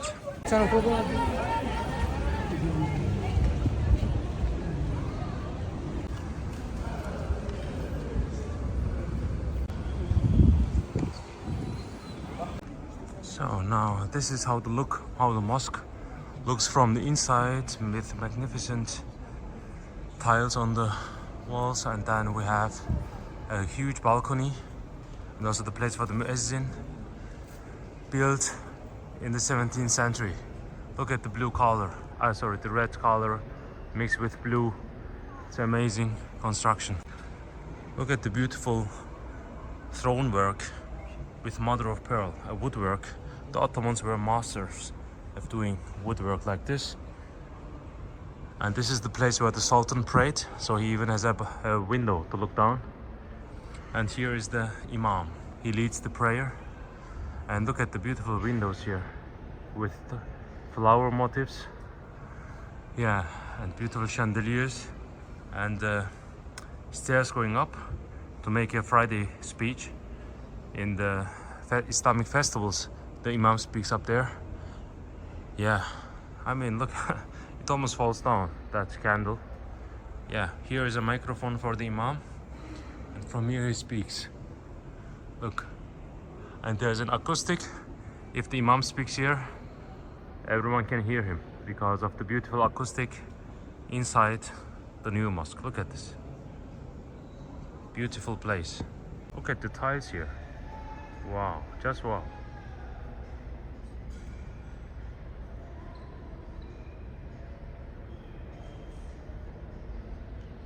You can almost say that this mosque was made by a woman, right? Yes, it was made by a woman, Hatice Turhan Sultan.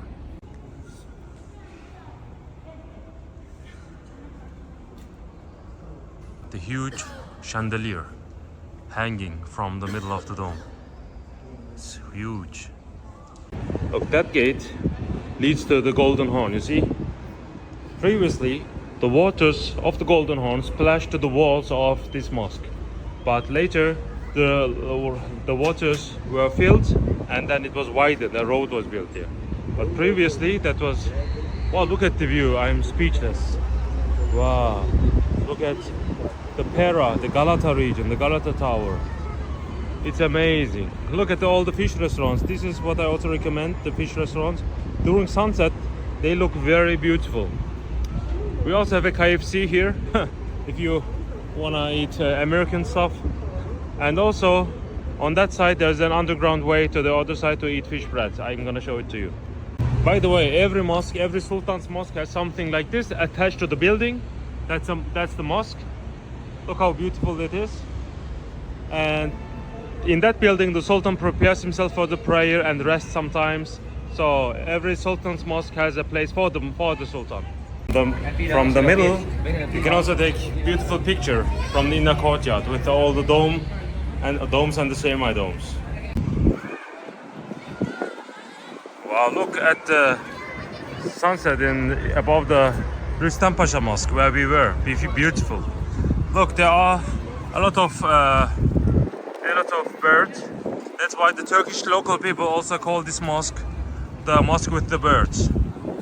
So the most famous thing to eat here, as I told you, local, is fish in between bread. And I'm gonna show you how you can get there. And yesterday in the evening I ate this, and I'm gonna add that video to this video. So you go towards that mosque. I mean, here is the Spice Bazaar. There's an underground way. Just go to the other side, get up. In front of you are boats. You will eat it there. You will eat the fish bread there.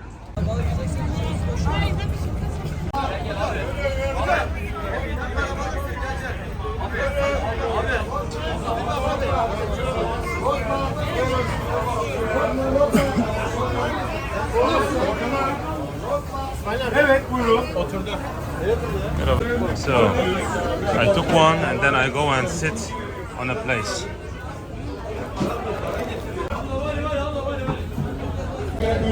So okay, I would recommend you to buy something like this. I don't know the name in English, but if you take Turkish bread, we usually also take this drink.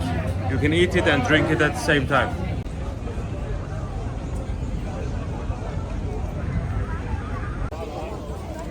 That's also very delicious.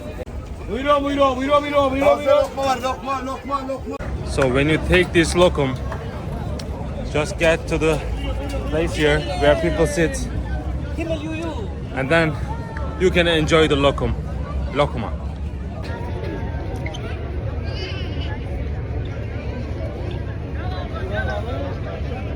Don't underestimate this. Try it out.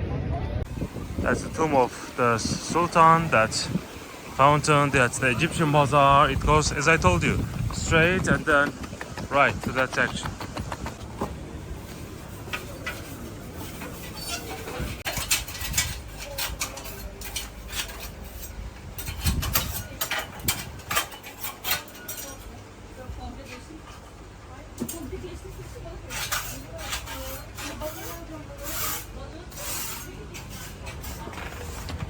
Oh, look, there are the toilets. Just behind the toilets, you can buy animals. Look at the beauty of this. So I showed you the attachment to the mosque. The Sultan goes inside from this gate, goes up there, and now I'm gonna go to eat, and I'm gonna show you where it is. So now I'm gonna get inside the tomb of Hatice Turhan Sultan, who built the new mosque and the Egyptian Bazaar.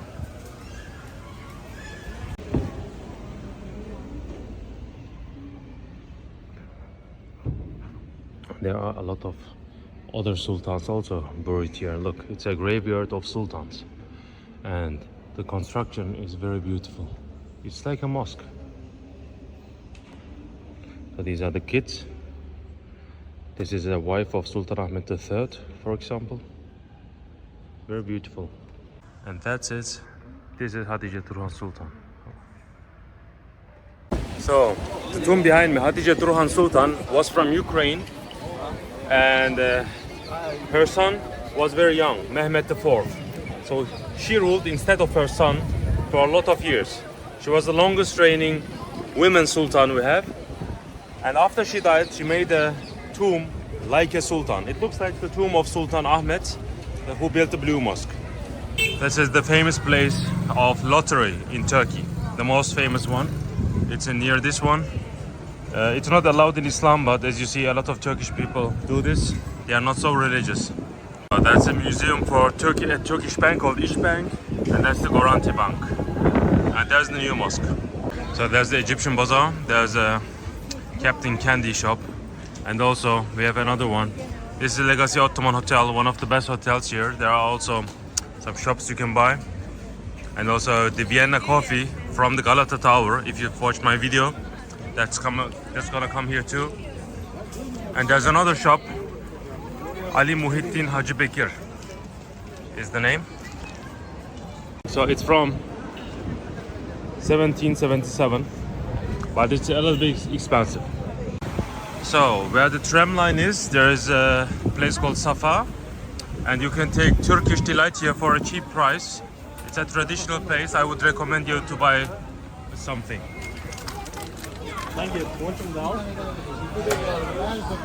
You people usually take this one, the circular one.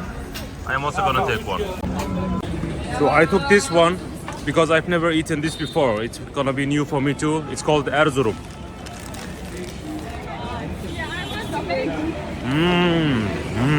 That's the tram line. You have to turn right from that bank to this side, okay? This is the Marmaray here. So when you're here, turn right. I just want to show you a çiğ köfte. Because çiğ köfte, I can't understand. I mean, look at the people waiting here. I'm not gonna eat here, but just for you to know, that guy is very famous. Look, this is how çiğ köfte is made. It's not meat. I don't know how to explain this, but you can try it out.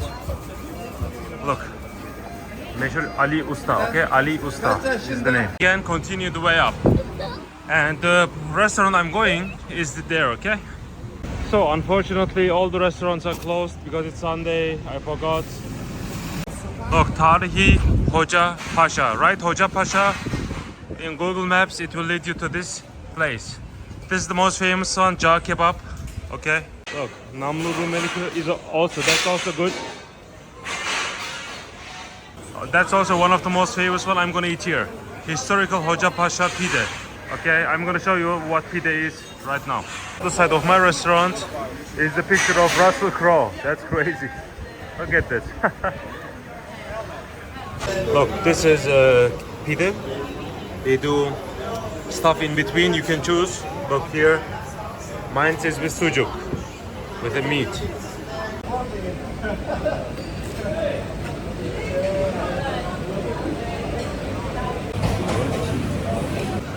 Evet, çekeceğim.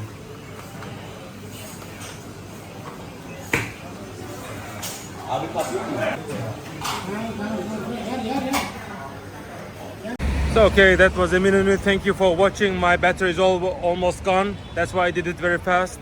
And don't forget to subscribe and to look to my other Istanbul videos. Bye bye. If you want to have Turkish delight, I would recommend you Hafız Mustafa. It's right on the train station, the tram line, okay?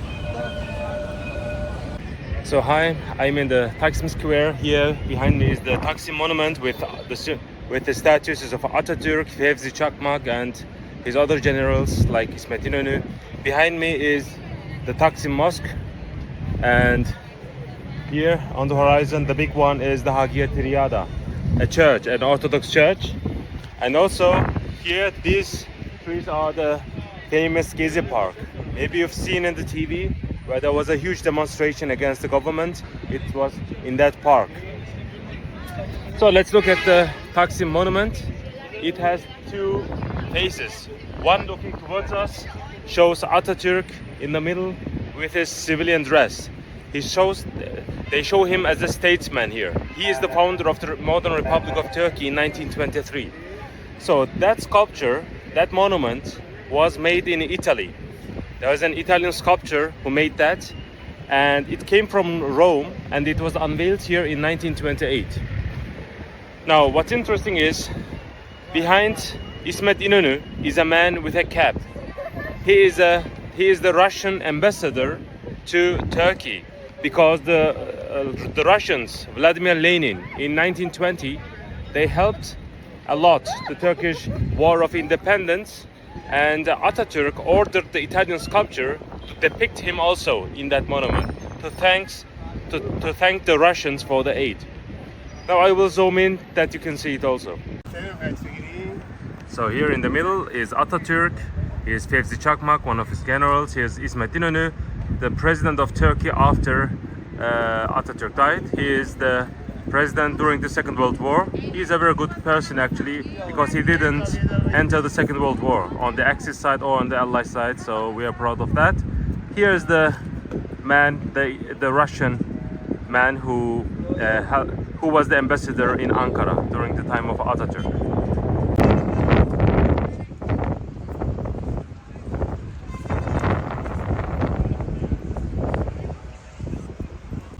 So here we see Atatürk again in the middle with his soldiers, and there's even a woman looking after a child. Now this symbolizes the victory of Atatürk against the occupation, mostly Greek people, because after the First World War, a lot of people don't know, Turkey was occupied by a lot of Allied armies, and Atatürk organized the people and then fought them and won against them. So that's a very important symbol for Turkey. It was erected to commemorate the establishment of the Republic and the end of the Ottoman Empire.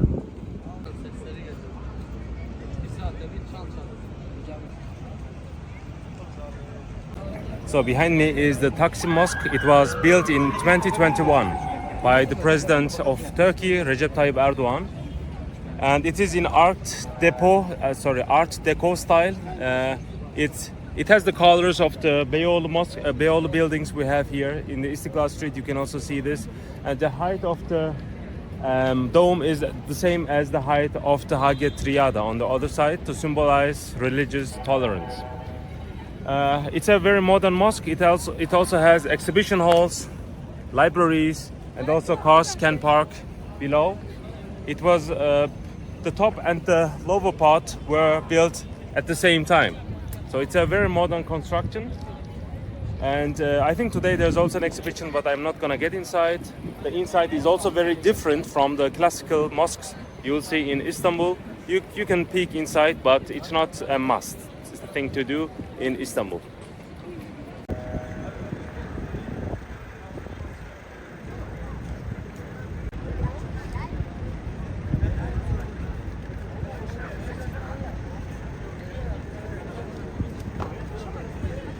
By the way, the plan to build a mosque in Taksim dates back very far away.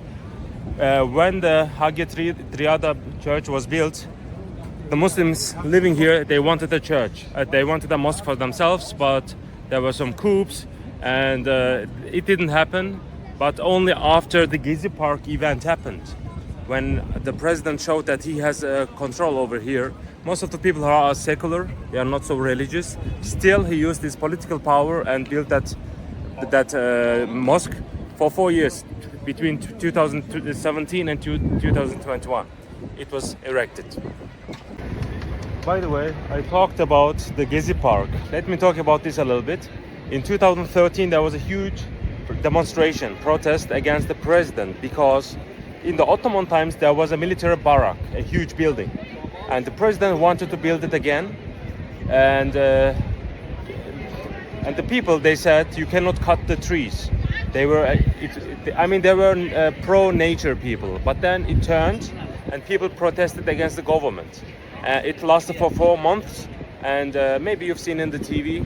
There were a lot of police here, also a lot of clash between the protesters and the police, and then it failed. The protest failed. The protest failed against the government. However, the government stopped the project of the military barrack. So, about the Hagia Triada Church, it was built between 1876 and 1818, so 4 years, in the time of Sultan Abdülhamid II. It is the biggest Orthodox church in Turkey. It has still members, 150 members of Greek community, and there are still services. There's also a Greek school for the Greek-speaking people from the Roman time zone. It's amazing. And by the way, it's the first dome after the fall of Constantinople built by Christians. After the conquest of Constantinople, it was not allowed for Christians to build a dome on the churches, to not mix it up with the mosques. So that's the first one. And by the way, the building of domes were allowed in the Tanzimat period, early 19th century, by Sultan Mahmud II. But this is the time where it was first built in 1876. So there's the Taksim Mosque. There is the entrance to the Istiklal Street, the most famous street in Istanbul.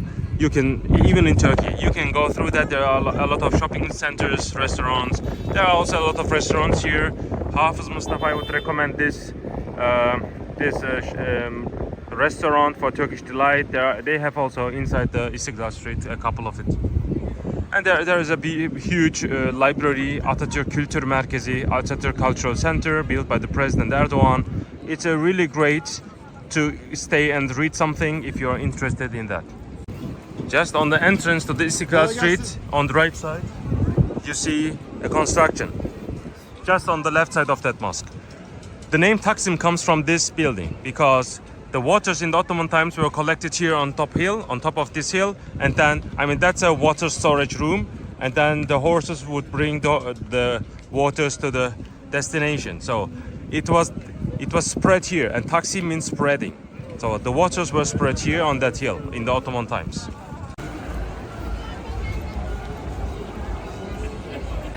Most of the buildings in the Istiklal Street are from the 19th century. And mostly Italians and French people, English people, I mean Europeans used to live in the Istiklal Street. And we still have a lot of ambassadors, like the Russian consulate, the Swedish consulate, the Netherlands consulate, and so on here. That makes a lot of noise here. And by the way, that little train is also from the 19th century. It's very famous. So if you want to take picture, you can do it. There are some stops that these trains stop. You can also get inside, by the way, if you wish.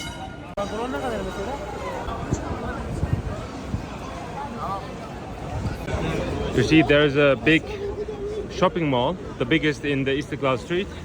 If it's raining, if it's too hot, you can also get inside there and look around. There are perfumes. There's also a Decathlon, a sports shop below on the. Cristiano Ronaldo, by the way, came here and greeted the people here. There were a lot of people at the time.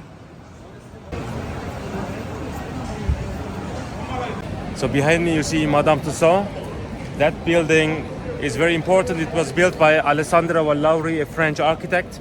And inside, in the history, there was the Cercle d'Orient, a French organization, we can say. The language was French, and they wanted to build a bridge between the Ottoman Empire and the West, to westernize the Ottoman Empire. Today there are different shops. You see a sneak shop, that's a shoe store.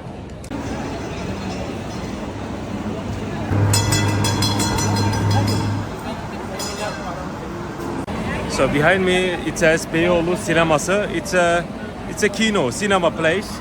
It's one of the oldest places in Turkey. It's still active, by the way. You can get inside and watch something. It was a theater in 1904, and then it was converted into a cinema. And that cinema is from the 1980s, so it's very old. The name of the passage is, by the way, Aleppo Passage, because a man named Hajar from Syria, from Aleppo, opened that passage and when it was first built. So behind me is the very famous passage called Çiçek Passage. It's one of the most famous places in the Istiklal Street. Originally, behind me was a big theater, one of the biggest theaters in the world, built in 1844, so very old. Even two sultans, like Sultan Abdulaziz and Sultan Abdulhamid II, visited that theater. The name was Naum Theater. Now, that building burned down. There was a huge fire in the Istiklal Street, which destroyed most of the buildings, and that theater also went down. A Greek banker bought that, and then he built it, and it says Cite de Pera, which means the city of Pera. Pera means the other side in Greek, because there's the Golden Horn, and if you look from the Hagia Sophia region to this place, it is on the other side. So people used to call this place Pera.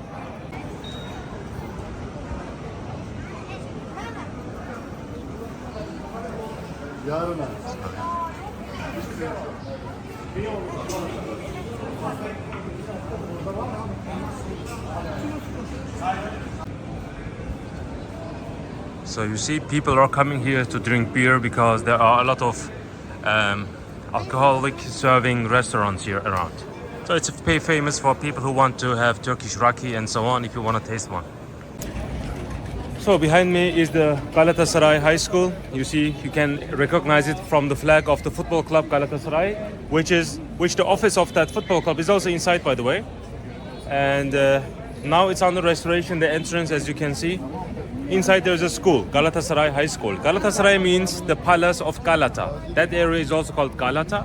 So, why is it called a palace? Because in 1481, Sultan Beyazıt II, the son of the Sultan who conquered the city, of Mehmet, the son, he opened a school here, and then all the smart little boys, they were educated here. Throughout the history, there was also a medical school, and there was a huge fire, as I told you, and it burned down. And Sultan Abdulaziz in the 1860s built the school inside right now, and he turned the language to French because he was influenced by European culture a lot. He also traveled to France, by the way. And Atatürk, in 1923, he converted the language to Turkish again. So he made a language reform on the schools. And today it's still an active high school, one of the best high schools in Turkey we have. So behind me is another passage called the Hazupolo passage. Hazupolo was the merchant's name, Greek merchant's name, who made that building. On the upper floors, people used to live. On the lower part, there were a lot of shops, including barber shops and so on. Today, there are souvenir shops mostly, and also some tea houses and so on. I can show it to you if you want.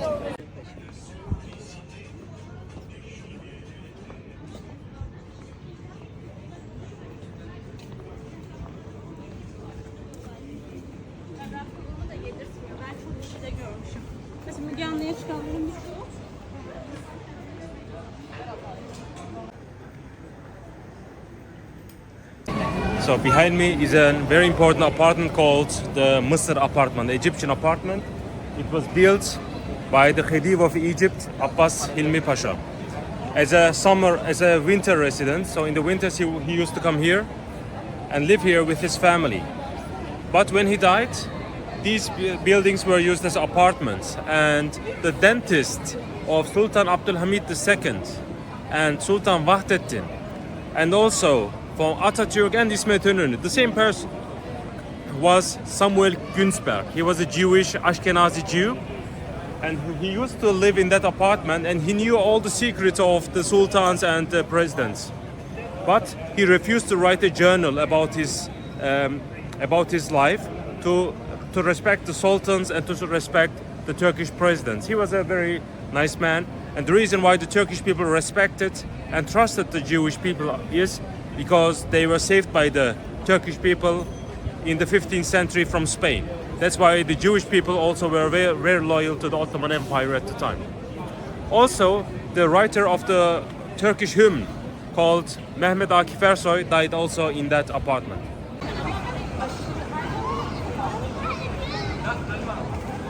So that's the famous St. Antoine Church in Istanbul, first built in the 13th century by the Franciscan order.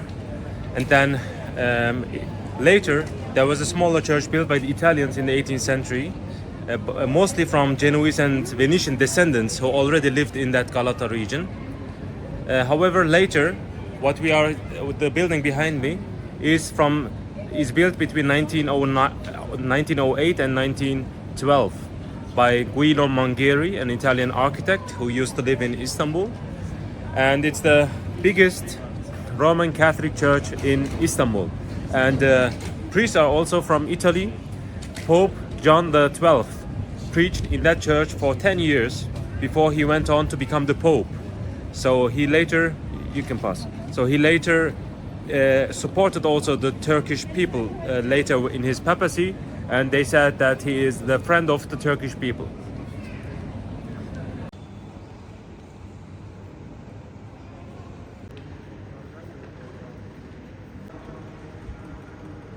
That's the consulate of Netherlands. So here's a church, Greek Orthodox church, called Santa Maria Draperis.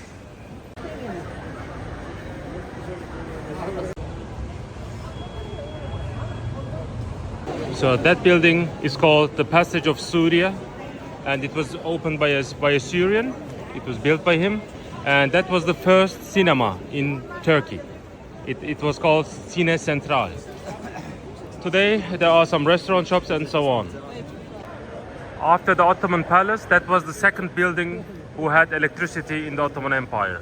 And it has two elevators, very old inside. That's the Russian consulate over there. So that building behind me is called the apartment of Botter, because John Botter was the tailor of Sultan Abdülhamid II. He came from Netherlands and he lived here. He worked for the Ottoman Palace. And it's the first Art Nouveau building in Turkey, in the Ottoman Empire.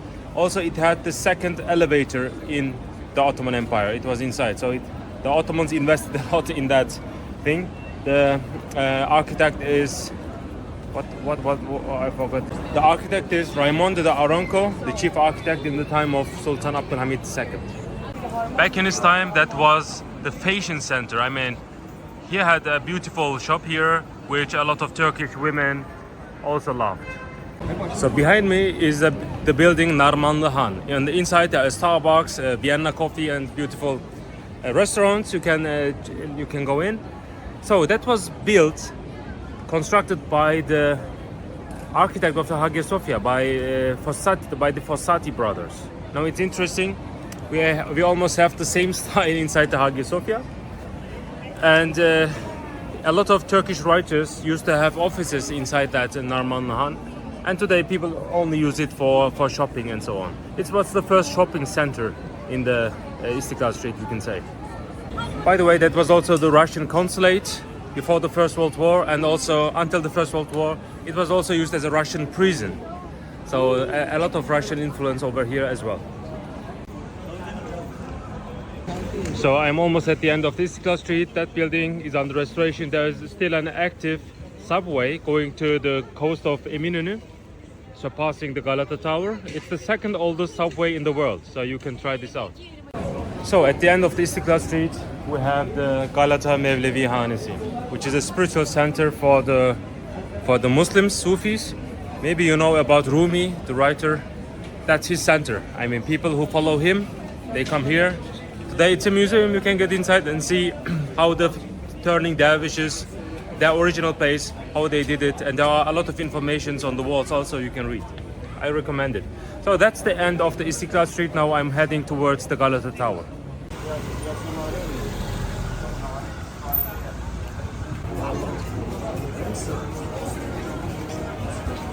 Okay, so now I'm in front of the Galata Tower that was built in 1348 by the Genoese, because that was part of Istanbul where the Italians used to live in the Christian times. You see behind me there are walls, and a huge wall surrounded the Galata area.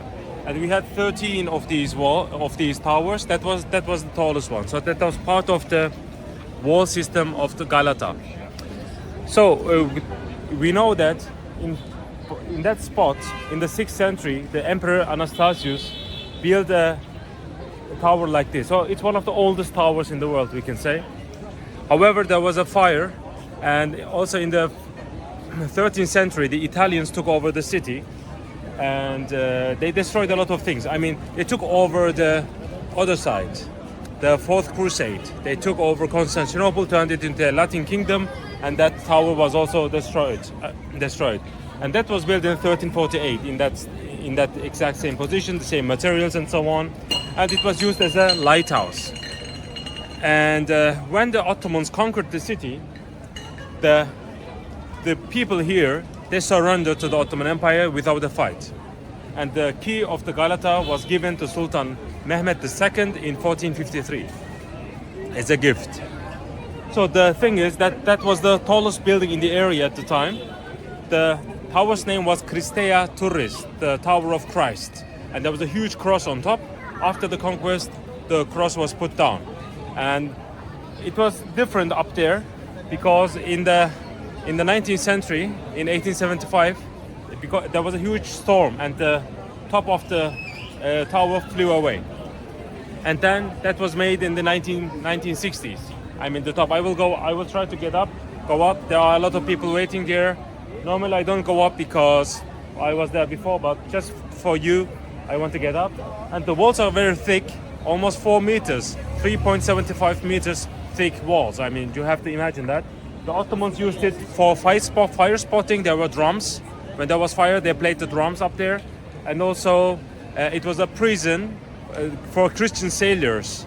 I mean, they had to work, and when they finished their work, they had to come here to sleep. So there was their dormitory, we can say.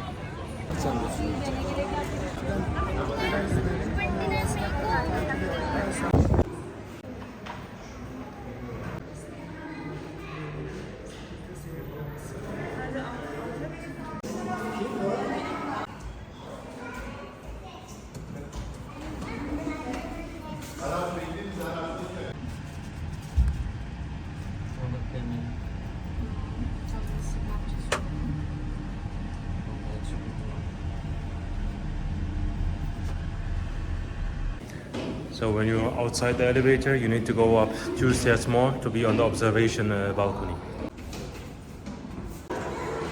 There are landmarks depicted here. It's like a land cart. You see there's the Galata Tower, there's the Golden Horn, and also the Bosphorus and so on. Everything is depicted here.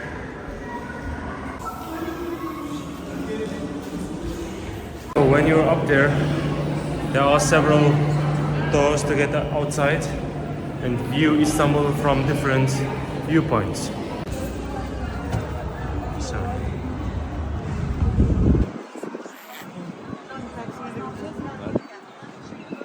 So okay, there's the Galata Bridge, there's the Spice Bazaar, there's the, I can zoom in I think, Spice Bazaar, New Mosque, Nur Osmaniye Mosque, and also the Grand Bazaar is over there.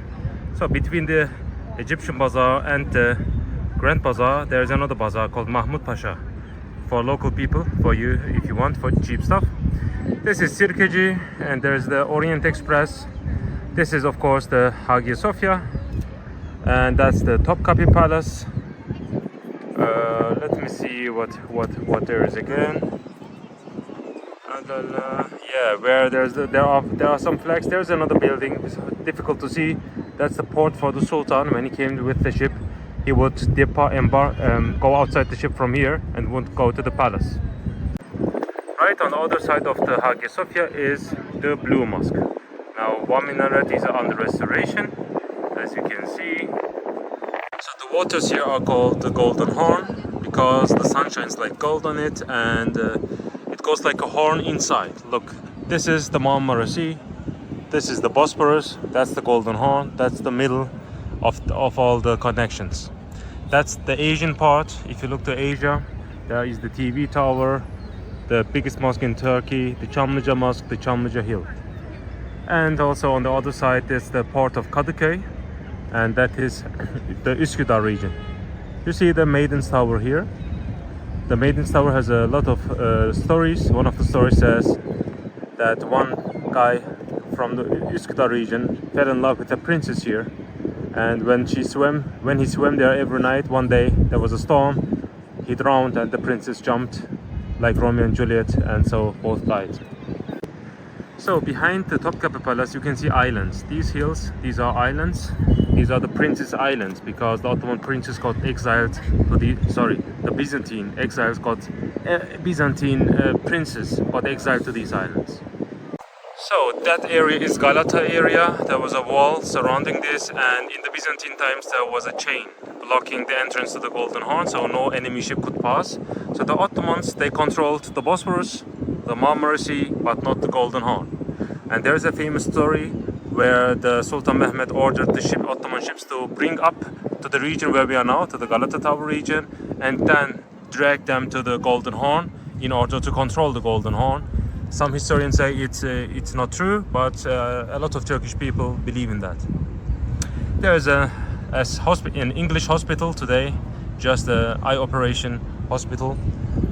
On the left side, that's the famous Galata port. You see there's a mosque, the Nusretiye Mosque, built in the early 19th century by Sultan Mahmud II after he abolished the Janissary army. This is a huge port, quite new, almost 2 years old now. And big cruise ships from Europe, from the US, they come and they stop there, and the tourists they go and visit the historical areas.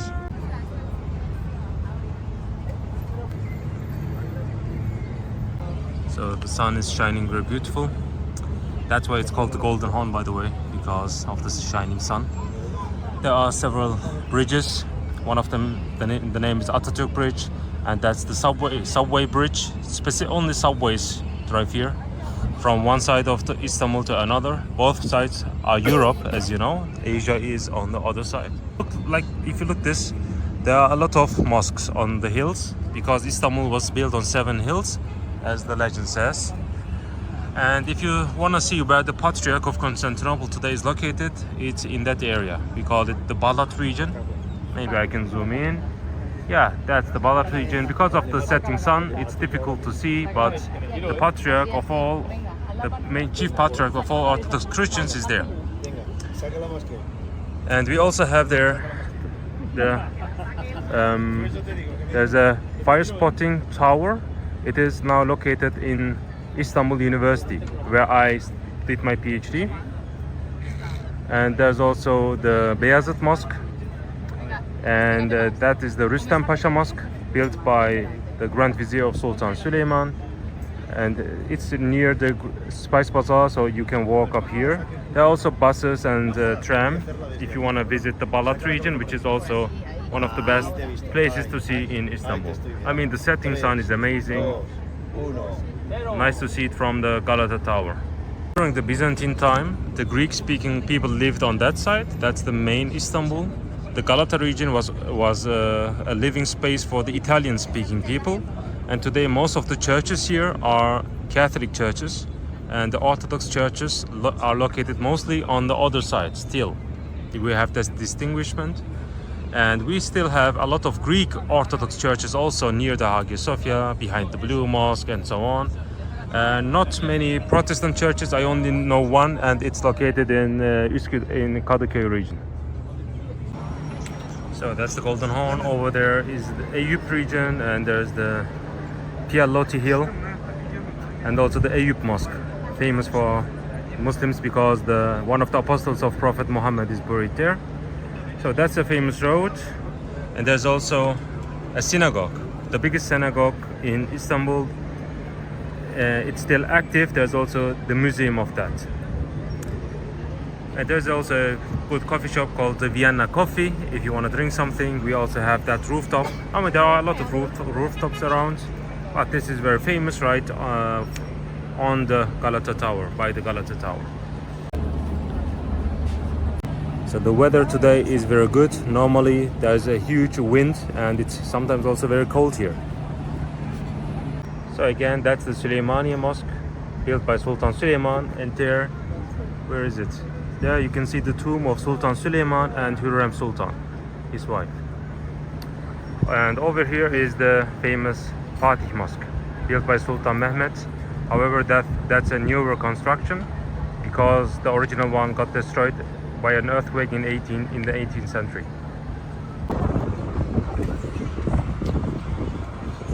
So this is the place of the Istiklal Street.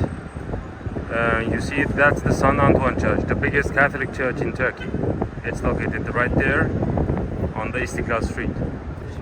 So on that flag stays, it is on the walls of Constantinople. And there's a big cemetery, military cemetery, where when Turkish soldiers die, they are buried there, because during the conquest of Constantinople, a lot of soldiers died outside the wall. So there's a tradition to be buried outside the walls of Constantinople. And now the sun sets, as you can see, very beautiful to look from here.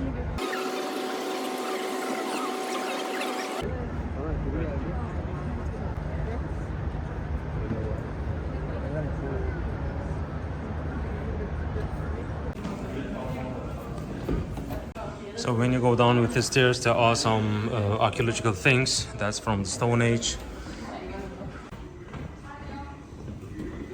Things from the Galata region during the Italian times. Very interesting to see. Some of these things are still on walls on some of the streets in Galata. Very interesting. and there is a documentary about the Genoese and the Venetians in the time of Sultan Mehmed II. This is important. This is the chain which blocked the entrance to the Golden Horn. It's amazing that we still have this. It was a huge problem for the Ottoman Empire to cross the Golden Horn, and they even failed doing this, as I told you. There's a man called Hezafen Mehmet Çelebi who flew from the Galata Tower to Üsküdar region, so crossing the Bosphorus. We say he's the first flying man. You have to be careful to not hit your head.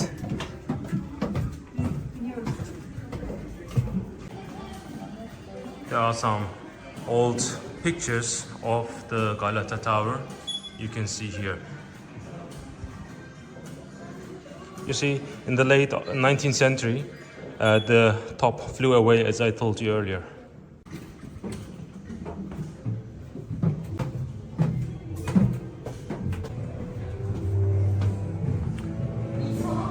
There is a simulation of Hezafen Mehmet Çelebi. You can stand here and then it starts. You simulate how the guy flew over from above the Bosphorus to Üsküdar region.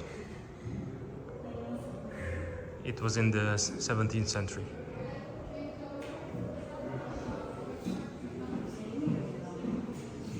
Of course, there's a museum shop where you can buy souvenirs and also some drinks, but these are a little bit pricey. So I'd rather go directly outside.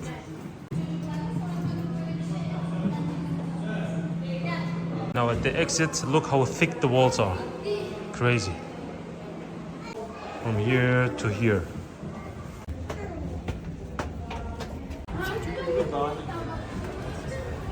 So now I exit the Galata Tower. Now as you see the sunset and it's now dark. The coffee, I would recommend you Vienna coffee. We also have Austrian school, Austrian hospital and so on all here. So Vienna, Austrian district we can also say. And on the left side of that coffee is the best place to take picture. You see people taking pictures. I will show you. Taking pictures from this street is very famous. So you stay here and someone else does it in the portrait mode. It's very beautiful. You see the area of the Galata Tower is full with cafes, restaurants, so you won't be hungry here. So now I'm very tired. I'm gonna have a Vienna coffee. I'm waiting. There's a waiting line to get one coffee. Now they lighted up the lights. I sit in a wonderful point here. Look, this is the Vienna coffee, and this is San Sebastian cheesecake with chocolate cream. I would strongly recommend you to have this.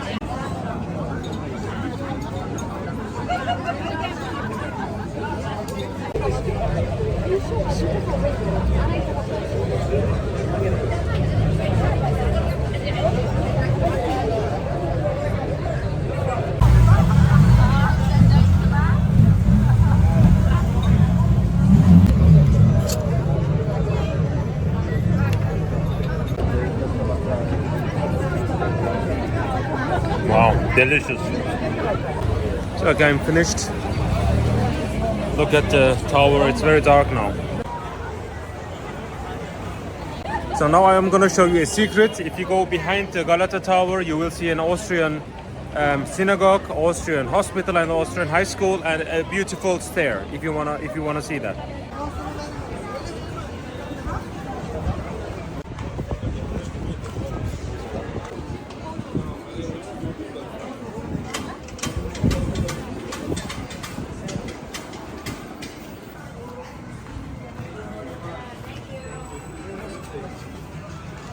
Okay, so behind me is the English hospital I talked about.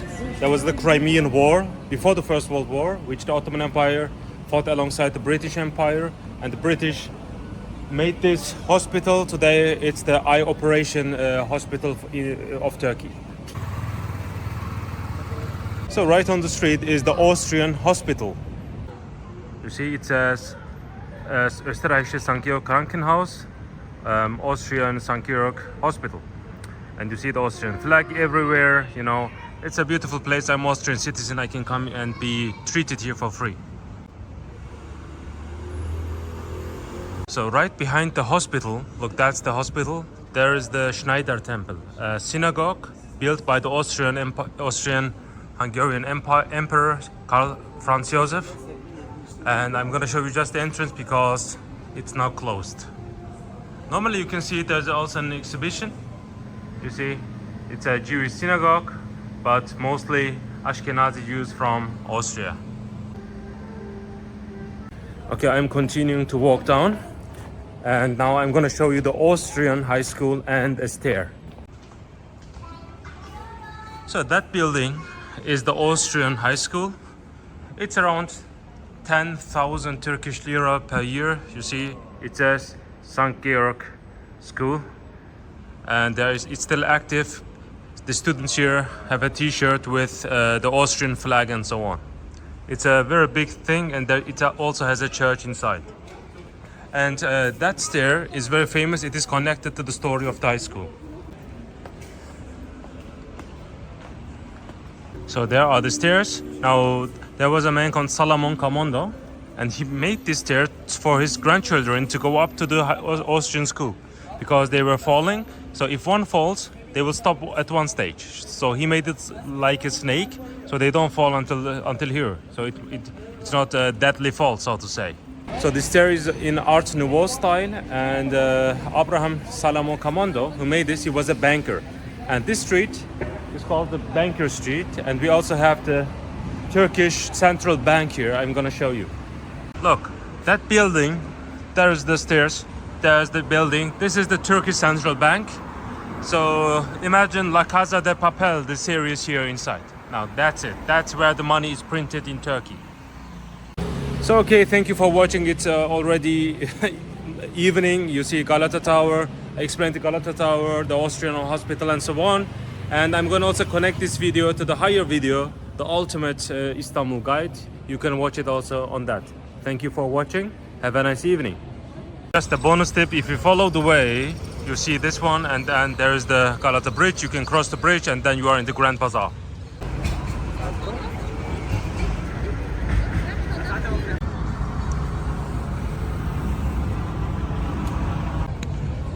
Okay, thank you for watching, and don't forget to subscribe. Ortaköy is one of the best places you can see in Istanbul, and today I'm gonna make a short video about what you can see and expect and what you can eat in Ortaköy.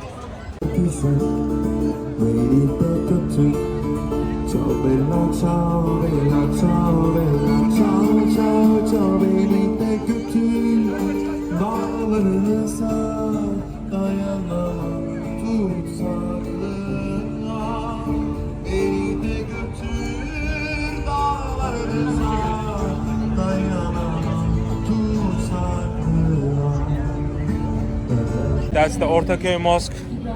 Behind me is the Bosphorus. It's night, so I'm gonna show you inside the Ortaköy Mosque. We usually eat kumpir, baked potatoes, and they do a lot of things you can choose, but I chose everything, and I'm gonna show you how it looks like.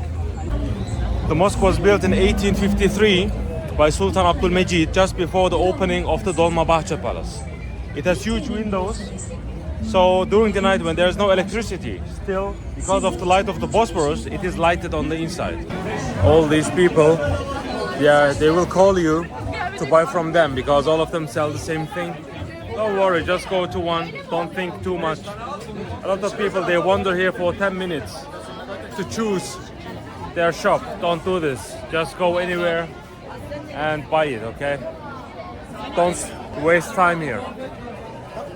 So on the front at the end there's a hammam from the Ottoman times. A lot of people don't know this. So eating waffle is also very popular in Ortaköy. So kumpir and waffle. Usually they can also be mixed, and they prepare it like this. Hello, excuse me. Do you have potato waffle? Double for you. Yaşlı var suda. İjonti. Privyata.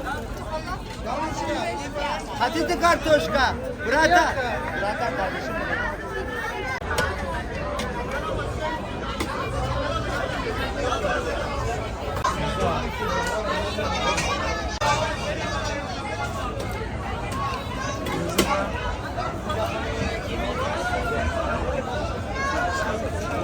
If you go to the bridge side, there's also Burger King. So if you don't want to eat something like this, if you don't trust it, you can go that way. And behind the bridge is also a beautiful coastline you can walk.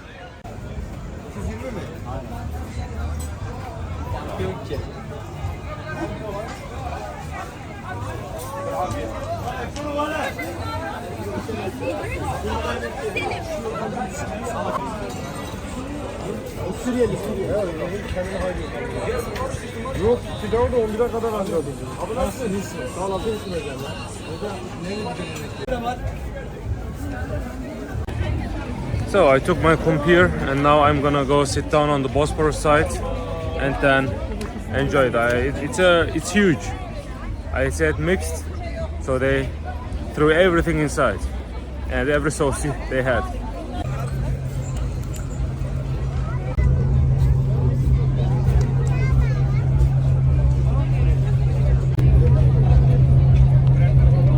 Kalmadı bende gururlar eser. Ay İstanbul, İstanbul, hiç görmedim böyle keder. Gemini yolu aşkında.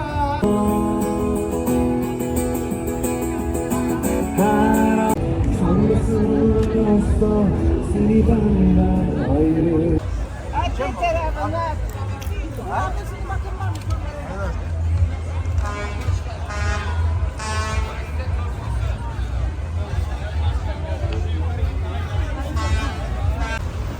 Look, on the way to the Dolmabahce area, there's the kumpir selling stuff. There's a church, you see? There's a church still active. And we also have a synagogue. I'm going to show it to you. In the Ottoman times, that was a Jewish settlement here. As you know, the Jews were rescued by the Ottoman Sultan, Sultan Beyazıt. And Sultan Beyazıt brought the Jews to several districts in Istanbul, and that's one of the places. That's why we have a synagogue here. We also had, until recently, we had a kosher shop here, but it closed because of financial reasons. So here we have, on that street, the synagogue, a Jewish synagogue. You see, it's in Hebrew language, I can't read it, but it's interesting that we still have an active synagogue in Ortaköy. So the police just came out and he warned me that I should not film. You know, in synagogues it's very difficult to be in front of a synagogue in Istanbul because they are very afraid. And now we also have the Gaza war, right? Right now there's war in Gaza, Israel against Gaza, and that's why they are very sensitive these days. Wow, I didn't expect that, but he understood. I told him that I'm explaining for my foreign viewers Ortaköy, then he said okay, it's fine. You see, the traffic of Ortaköy is infamous. You see this? I mean, I came with the bus like this and a little bit further back, and the bus opened the door and I just came out and walked here, and I was faster than the bus. Yeah, I mean, you can even walk from Beşiktaş to Ortaköy. I usually walk. Today I was too tired to walk, so I took the bus, but I walked at the end anyway. When you come from the Beşiktaş region, you see a place, Auto Park. You can even walk here and it will lead you directly to the front of the Büyük Mecidiye Mosque, or the Ortaköy Mosque as we call it. There you see the lights of the of the Bosphorus Bridge.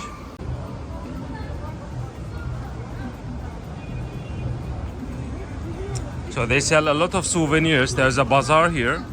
I mean, mostly for women. Unfortunately, I can't find anything for me here. And there is the famous Ortaköy Mosque. One of the most beautiful mosques in the world, right on the Bosphorus. You see there's also the bridge together.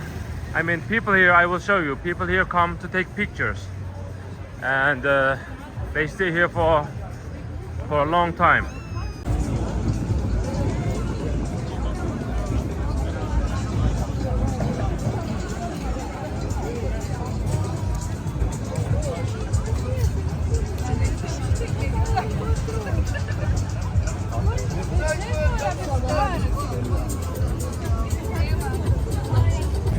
So in Ortaköy, it's a good place to have lunch, dinner and so on. Look, behind me there are a lot of restaurants, and they serve traditional Turkish kebab, also some fish restaurants. You can choose. I mean, they also they have Starbucks too. So if you want to just chill or just load your battery, you can go to Starbucks. Okay.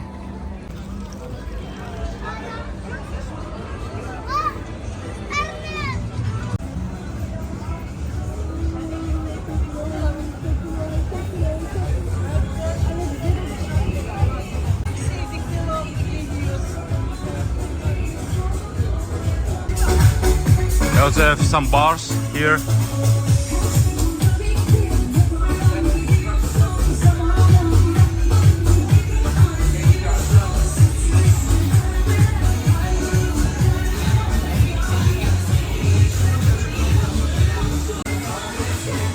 So what I personally like in Ortaköy are the anime figures.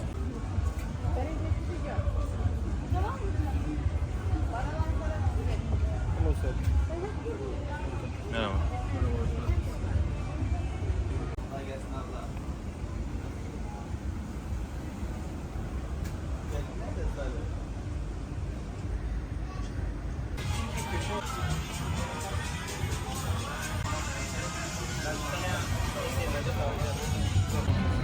Okay, so here's Starbucks. When I'm with the tours, I'm a tour guide. When I'm with the groups here, I give free time for lunch, and I came to Starbucks to charge my battery and also serve for free. Now I'm going to the toilet in Starbucks, so don't tell it anymore.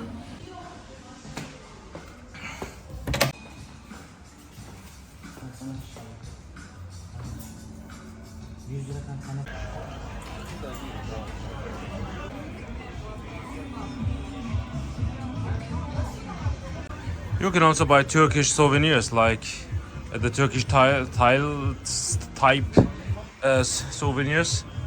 I mean, we use these things at home, so we put nuts and so on and we eat. I mean, you can use them also, not just souvenirs.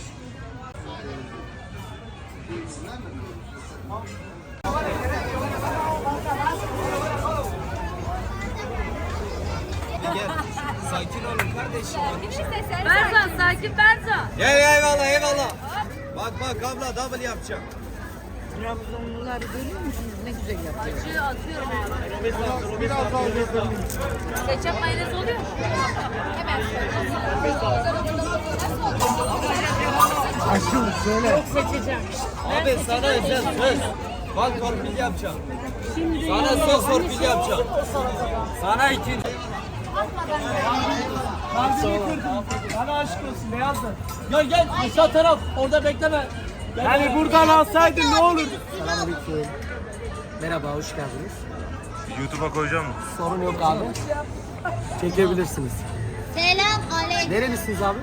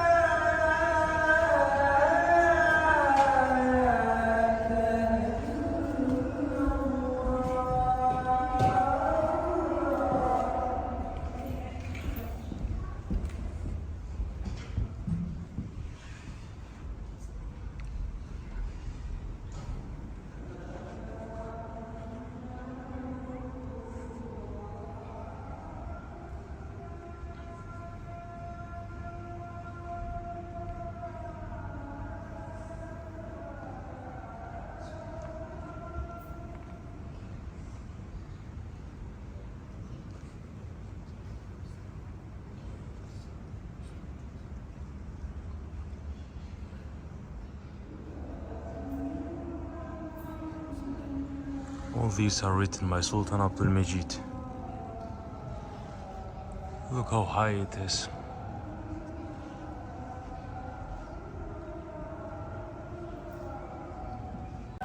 So in the middle we have the signature of Sultan Abdülmecid, his titles, his date, the date. This is the place of the Sultan to rest. He rests here before he enters the mosque, and we have on the seaside a bigger entrance to the building. So because the Sultan came with that.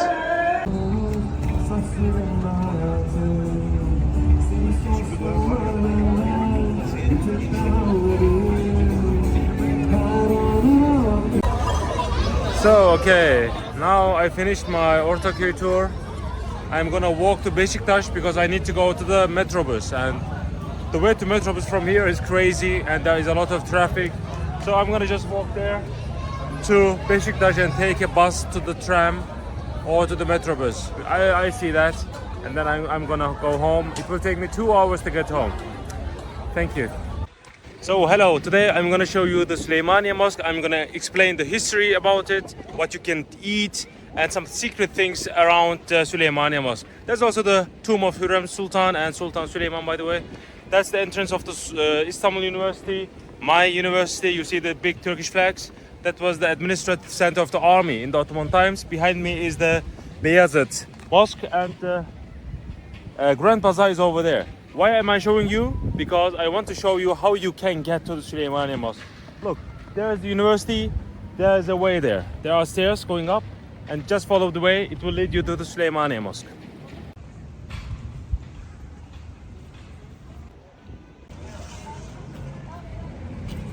Now you will be surprised. That's the end of the road, turn right. Here is the mosque.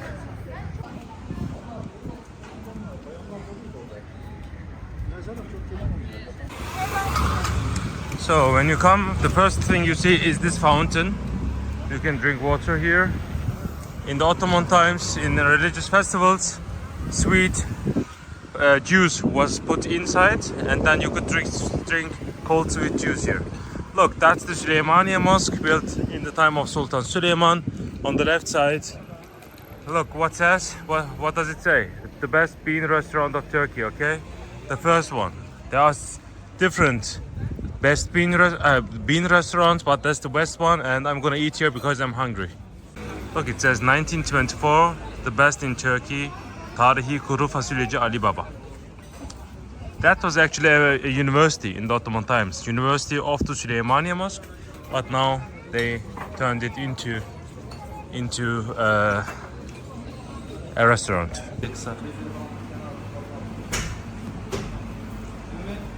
Look, this is Turkish beans. Look, they have these things, but this is the famous one. Okay, they say Harriet bean. I didn't know this.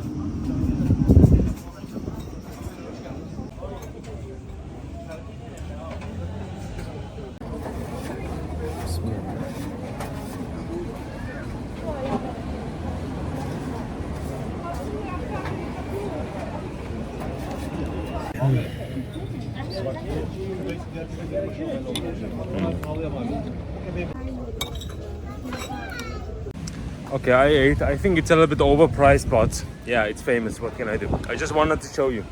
Now I'm gonna get inside the Süleymaniye Mosque.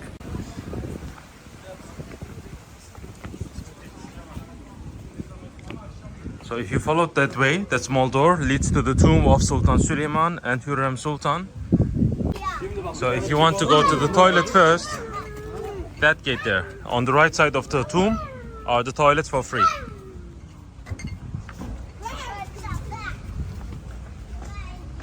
So there's a cemetery. So before we get inside the Süleymaniye tomb, I just want to show you some beautiful gravestones from the Ottoman times. This is from the late 19th century. Here you see some children grave, and these are the ulema, the Islamic teachers, who have a turban on their heads.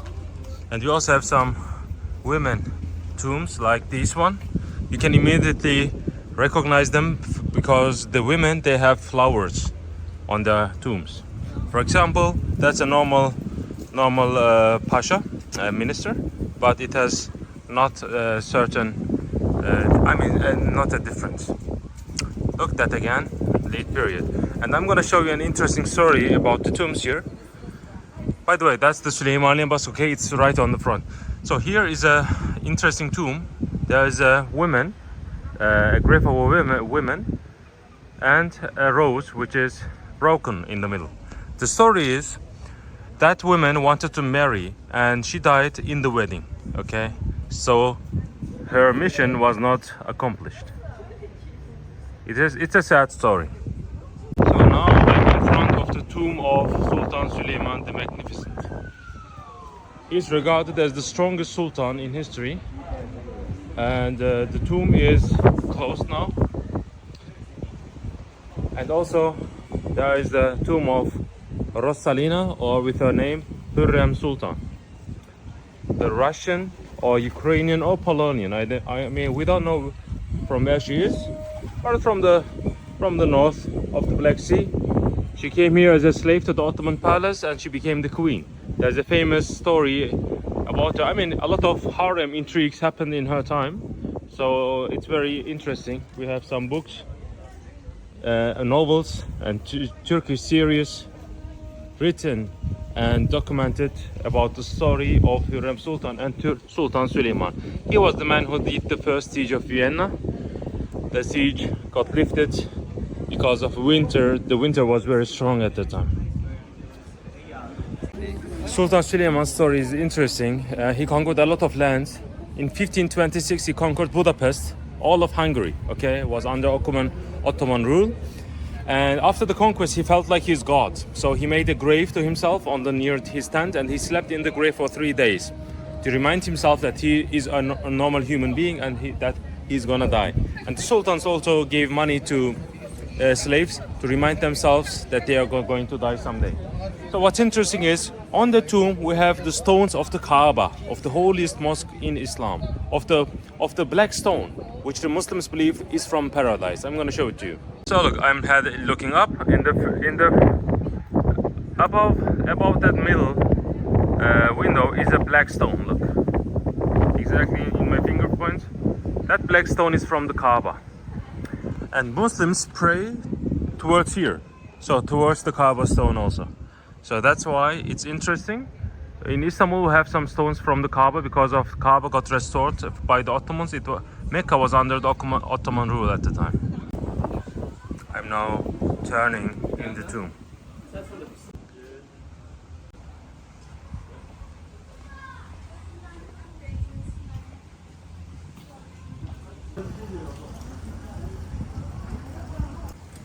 That's the inside, by the way. And that's the tomb of Hürrem Sultan, Rosalina. Look how beautiful the tomb is. Now the Süleymaniye Mosque is the masterwork of the architect Sinan, the best architect in Islamic civilization. It was during the time of Sultan Süleyman. And it was good at the time for the Sultan because all of his great works was made by Sinan. What's interesting is Sultan Mehmet Akif Ersoy, one of the best poets, maybe the best poet in Turkey. He wrote a poem. He says it's easy to destroy the Süleymaniye Mosque, but if you want to rebuild the Süleymaniye Mosque, you need one Sinan and one Süleyman, and that's impossible to bring them back. So there's the tomb. When you come here in front of the mosque, you see the Bosphorus from here. You see the first bridge, the Bosphorus Bridge. That's the Asian continent, okay? That's the biggest mosque in Turkey, the Çamlıca Mosque. That's the new mosque. That's the TV tower. You see a lot of different things. And we also have a hammam from the Süleymaniye Mosque. The hot waters from the hammam goes through the mosque. So it is heated from below in the winters. And we also had a bazaar here. Unfortunately, it got destroyed. Now we have a road here. And these constructions were the university of the Süleymaniye Medrese, the school of Süleymaniye at the time. And we also see the Galata Tower. So it's one of the best places to take pictures from Istanbul. These are the Süleyman's tomb, that's Hürrem's tomb, and now I'm gonna go this way and show you some things.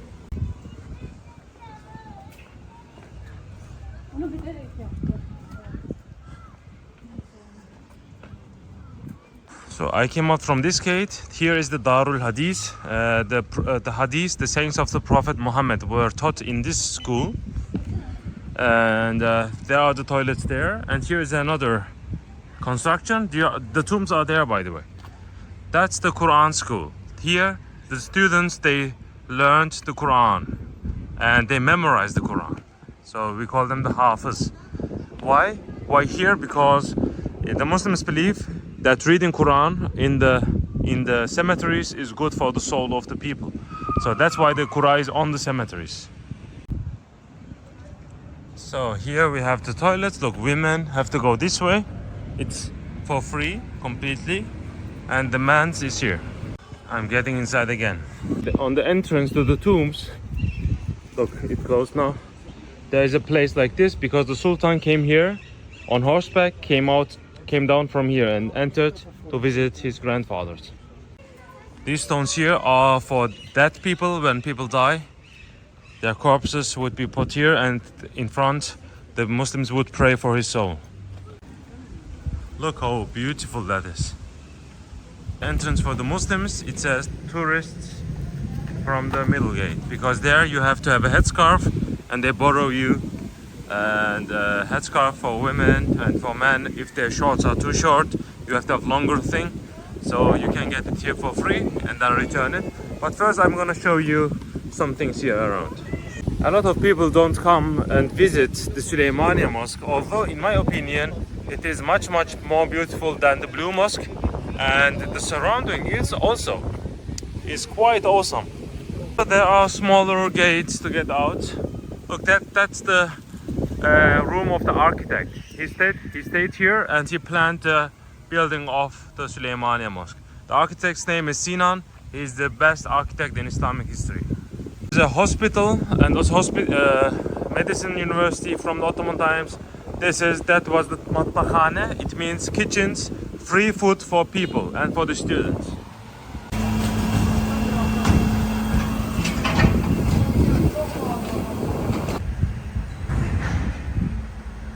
So here we have the Istanbul Mufti, the Mufti of Istanbul. That means the head of all the mosques in Istanbul are governed from here. So now we see the tomb of the architect Sinan. You see it has also some fountains here, and we can't get to the tomb unfortunately.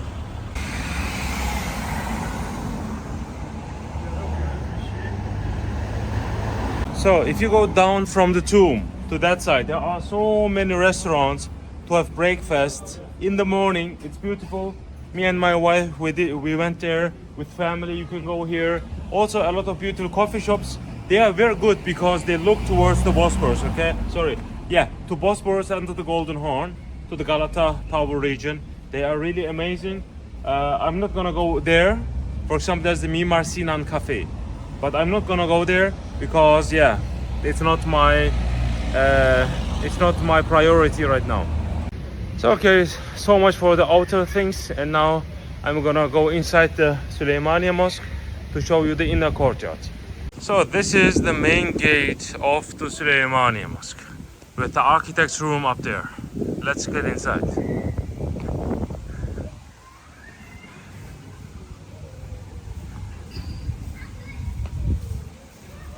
Here on the entrance, there's an inscription. It says in Arabic that praying is an obligatory thing for all Muslims.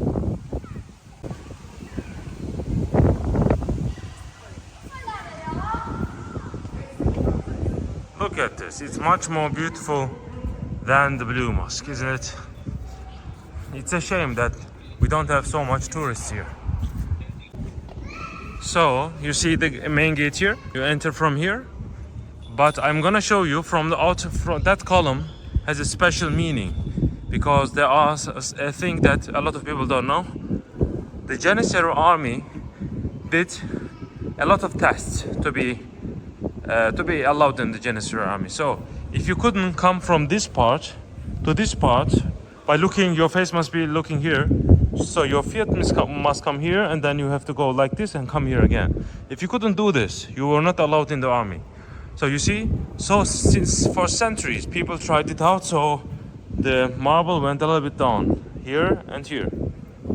So you can try it out yourself. I'm not gonna try this out because I'm too tired to be an army soldier here. Legend says that the building of the Süleymaniye Mosque took so long that the Persian king, the Shah of the Persian Empire, sent a chest of gold and diamonds to the Sultan as a gift, actually to mock him, because he wanted to say, you are so weak that you can't complete your mosque. So someone is just calling, I don't understand what he's saying. So the Sultan became angry after he got the chest, and he ordered the architect to mix the gold with the mortar of one of the minarets. So one of the minarets here, we have 4 minarets. One of them has gold and diamonds in them. So we don't know which one, but it might also be just a legend. These columns are from the Karnak Temple of Egypt, porphyry stones. So now I'm gonna show you the inside, but before I go inside, I'm gonna show you something here, a secret. So if you look here, what you see is 2 eyes and one, how do you say? I mean, it looks like an owl, okay? Because owl was the symbol of wisdom. So we have a lot of owls from the buildings of the architect Sinan. That's his secret. His signature maybe. So now we are inside the Süleymaniye Mosque.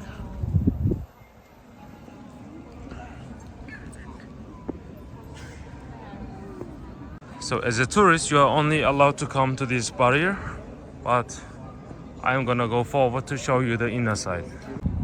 Look at this beautiful throne. There is a mother of pearl, woodwork. We call it the Kundari technique. They don't use any nails and hammer.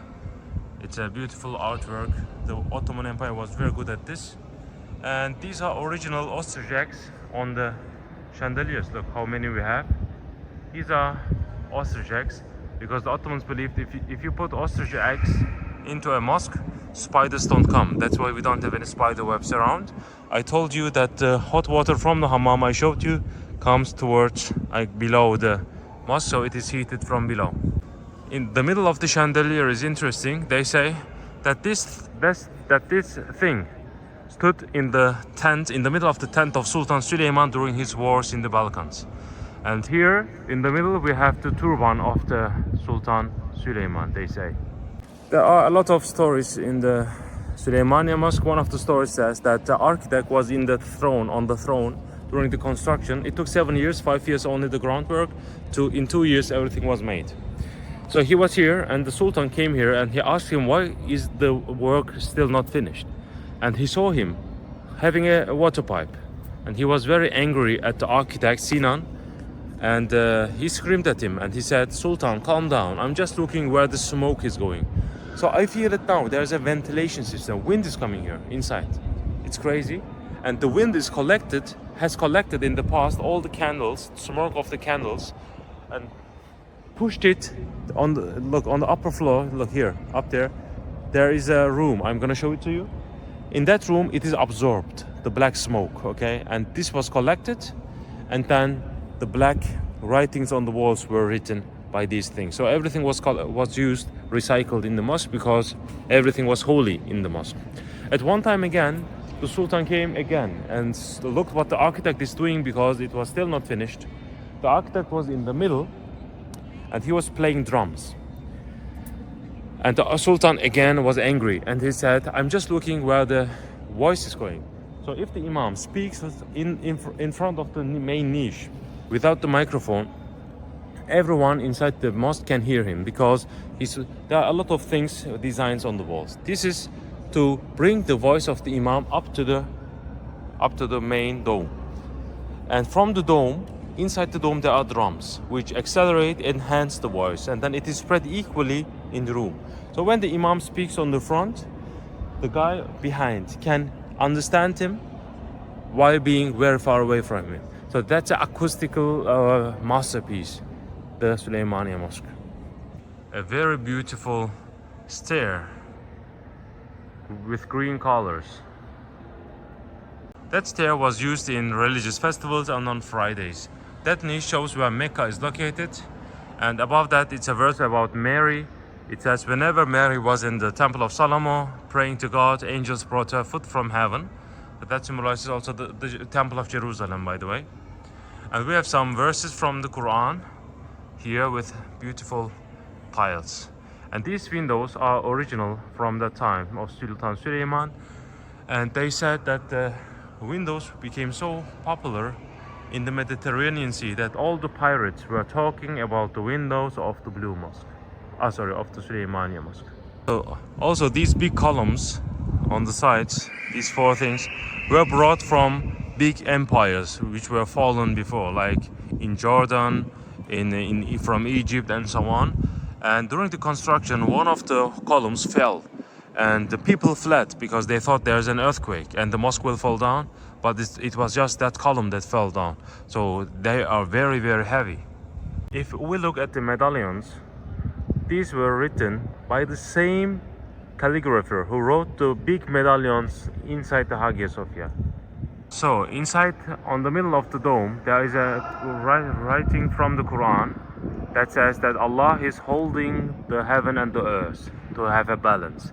And the thing is, the legend says that the architect who wrote it became blind because he worked so much on the in candlelight. So the last part he finished while being blind because he was so used at writing, so he could write without even seeing it. What's interesting is that the mosque was built without any nails, so everything was an interlocking technique. Okay, everything you see was just made in 2.5 years. And interlocking technique is like you just press stones to each other and they hold automatically. It's a very difficult technique to master, but the Ottomans mastered this technique. By the way, the dome was restored in the 18th century. That's the color yellow is from the 18th century. It has a lot of Baroque influence.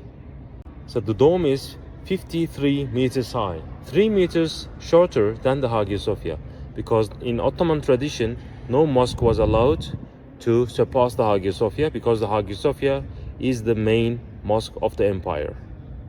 Look, in some corners we have some smaller balconies, look like this. And there are some stairs. I'm gonna show you the stairs. So you could go up from here and be on that balcony, okay? Very small stairs. And the thing is, they supported the imam. When the imam bowed down, they also prayed here. So people here, they can't see the position of the imam. They look up to that man and then follow him. So these were the supporters of the imam. And that big construction is for the muezzin, who calls the prayer 5 times a day. After that, he comes here to support the imam. Sometimes he says what the imam should do and so on. And the legend says that sometimes light comes inside the Süleymaniye Mosque from these things, and there is a shadow here like the angel Gabriel, like his wings. So here we have the praying area of the Sultan. You see, he even has his own niche. Sultan Süleyman the Magnificent prayed on that area, the strongest man in his time. And I'm gonna show you how different the columns are. Look, this is white, this is a little bit reddish, this is green. I mean, the thing is, the Sultan wanted to say that he rules these lands, okay? That's why these are from different parts of the world. Here again, the niche of Sultan Süleyman. Here we have a writing with yellow background. Now that black thing, color, it says Ya Bilali Habeshi. He was the first muezzin in the world. Okay, the first man who called for prayer. So that color, that black color, comes from the room of the Süleymaniye Mosque. I'm gonna show it to you. So on the right side of the mosque is the library. They say the best books in the empire were collected here in the Süleymaniye Mosque. Look, today it is the imam's room to prepare for prayer. But I just want to show you the entrance, how beautiful it looks. Look at this. That's the entrance of the library. Magnificent. Look, on that big columns, we also have fountains, because Muslims in Ramadan, they are staying here inside the mosque and meditating, especially in the last 10 days of Ramadan. So in the night, they can drink water from here. This is specifically made for the Muslims, not for ritual washing, just to drink water. So now I'm gonna show you the place where the smoke was absorbed. Look, up there, we have some holes. 1, 2, 3, you see them? Inside is a room where everything was collected, the smoke. And the walls were completely black, and these were then cut, the black thing, and it was reused for writing, for Quran writings and so on. The interior of the Süleymaniye Mosque is very good, because there's a beautiful wind circulation. That's one of the hills of Istanbul. It was specifically chosen. So just come here, lay down. Me and my family, my son, we come here a lot, because this is the best mosque to chill around, to think, to meditate, and so on. So now I'm gonna get out of the Süleymaniye Mosque, and I'm gonna bring you to a secret place which a lot of tourists don't know. A lot of Turkish people, all the people here know this, okay? But a lot of people don't know. If you want, I can put the link, the location of that, down in the comment section or so. But I will show you the name. You can also look on Google Maps yourself by writing the name.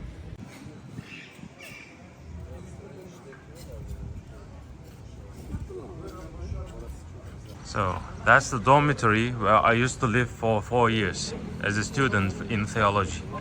Look, there it says Vefa Bozacısı, okay, 1867. That's the best around here. People come here from all parts of Turkey to drink the boza. That's the place, okay? I'm gonna show you how it looks like.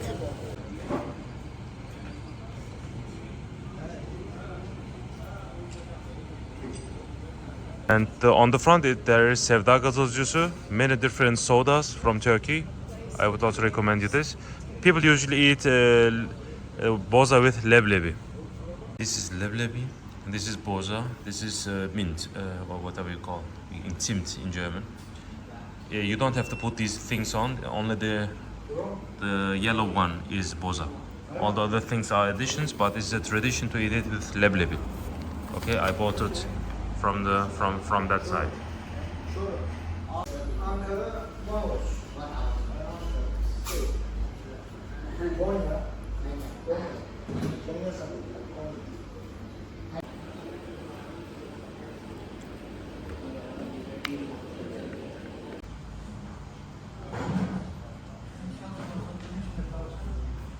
Okay, I had my boza. Now I'm gonna go to the soda. Look, they have different types from different places of Turkey. So I took this one, which has a pear flavor.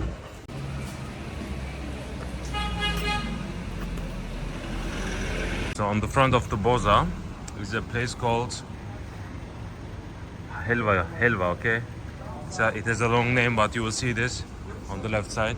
So I do 1, 2, 3, and 4, the boza, okay? And I'm gonna take a helva here. YouTube'a koyuyorum da.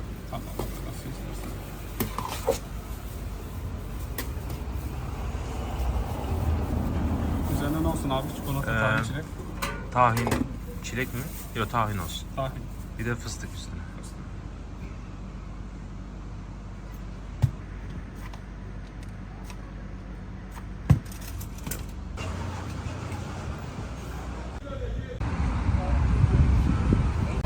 Now I'm gonna show you a place where there are a lot of local people sitting outside having rice with chicken. It's very famous, the most famous place here in Turkey.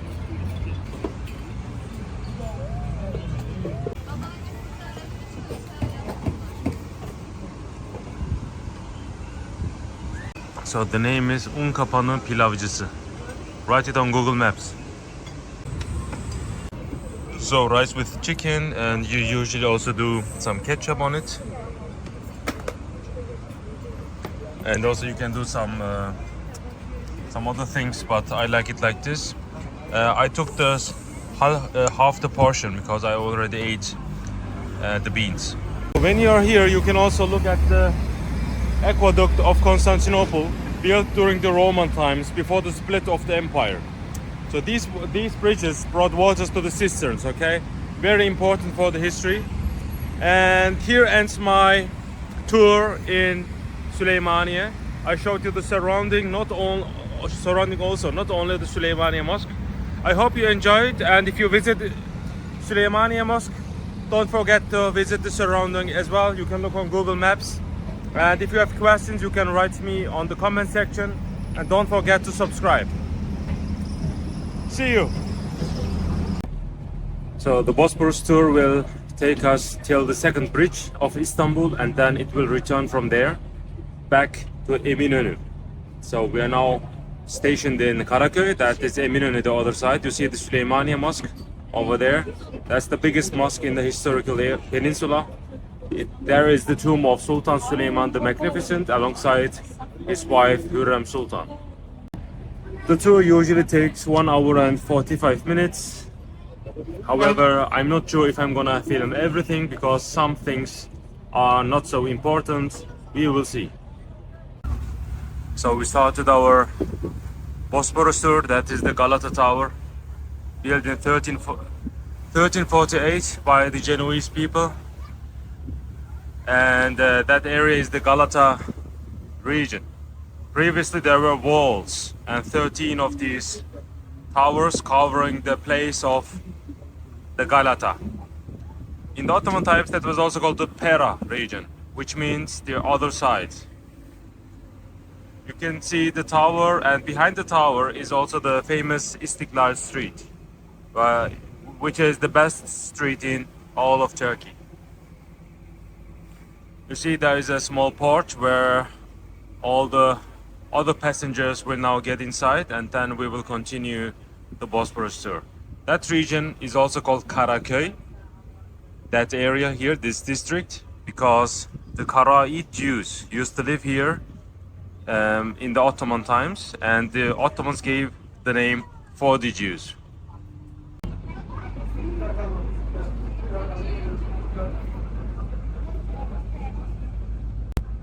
So that tower over there is the fire spotting place stationed in the Istanbul University. So that is Istanbul University, and there is this tower.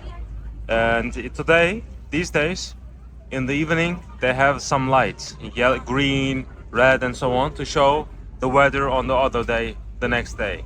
So that's the Galata Bridge, and our ship, that's the front. And this is now, this will go through the bridge. And here you see the new mosque, 350 years old, built by Hatice Turhan Sultan, a women sultan actually. It's on the left side of the Grand Bazaar, of the Spice Bazaar. So there are a lot of restaurants which serve mostly fish type. Some are very expensive, but some have a very good price. So now we are crossing the Galata Bridge. A lot of Turkish movies were filmed in that bridge, Turkish series, and it can also be opened from the middle, by the way. Look.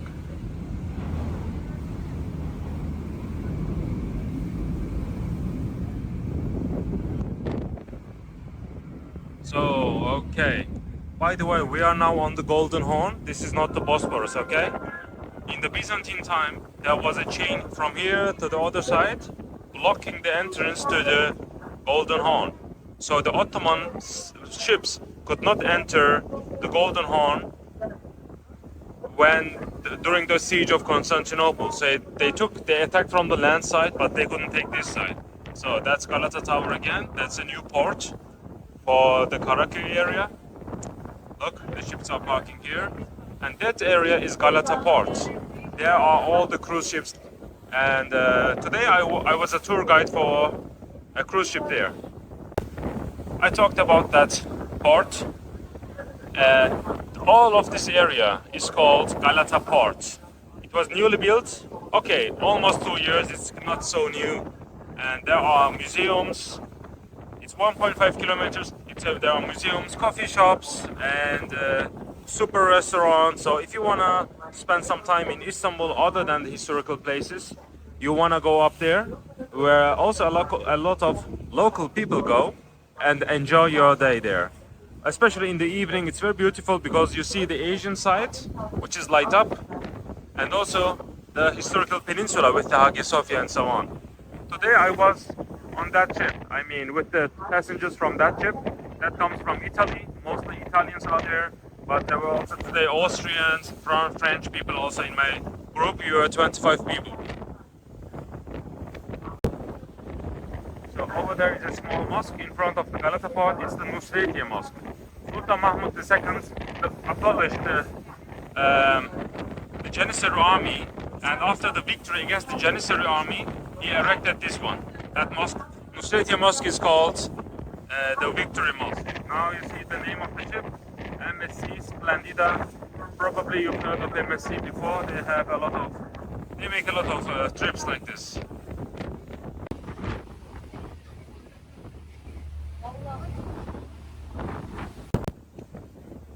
So these are the palaces of Sultan Mahmud II's daughters, and today these are university, University of Mimar Sinan.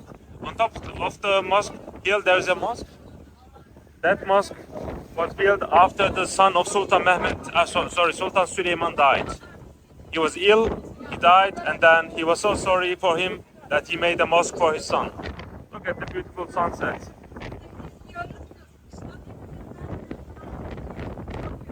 So that's a Suza Plaza. It has offices and so on. So there, you see there's a port. This port is called Kabatash, and this is also the end of the tram line. Okay, and there is Beşiktaş. So you have to come here to go to Dolmabahce Palace and so on. There's another mosque from the classical period, 16th century, built by Mimar Sinan, the best architect in Islamic history. By the way, you can also book yachts like this, smaller boats, privately for you. It doesn't cost so much, so it might be better because there are a lot of people now in the ship. So there on the front is the stadium of Beşiktaş, the football club. Efendim, buyurun. Türk kahvesi, Nescafe. Ablam.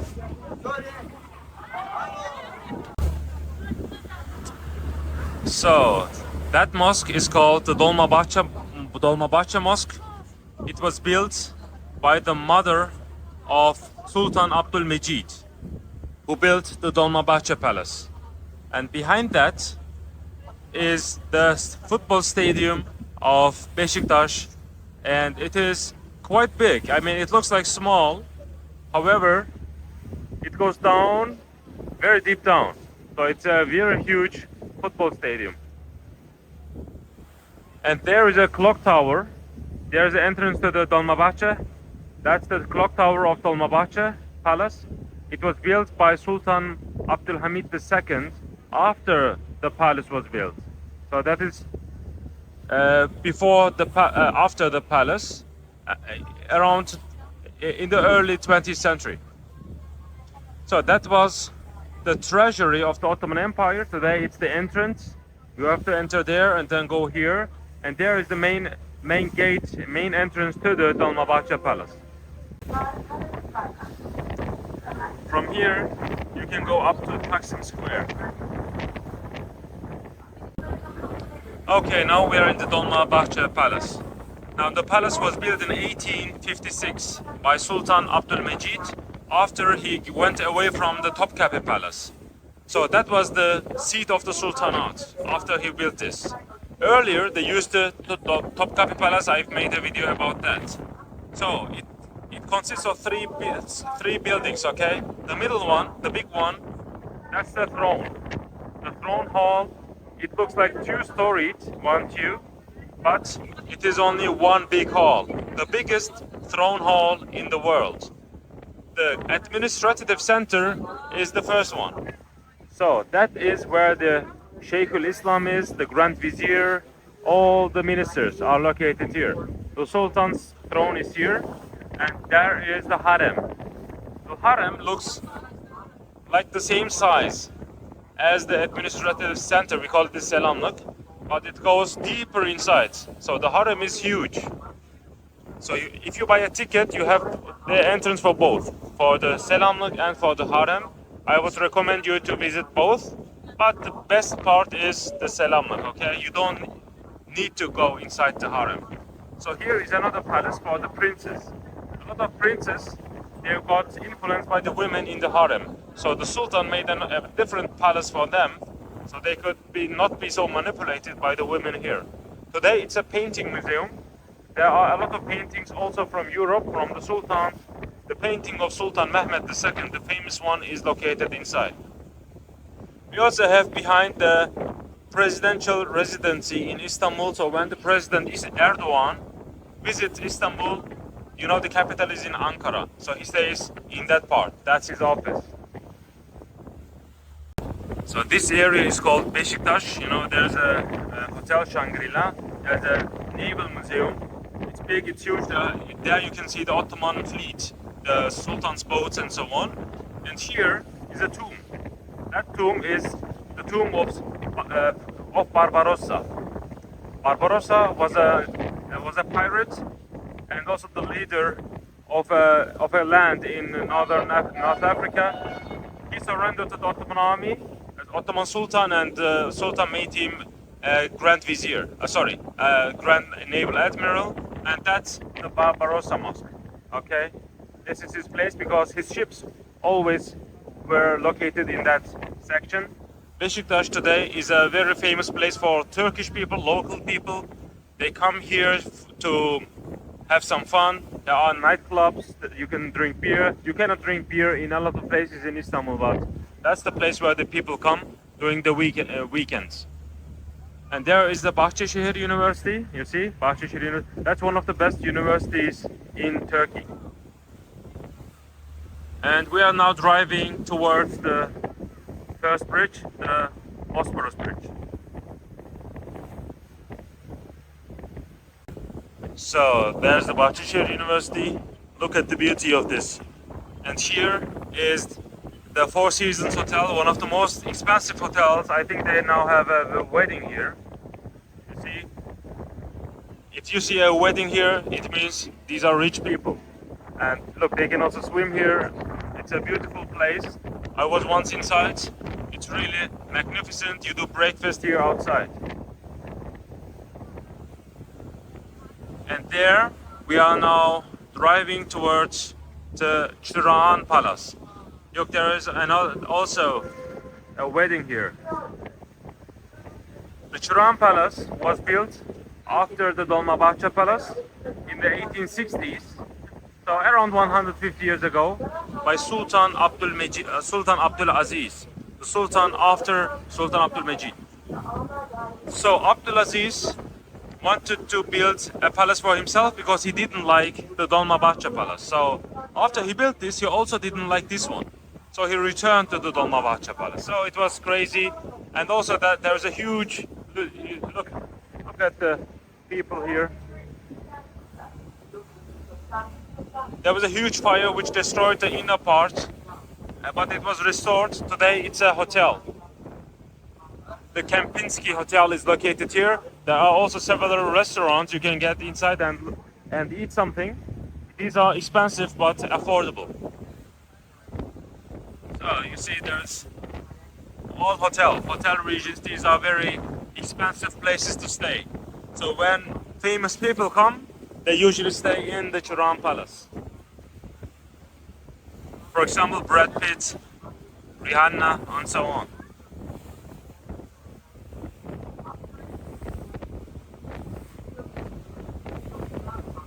So here we have a high school of Ziya Kalkavan. You see the buildings are yellow. These were part of the Dolmabahçe Palace complex.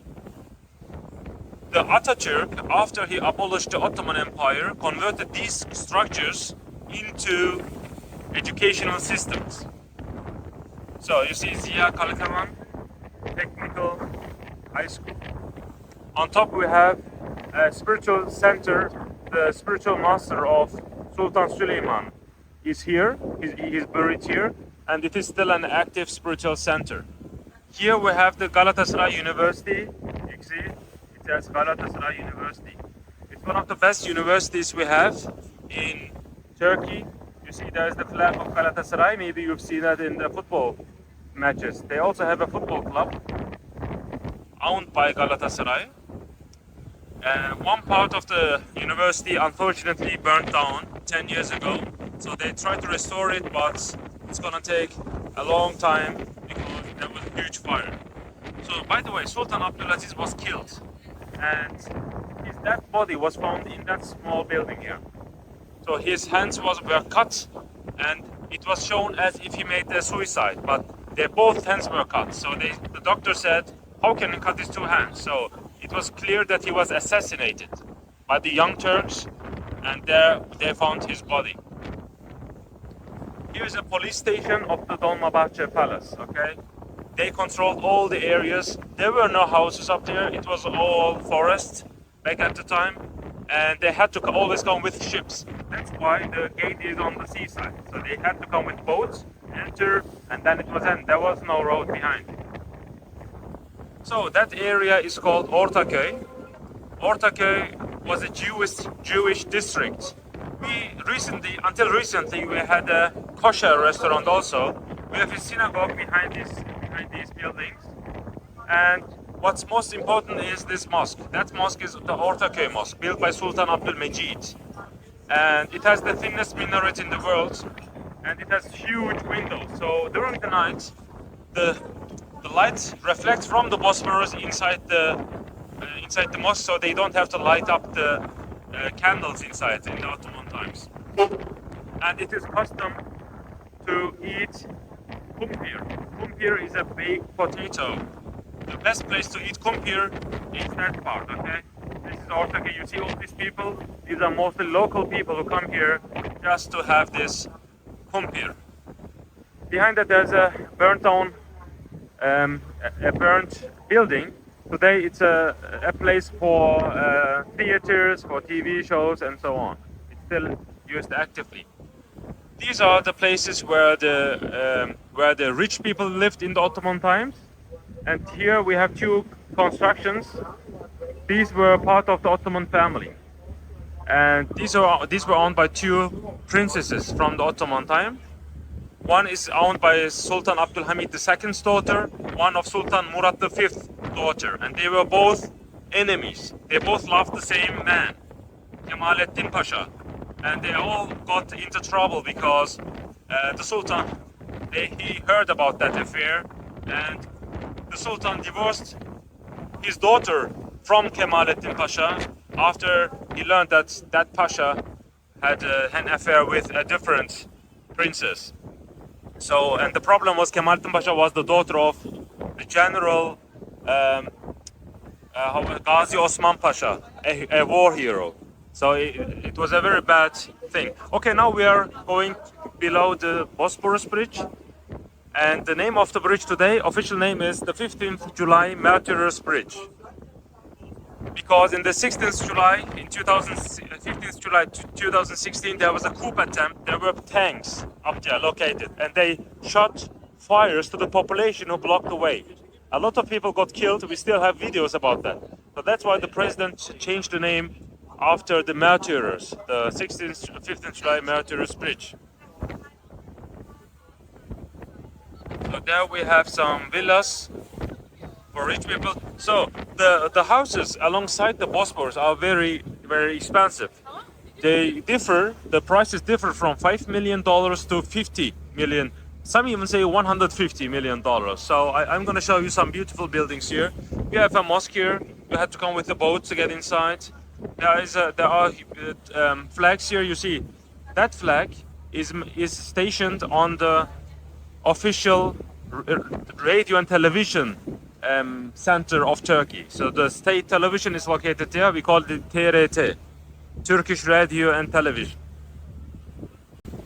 A lot of people don't know, but after the First World War, Istanbul was occupied by Allied soldiers, and the French army was located in that blue building. So from here, they administered Istanbul, the French army. However, there was also a British occupational base and so on, so it was a bad time for the Sultanate. And after that, the Sultan's hands were cuffed, of course. Every letter was read. That's why Atatürk made a rebellion in Ankara, and that's why Ankara is the center of Turkey today, the capital.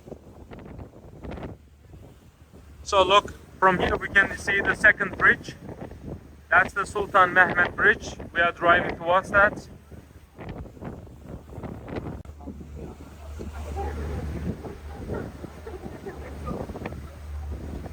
So the Turkish people, they love their flags because the red symbolizes the blood of the fallen Turkish soldiers in history.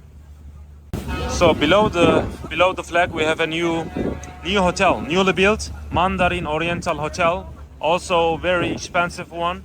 I was there. It's really beautiful. I mean, and they made the construction with natural colors, so it doesn't show off. I mean, it doesn't block the beautiful view over the forest behind, the Terete forest.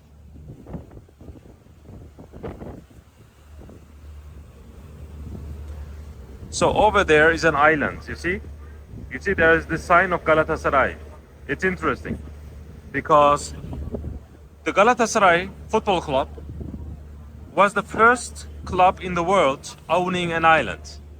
So they bought this island and now they have some constructions there. I mean, members of the Galatasaray Football Club, they can come there for free and they can swim. There's a swimming pool, there's a restaurant, there are ships bringing you to that island. Look, I think there's a wedding here.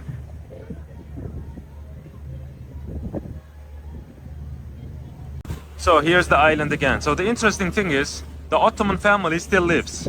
Although they don't control any land, the Ottomans are alive, the family. They have the surname Osmanoğlu. So they brought to the juridical system, they wanted the island back. Because they said, according to law, the island is ours.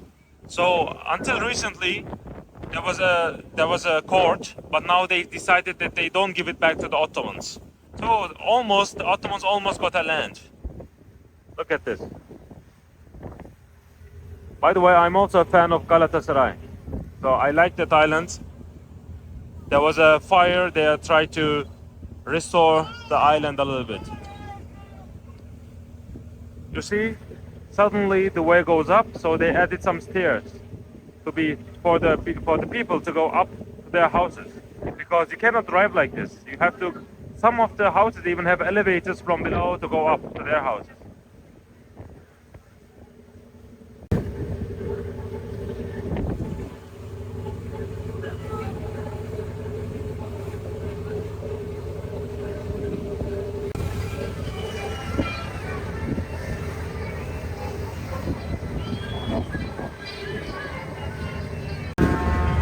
See these beautiful buildings? These were owned by the rich people in the Ottoman times, the family of the sultans and so on. And today also famous people have these houses, like the prime ministers of Turkey before and so on. They live in these houses. It's very beautiful. It looks like the houses in Netherlands, right? So this area is called Arnavutköy. Arnavutköy means the village of the Albanians, because in the Ottoman times they needed a workforce, so they took Albanian families from Albania and they settled them here. That was a village. Today it's a big place, but they lived here and they worked mostly on the woodwork, wood cutting and so on. So they worked for the palace, and they still have their descendants here. The name is Arnavutköy. And there's a church behind. See that? A church. And also we have a mosque that's called the Tevfikiye Mosque. And there's a police station from the Ottoman times. It was a train station. Still, it's a It's a police station, and still it's a police station. You see, there's the symbol of the police here. And now this is the place where the current is very strong. The strongest current, some even say the devil's current. From here, it's impossible to swim. Evet çay geldi abi. So okay, we passed it. You see there is a wall. Previously, there were no houses. There was a palace behind. A palace of a princess. However, unfortunately, it was destroyed. These walls are still standing. These are the walls of that palace. We have some pictures about that, but not anymore. That was one of the biggest losses of the Bosphorus. And you see people come here to walk around. It's the best place to walk on the Bosphorus actually. So just come to Arnavutköy and walk towards the second bridge. So on top we also have a construction. It's from the Ottoman times, but Atatürk, the founder of the Republic of Turkey, also used that building for residency. So okay, this area is called Bebek because the Turkish people said it looks beautiful like a baby. So they named it after Bebek, so baby. And here we have some very interesting architecture. So that is the Egyptian consulate. You see the Egyptian flag here on the garden of the building. The reason for that is Egypt was under the control of the Ottoman Empire. There was the puppet king called Khedive Abbas Hilmi Pasha. Came here in the summers because in the summer Egypt was very hot. So after he died, it was owned by his mom, by his mother. And the mother gave it as a gift to the Egyptians because they didn't have a consulate in Istanbul. And here we have a small mosque. It's the Bebek Mosque, Bebek-i Hümayun, very old mosque from the Ottoman times, very small when you compare it with the buildings, but at this time there were no buildings like this. So right before the fortress, we have a small mosque called the Kayalar Mosque. And there's a tomb of a spiritual man called Durmuş Dede. According to legends, I mean they say maybe it's true. In the time of Sultan Süleyman, he was executed because of his theological views, spiritual views. And then his body flowed on the Bosphorus and came here. And they made a tomb and a mosque on that body. So just before the second bridge, on top, we see some British constructions. See, these are British because this is the American college in Istanbul up there. That's the first American college, the US college outside of the United States. It was built in Istanbul. We call it the Roberts College. See? And there is a cemetery. It's a very important cemetery in Turkey. Many famous people, singers, poets, and authors are buried here. Also some generals, for example, Fahrettin Pasha, who defended Medina in the First World War against the uprising Arabic people. And then the Sultan ordered him to surrender, he didn't surrender. So the First World War ended. He still fought on, so he was a war hero. And his grave is also here.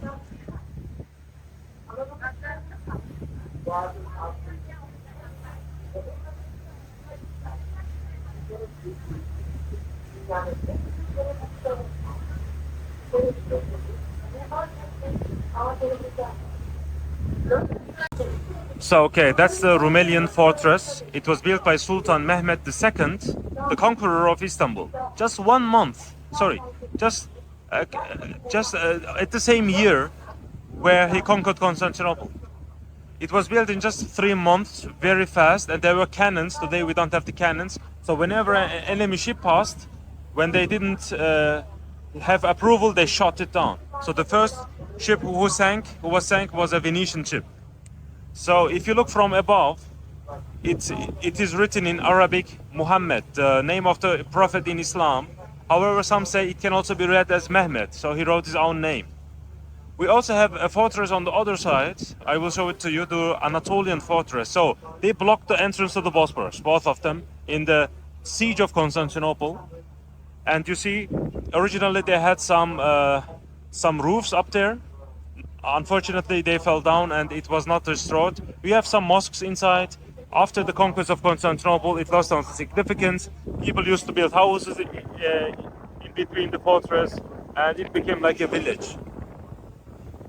Here you see some good restaurants, fully packed.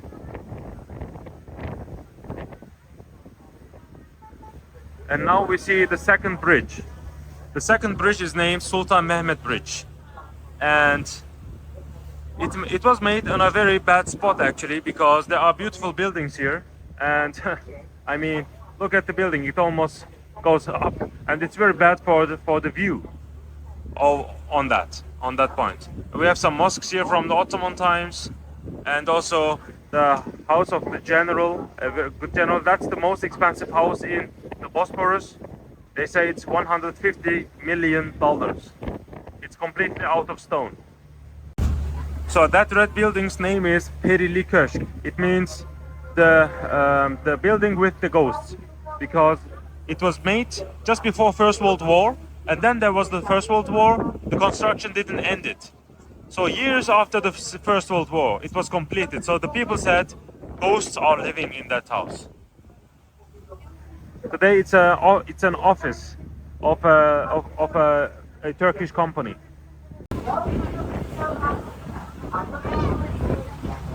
So now the ship is turning towards the Asian sides.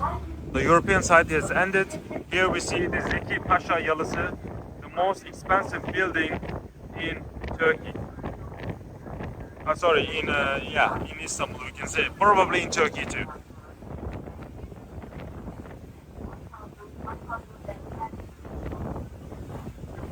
Now we end the European side, now we go to the Asian side alongside the Sultan Mehmet Bridge. We have another bridge, we cannot see it from here, you have to go straight, left, right, and then there is the Sultan Selim Bridge, the third bridge, which connects the Bosphorus to the Black Sea.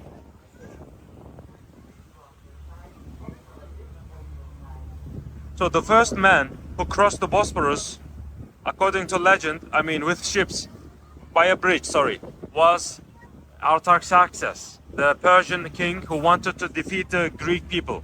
You know, in the movie 300, they showed how he binds the ships to make a bridge, and then he crossed the bridge with all the elephants and so on. It was crazy. They say that was the first Bosphorus bridge.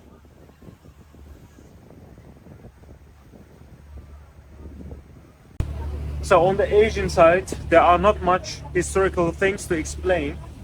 There are mostly beautiful buildings. However, there are some significant constructions which I'm gonna show you.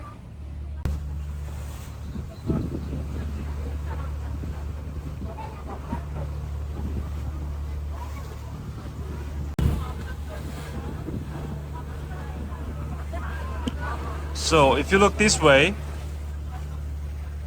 you see there's the Turkish flag and the fortress. That's the Anatolian fortress, built by the grandfather of Sultan Mehmet II, years before the conquest of Constantinople. That shows that the Turkish army controlled the Asian side years before they conquered the European side. So that the Asian side was already under the hands of the Ottomans during the siege of Constantinople. That's important to know. And also it had some cannons, and they shot towards the enemy ships when they wanted to help the Byzantines. Unfortunately, it's not as good observed, secured as the Rumeli fortress. There's a road in between that the cars can pass by. So, and then here there's another important building. That is Küçük Su Castle, the Küçük Su Palace. Look how beautiful it looks like. It was named after the Küçük Su River, which is on that side. It was built by Sultan Abdülmecid alongside the Dolmabahce Palace, which we saw earlier, with the big throne hall, you remember? So from the palace, the Sultan came with the boat to the Küçük Su Palace. Here you see the entrance is from the seaside. And that was a hunting lodge. He would use to hunt, he would go hunting, There's no sleeping room, no sleep room. He would, in the night, he would return with the boat. It's beautiful. On the inside, it can be visited.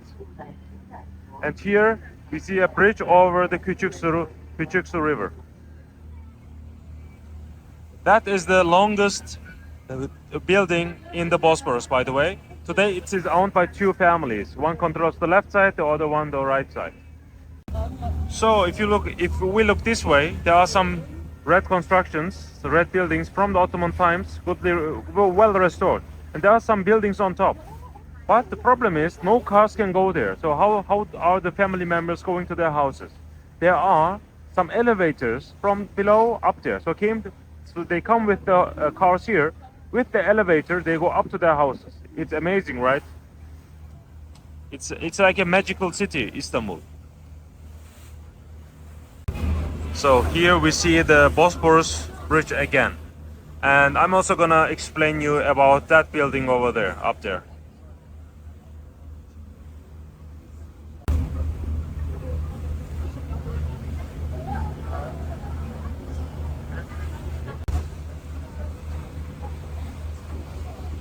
So look at these buildings. These are made like a boat, like as if they would float when they would be on the water. Beautiful. Look, some houses have a hole. That's because they have boats. They park the boats inside these holes.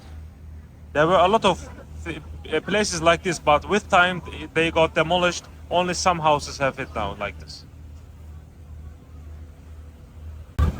So okay, up there it says Takip Sabancı, right? That's the Adile Sultan Palace up there we saw earlier on top. Adile Sultan is the daughter of Mahmud II, early 19th century, the father of many sultans. And Adile means the just one. So the Sultan laid a lot of significance into justice. So she named her daughter after justice. And today, it's not a palace anymore. It's an educational system specifically for women. You see all these buildings. These are very beautiful, however, very expensive. Also for US and European standards. They are crazy. So there is the Vaniköy Mosque. That's Vaniköy. And because the people, governor from Van was here. You see, there's now the call to prayer. It's amazing to hear it from the Bosphorus. We don't have a lot of mosques on the Bosphorus.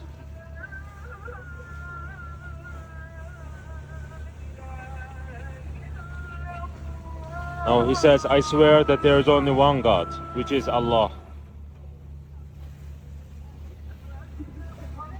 Now the evening prayer, call to prayer, is very fast. You see, he does it very fast. Usually the call to prayers are long.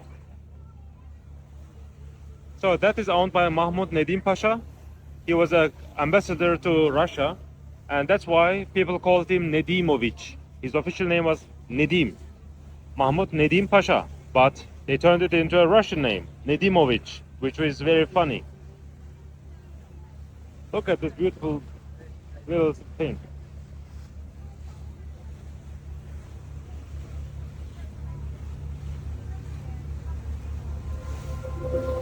Okay, so now you will see something which you don't expect. You see, there are two towers here. All the area is called Kuleli, which means with towers. So we have two towers here. That's a military high school. That high school was built very early on. And that state is a restoration during the Sultan Abdulaziz period. So it was an active high school, but during the coup attempt in 2016 against the President Erdogan, the students here also participated in that coup. It failed. So the president closed the school. And today they say it was turned into a museum for the 15th July martyrs. But I'm not sure what they did right now. But the interesting thing is, a lot of famous people got educated here. For example, Muammar Gaddafi, the leader of Libya, has graduated that school. and then he went to Libya and made a coup in Libya.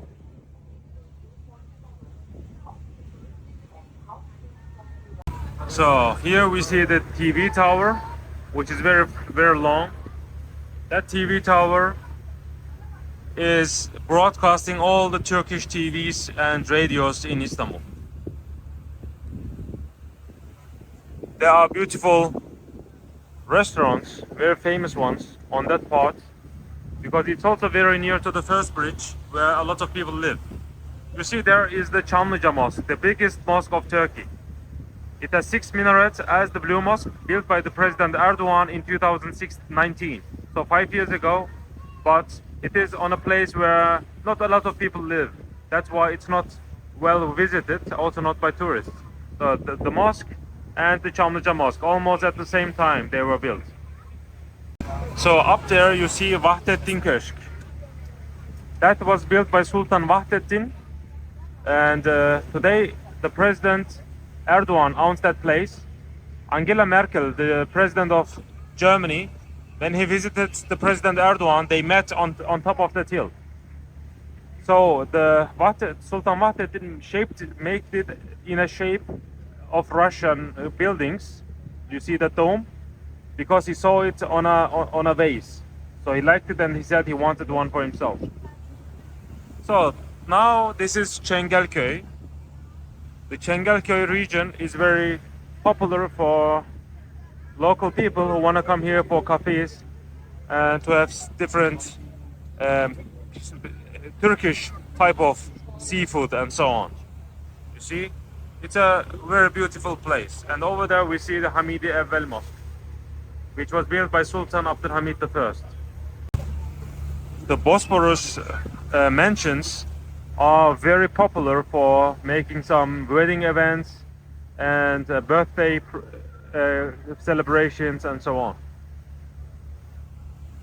You see, these are owned by the Ottoman ministers in the Ottoman times. Now we are heading towards the first bridge. So here we have the beautiful Hamidi Evvel Mosque, built by Sultan Abdülhamid I. Evvel means the first. You see how beautiful it has lights. You see it has an entrance from the seaside, also from the back end, by the way. If you come to Çengelköy, you can also visit that mosque. It's beautiful on the inside, and it has also a lot of restaurants on the left and right side, so it's a good place to enjoy life.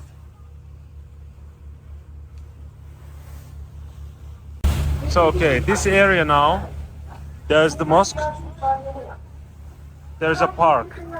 That area is called Beylerbeyi, okay? All this area below the bridge is called Beylerbeyi. Why? Because there's a palace called Beylerbeyi Palace. It gave its name to all the area. So the Beylerbeyi Palace was built by Sultan Abdulaziz as a foreign residence. So foreign kings and queens, when they visit Istanbul, they stayed in that palace.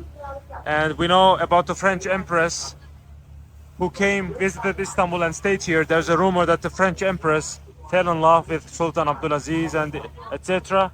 It's not true, but yeah, there's a lot of stories. You see, there are a lot of people here because you can visit the Beylerbeyi Palace. It's not very expensive. And now we have the famous Bosphorus Bridge, or with official name 15th July Martyrs Bridge, built in 1973. And up there, there's a flag because there's a cemetery.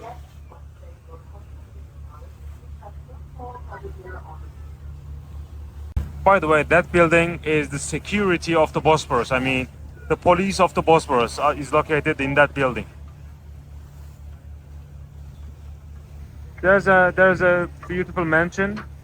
It was owned by the chess friend of Sultan Abdülhamid II.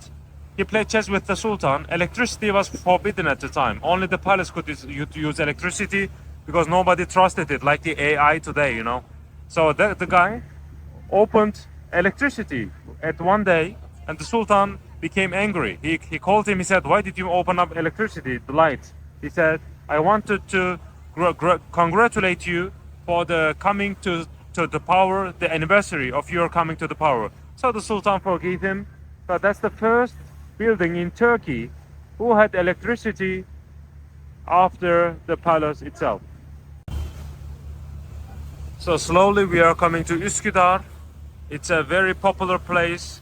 You see a lot of cars have parked here because they want to enjoy the Bosphorus. You see?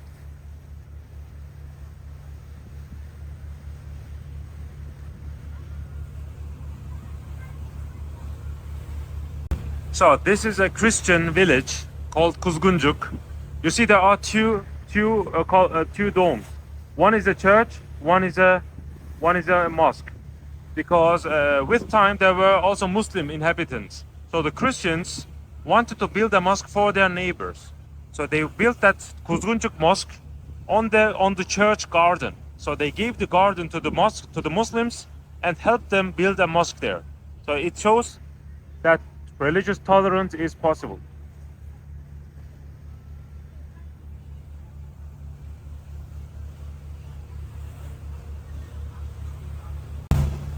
Now we are in Üsküdar region.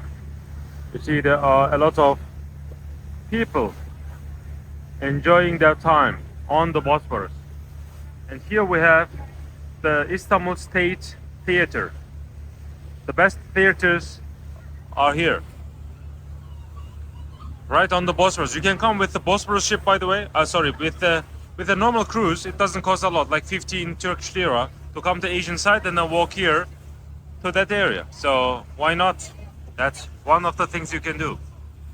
That building is owned today by a big company in Turkey. Previously, that was a tobacco factory, by the way.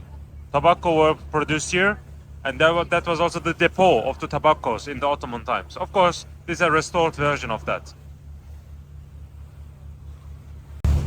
So it becomes very dark.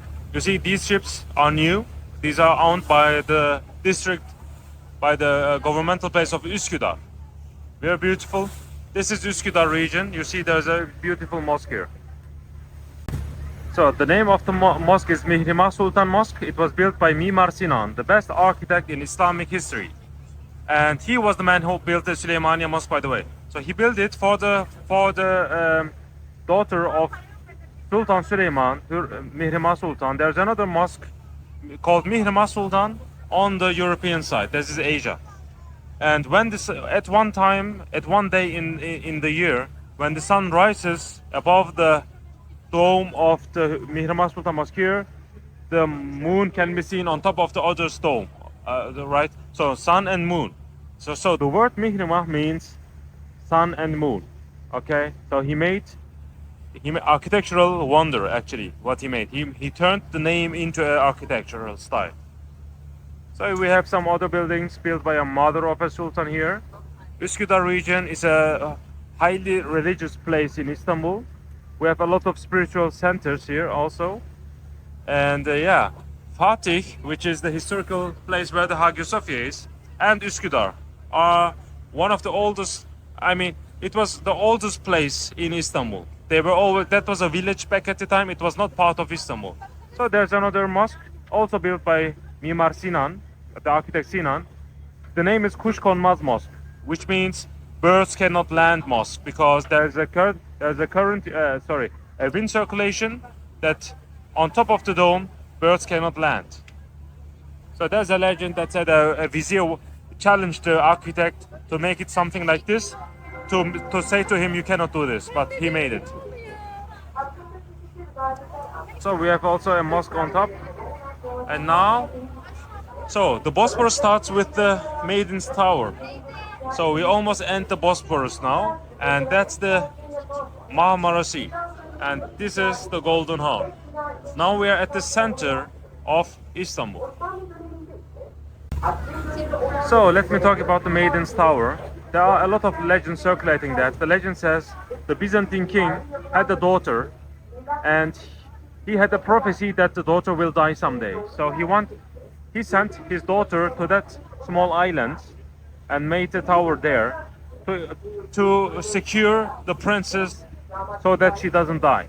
But one day a boat from Constantinople came to that island with fruit for the princess, and she ate the fruit, but among the fruit there was a snake, a cobra, who bit, whatever in English, and she died. I mean, the princess died because of that cobra. Okay, that's one of the stories. There are a lot of other stories. For example, a farmer fell in love with the princess, so every night he swam to the princess, and they had a relationship during the night. But at one day there was a storm. The man couldn't find the way to the tower, and he drowned. And the princess saw him dying. She was so unhappy that she jumped and she died also. So that's also a Greek mythology legend. They say it happened here. By the way, we cannot see it from here, but on the horizon there are some islands. These are the Princess Islands. These are called the Princess Islands because the Byzantine princes got exiled into these islands. So now we see the Galata Tower here. You see? And also we see the tower of the Topkapi Palace, the Justice Tower, Adalet Kulesi in Turkish. The lightning building here is the Topkapi Palace, the main palace of the Ottoman Empire, built right after the conquest of Constantinople.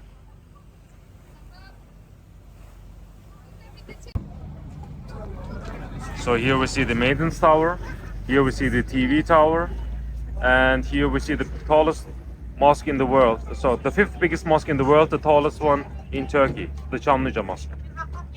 Can be seen from almost everywhere. And here we have some hospital. This is Üsküdar, as I told you. And if you go to the right side from the Maiden's Tower, this is the port of Kadıköy. Kadıköy is famous for, in the history of Christianity, the name was Chalcedon. There was a famous, oh my God, we have a lot of strong waves here. So in the Council of Chalcedon, 451 AD, Christianity had its first big split. Oriental churches, they went away from the mainstream Christianity. They got exiled and so on. So now we are entering the Golden Horn. Originally, as I told you, there was a chain blocking the entrance to the Golden Horn. Today, fortunately, we don't have the chain, so we can get inside. Here we can see again the Süleymaniye Mosque, the new mosque. The tower of the Istanbul University. We chose the weather the next day. And also, it's difficult to see from here. That's the Topkapi Palace. And behind we also have the Hagia Sophia, but we will see that soon. So when we go, look to the left side, there are two flags. One is white, one is the Turkish flag, okay? So that was the port of the Sultan. He entered the palace, when he was on boat, he entered the palace from here. There's the palace, but previously everything was the palace here. All the trees were part of the palace. That's the Gülhane Park. It was part of the palace system back then. From up until this point, everything was palace. So he entered the ship from here. And there was another another gate here. And they shot 3 cannons when the Sultan came with the boat. That's why the palace is called Topkapi, which means the palace with the cannonballs. Because, the gate with the cannonballs, because they refer to that gate on the seaside. Here we have the Hagia Sophia.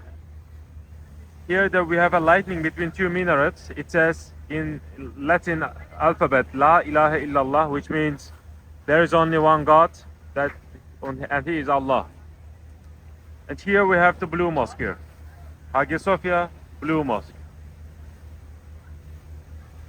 And here we have the Nur Osmaniye Mosque, which lies on the site of the Grand Bazaar.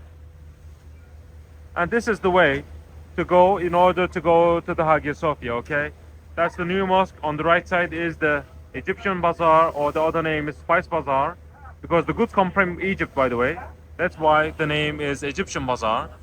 So then the goods went to Europe. That's Europe. As I told you, that's Asia. That's Asia. That's Europe. So Europe starts from here, right? So the Silk Road ends in Asia. It starts from here. So every good from the Asian continent and also from Egypt went to Europe from this way. That's why the name is Egyptian Bazaar. And here we also have the Orient Express behind that ship. The Orient Express ends here. It's a German construction. The Germans entered the train in Berlin, came here, crossed the Bosphorus, and then went to Iraq, Baghdad. Berlin and Baghdad Railway was the name officially. So now we came to the beautiful place. That's one of my best places in Istanbul. I mean, that mosque looks hilarious. Look at that. The new mosque. I mean, a lot of people neglect this. They always say blue mosque. Where's the blue mosque? But look at this mosque. I think it is underestimated, that mosque. Now we are crossing the bridge again to return to the historical peninsula. You see, there are a lot of people who fish here and look down. Of course, they don't fish here because we are passing here, but on the other sides they are fishing.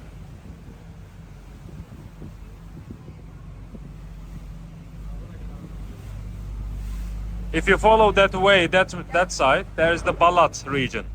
Balat, the name comes from palace because there was a palace in the Byzantine times, and it's also a very famous district for tourists to walk on the streets of Balat, which is very colorful. You can look it on the internet. So the Süleymaniye Mosque has also beautiful terrace restaurants, which you can look to the Galata region, to the Galata Tower region.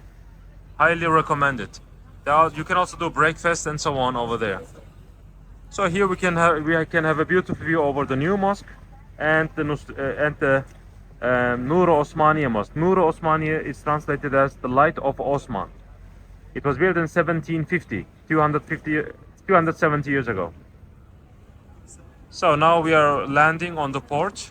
There is the famous Eminönü fish bread. A lot of Turkish people, their families, they come with the families here. All of them, also me. I have memories of my childhood here. So this is a popular place for Turkish people to come and eat fish bread.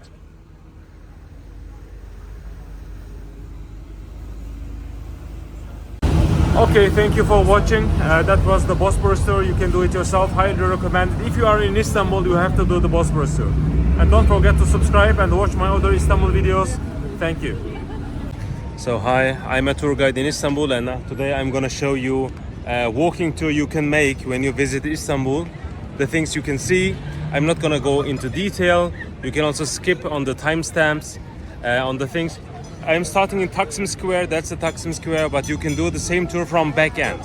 I usually come from the Blue Mosque area here, but now I'm doing the opposite. I'm going from here through the Istiklal Street to Galata Tower, down to the Golden Horn, where the Egyptian Bazaar is, and so on. So that's a famous train station. Famous train in the history of Turkey. Very famous. That's the Taksim Square. That's the Taksim column. We have the statue of Atatürk on the left and on the right side. That's a gift from Benito Mussolini, from the Italian, how can I say, dictator in 1928. Behind is the Taksim Mosque, newly built by the President Erdogan. And on that side, from the history, there's the Hagia Sophia church. It's a big church, the biggest Orthodox church in Istanbul. And both the Taksim Mosque and the Hagia Triada, as it's called, are the same height to show religious tolerance. And now I'm gonna walk towards the Istiklal Street.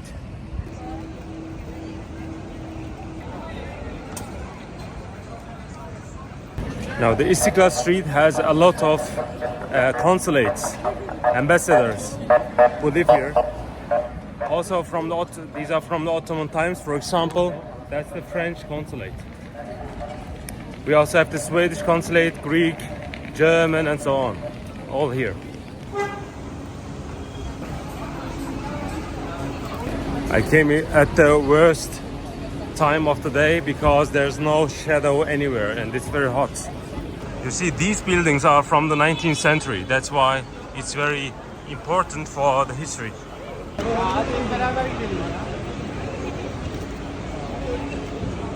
All the shopping malls here are modern, and you can see them also in your country mostly. And if you visit Istanbul, to be honest, I would not come and buy stuff here because you can do it in your own country too. So I would rather buy in the bazaars.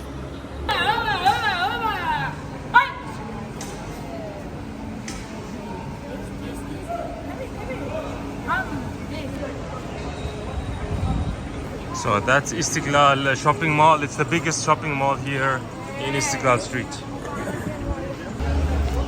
Telefonumu arıyorum ama diyor nasıl telefonumu arıyorum?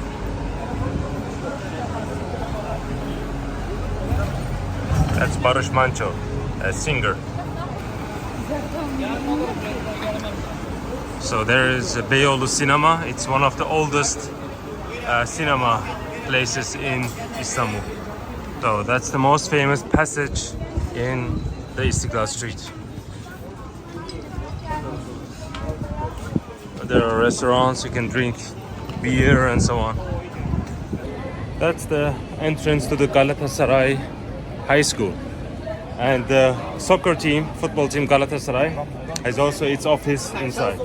You see all the flags?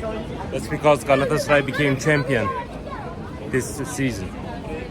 So why I like the Istiklal Street is because there are people from everywhere, you can imagine. And this is an international street. So sometimes when I'm depressed, I come here and look at the different people and see that my problems are in fact not so important in the world. So that's the biggest Catholic church in Istanbul. I'm gonna show you now inside.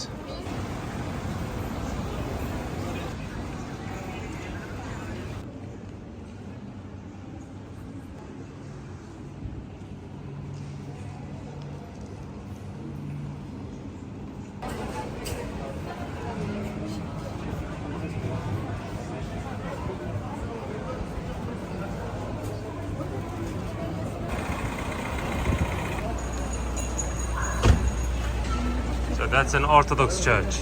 So that's one of my favorite places. Inside there are many coffee shops. You can sit down, chill, like Starbucks and so on.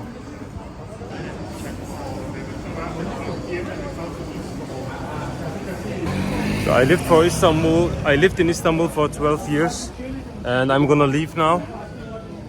That's why this is maybe my last time I do this trip from Taksim to the Blue Mosque area. So it's very special to me. So now at the end of the Istiklal Street, the way goes up and there is the Galata Tower. Here you have the spiritual center, Islamic center, which is now a museum. You can also see that.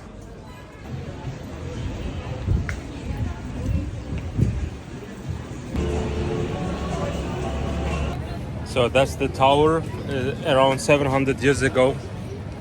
It was built by the people of Genoa, of Italians.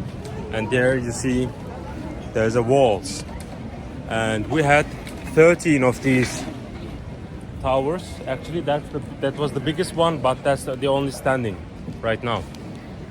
And the Byzantines used it for lighthouse, the Ottomans for prison. Today it's a museum. There are a lot of people waiting to get inside, and I'm not gonna wait that line to get up. When you're here, I would recommend you go up and see Istanbul from above, which is beautiful. I mean, don't go to the TV tower. That's the best place to come.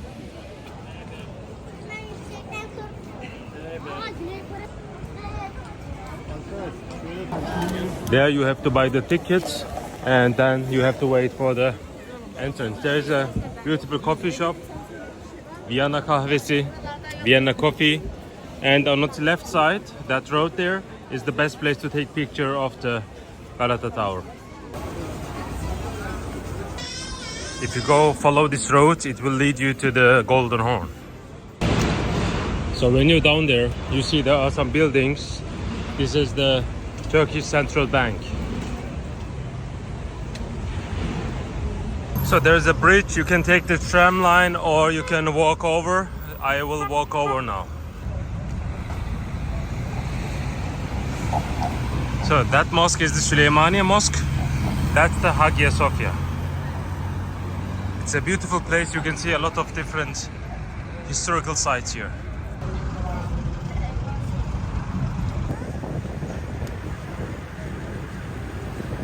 Some people think that is Europe, that's Asia. No, both sides are Europe. Asia is on the other side on the horizon. So I go from Europe to Europe, that's it.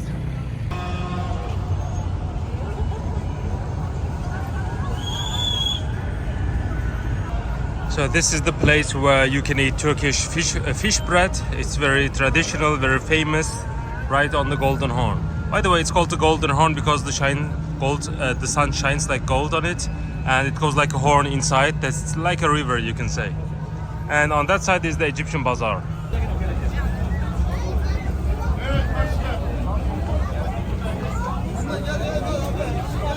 That's one of my favorite sweets. We call them lokma. It's amazing. I'm gonna take one. So that's it. You can sit down here and then enjoy. Amazing. So to get to the Egyptian Bazaar, you need to go from this side, down there.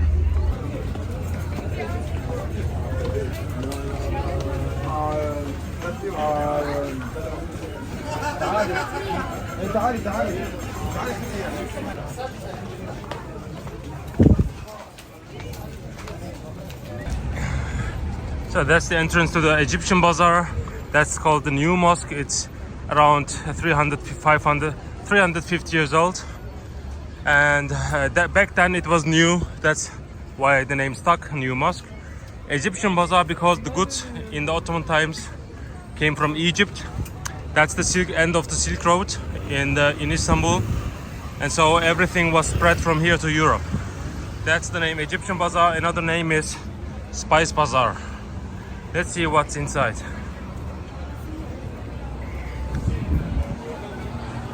(1664). As always, a checkpoint. Bu çocuk kimindir bunu unuttunuz?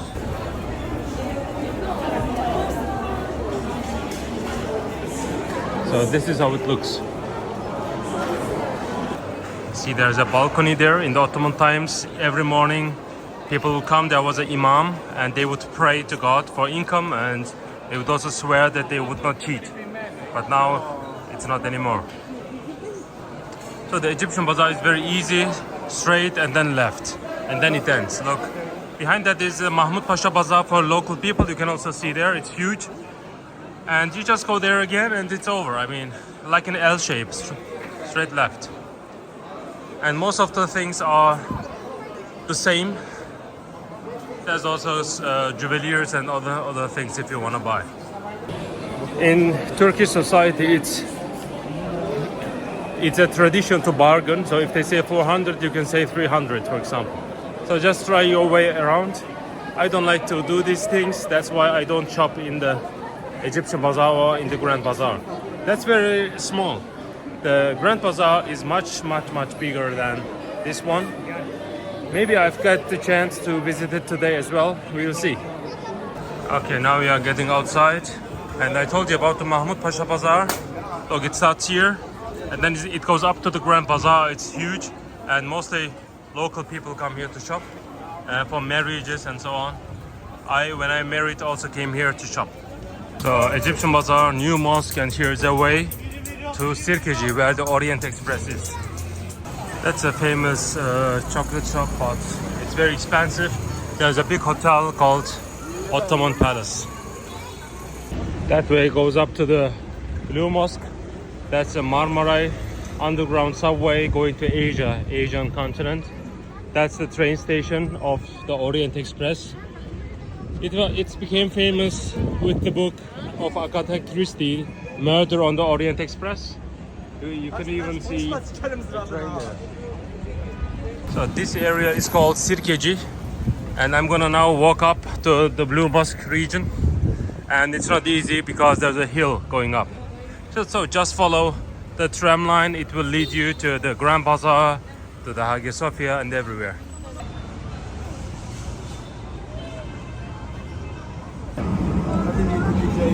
So it turns right, but there's a secret way. I'm gonna use in the wall. There's a entrance where I show. I will go inside from there, because there's a beautiful park, the Gülhane Park. I'll walk from there.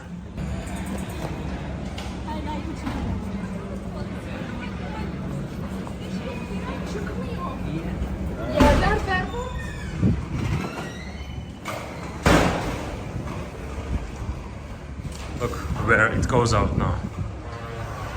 Look, that's like the Central Park in New York. It's our Central Park, it's Gülhane Park. It was part of the palace of the Ottoman Empire. The palace is behind the trees. You have to pay, of course, to get inside.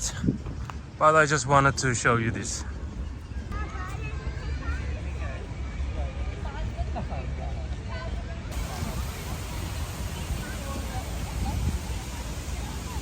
By the way, up there is the Archaeological Museum of Istanbul, also very good. I would recommend you if you want to go up there. So now I'm gonna walk up there. You can also take this way to the entrance to the Topkapi Palace and Hagia Sophia, but I'm not gonna get inside today. So I just go up there, and on the right side is also the entrance to the Basilica Cistern. So that's the entrance to the Basilica Cistern. So the Basilica Cistern is an underground water depot, water tank built by the Byzantine Emperor Justinian alongside the Hagia Sophia, which is here. From the same time, 1,500 years ago. It's crazy. It has 336 columns inside. It's like a museum of columns. You have to get inside. There's also a light show. I'm not gonna get inside today because I want to make a different video about all the internal places in Istanbul. So that tower over there is the milestone. It's the 0 point of the Roman Empire back at the time. The Romans controlled London, France, North Africa and so on from here. So that was the capital of the United Roman Empire. So now I am in the front of the Hagia Sophia.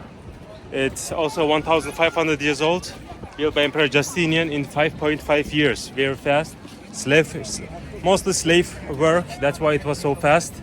It's the first dome in the world built upon a cubical structure, so it's important. It's 40 years before the birth of the Prophet Muhammad in Islam. So before Islam it was built. It's ancient times. That's why people say that's the 8th wonder of the ancient world. So the dome was 56 meters high, the tallest building in the world for 900 years. If you put the pyramids out, these are the tombs of the Ottoman sultans. We have the astronomy center from the Ottoman times and the primary school also from the Ottoman times. Today it's a mosque. Only Muslims are allowed to get inside from that gate. All the tourists have to go straight left, and there is an extra entrance. As a Muslim, to get inside you have to wait for the prayer times, otherwise you have to be a Turkish citizen to get inside. It's an amazing construction. I made a different video about the Hagia Sophia, you can also watch that. A lot of people don't know, but the Hagia Sophia was the seat of the Patriarchate of Constantinople. We still have the Patriarch here in Istanbul, ruler of all Orthodox Christians. So that was his place. So that's a holy place for Christians. But in the Topkapi Palace inside, we also have a church called the Hagia Irene. And that's older than this, and also much more important because the Trinity, Holy Trinity, was accepted inside the Hagia Irene. I just show you the entrance to the Topkapi Palace, but I'm not gonna get inside because that's for a different video.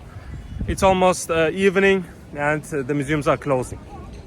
So okay, there's the Hagia Sophia, there's the Topkapi Palace, that's the entrance of the palace where the Ottoman sultans ruled over 64 countries of today's world map. It's amazing, you have to see it. On the front of the Hagia Sophia is the Hürrem Sultan Hammam, one of the oldest hammams and also very expensive, around 200 euros per each session. But you can look on the internet, you have to book beforehand, it's beautiful.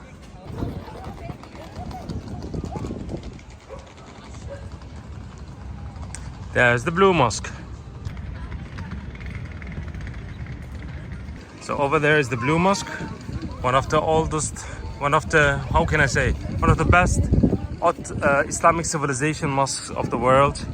It is last of its type. After that, the traditional mosques, big buildings ended. It has 6 minarets, as you can see, because the Sultan was the 6th Sultan after the conquest of Constantinople. 16 minarets. These are to call to prayer. They have stairs inside, so people go up. Today not anymore. There are speakers up there. However, this is in the time of Sultan Ahmed. There is the tomb of Sultan Ahmed. The Europeans call it the Blue Mosque because on the inside there are 20,000 blue tiles, and it has also 200 windows with blue colors. That's why it was called Blue Mosque. But the Turkish people say the name is Sultan Ahmed Mosque, and the area is called Sultan Ahmed area. And we have a lot of restaurants called Sultan Ahmed restaurant. So that's Sultan Ahmed Mosque, definitely. That's the tomb of Sultan Ahmed. So okay, there's the Blue Mosque. There's the German fountain. It was built in Germany, in Berlin, by Kaiser Wilhelm, the last German Kaiser, and he gave it as a gift to the Ottoman Sultan 125 years ago. It was erected here. On the inside, you see there's Wilhelm W and Roman number 2, Wilhelm II, and that's Abdulhamid II. They made a military coalition in the First World War. They both lost. It's a symbol of friendship of Germans and Germans and Turkish people, but also the symbol of downfall of two empires. So okay, now we are in the Hippodrome of Constantinople. The horse races took place here. They ran from here, they returned from there. And we had a lot of monuments here, got stolen by the Italians. So in the 13th century, the Italian Crusaders came here. It was Christian city, and they wanted to make war against the Turkish people. It was a crusade. But while they were here, they took over the city, turned to Hagia Sophia into a Catholic church, and also turned it into a Latin kingdom, Constantinople. And they stole a lot of things from the Hagia Sophia, from the Hippodrome. Yeah, and only 3 things are left, which they could not carry. That's the Egyptian obelisk, the Serpentine column, and the walled column. I'm gonna show it to you. By the way, near the Hippodrome is a new museum, Hagia Sophia Museum. It's also very interesting if you are keen to know more about the Hagia Sophia. That's the Ibrahim Pasha Palace today, a carpet museum and also Ottoman tiles museum, if you are interested. So okay, that's the obelisk of Thutmose III. He was a conqueror. He conquered Mesopotamia and then erected this in the Karnak temple. And the Roman Emperor Theodosius I brought it here. And on the basement you can see the emperor in the middle watching the games of the Hippodrome with his ministers. All these are hieroglyphs. We know what's written there. It's too much. I'm just gonna mention it shortly. And you see, the ground of the Hippodrome was not as high as here. It was almost 10 meters below. And there is another column, the Serpentine column. It's also very interesting. So okay, that's the Serpentine column. It's very interesting. It's the second oldest monument of Turkey. The oldest is the obelisk right there. So this from the time of 300 Spartans. You know the movie 300? It's about that. Actually that monument was twice the size, and it had 3 snake heads, and a thunder struck it and destroyed it. One of them is in the British Museum of London, one of them in the Archaeological Museum of Istanbul, and one is missing. So what is this about? The Persians at the end of the wars lost the war against the Greek state, and after they fled, they left their armories, their helmets, and these were collected, melted, and that column was made. 2,500 years old. It's amazing. Every time I get goosebumps when I see this. It was erected in Delphi in Greece. Theodosius brought it here. I mean, what's interesting is Alexander the Great and Aristotle, they were in Delphi. Aristotle educated Alexander in Delphi, and they saw this. I mean, it's very historical. It's amazing. And there's an entrance to the Blue Mosque, and there's also the best toilets you can get for free, by the way. All right, I'm gonna see if I'm gonna go to the Grand Bazaar. I'm very tired. Let's see. If not, I'm gonna tell you. So I forgot to mention that. That's the walled column built by a Byzantine emperor around the 10th century, and it had golden plates showing the victories of the Byzantine emperor against the barbarians, the Germans.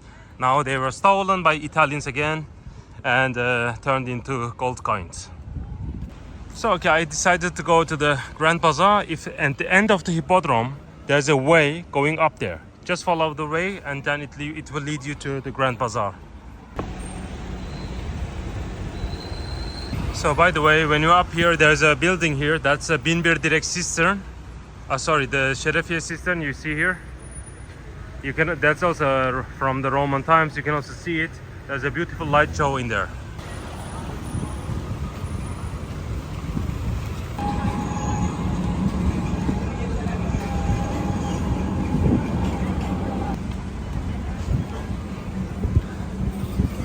Okay, that construction is the obelisk of Constantine. This area is called Forum Constantini. It was the city center in the Roman times. There was a statue of Constantine up there. Today it's called Çemberli Taş. All the areas Çemberli Taş. And on the front is a mosque. The mosque is called the New Mosque. It's called the Nur Osmaniye Mosque. And on its left side is the Grand Bazaar. The Nur Osmaniye Mosque is the first Western style, architectural style mosque in the world. You see on the front there are also chimneys, a lot, because that's the university, the madrasa of that mosque. All the mosques have a madrasa, a hammam and so on. So that's the mosque, that's the Grand Bazaar. It has 21 entrances. That's the bad entrance. I will show you the first entrance. Gate number 1, it's right there, okay? Don't go straight, turn right here.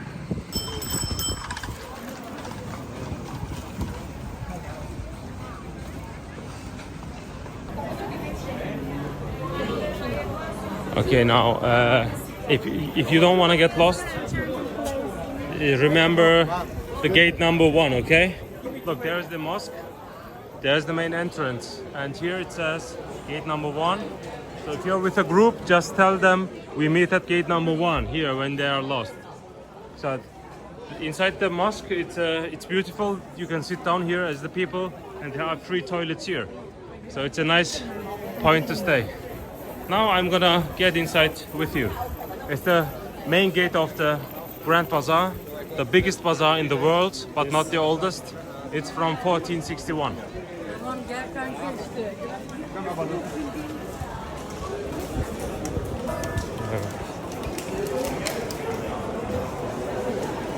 So on the entrance on the right side is the Nusret. You see that guy? You know it maybe. Salfi, famous Turkish man. He has a restaurant here, very expensive. So that's the main road of the Grand Bazaar. Mostly Turkish delights. Gold and silver are sold here. I would recommend you, if you don't want to buy silver and stuff, go to the right side and you will see different souvenirs. Look, I show you. There's no specific way of the Grand Bazaar. Look, you can go down. And don't forget to bargain. And then left, right, left, right, left, right. You will get lost. Try to get lost because that's the experience in the Grand Bazaar. So there are mostly fake stuff are sold here. But these are very good quality. I've never seen a person buying something here and then regretting it. Even if they buy t-shirts and so on, years later. No, thank you. After many years, they still use the t-shirts. I mean, these are very high quality. Even the Rolex watches you buy here, they are very high quality. I mean, you can try it out. Why buy expensive if you can have it cheap? I never buy fake stuff. Don't get me wrong, but a lot of people like to do this.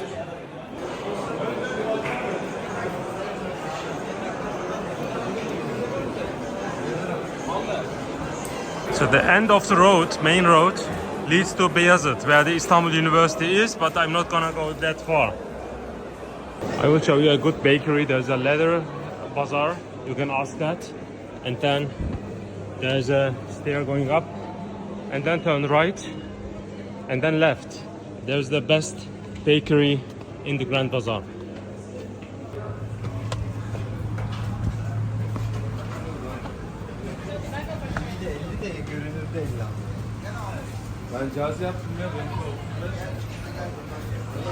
Sometimes it closes early, but let's check out if it's open or not. The name is Day Pastane. So I'm just following the road. It's the same place. Now turn left. On the first left, it closed. But just for you to know, maybe you can look on Google Maps also. Look, die pastanesi, okay? That's the best one. So okay, that was the end of my video. Thank you for listening. I'm now going to Starbucks. I'm gonna sit down and edit this video for you and upload it on YouTube. I'm gonna make another video about Istanbul. That's my plan, hopefully. These are my last days. And don't forget to subscribe. Thank you.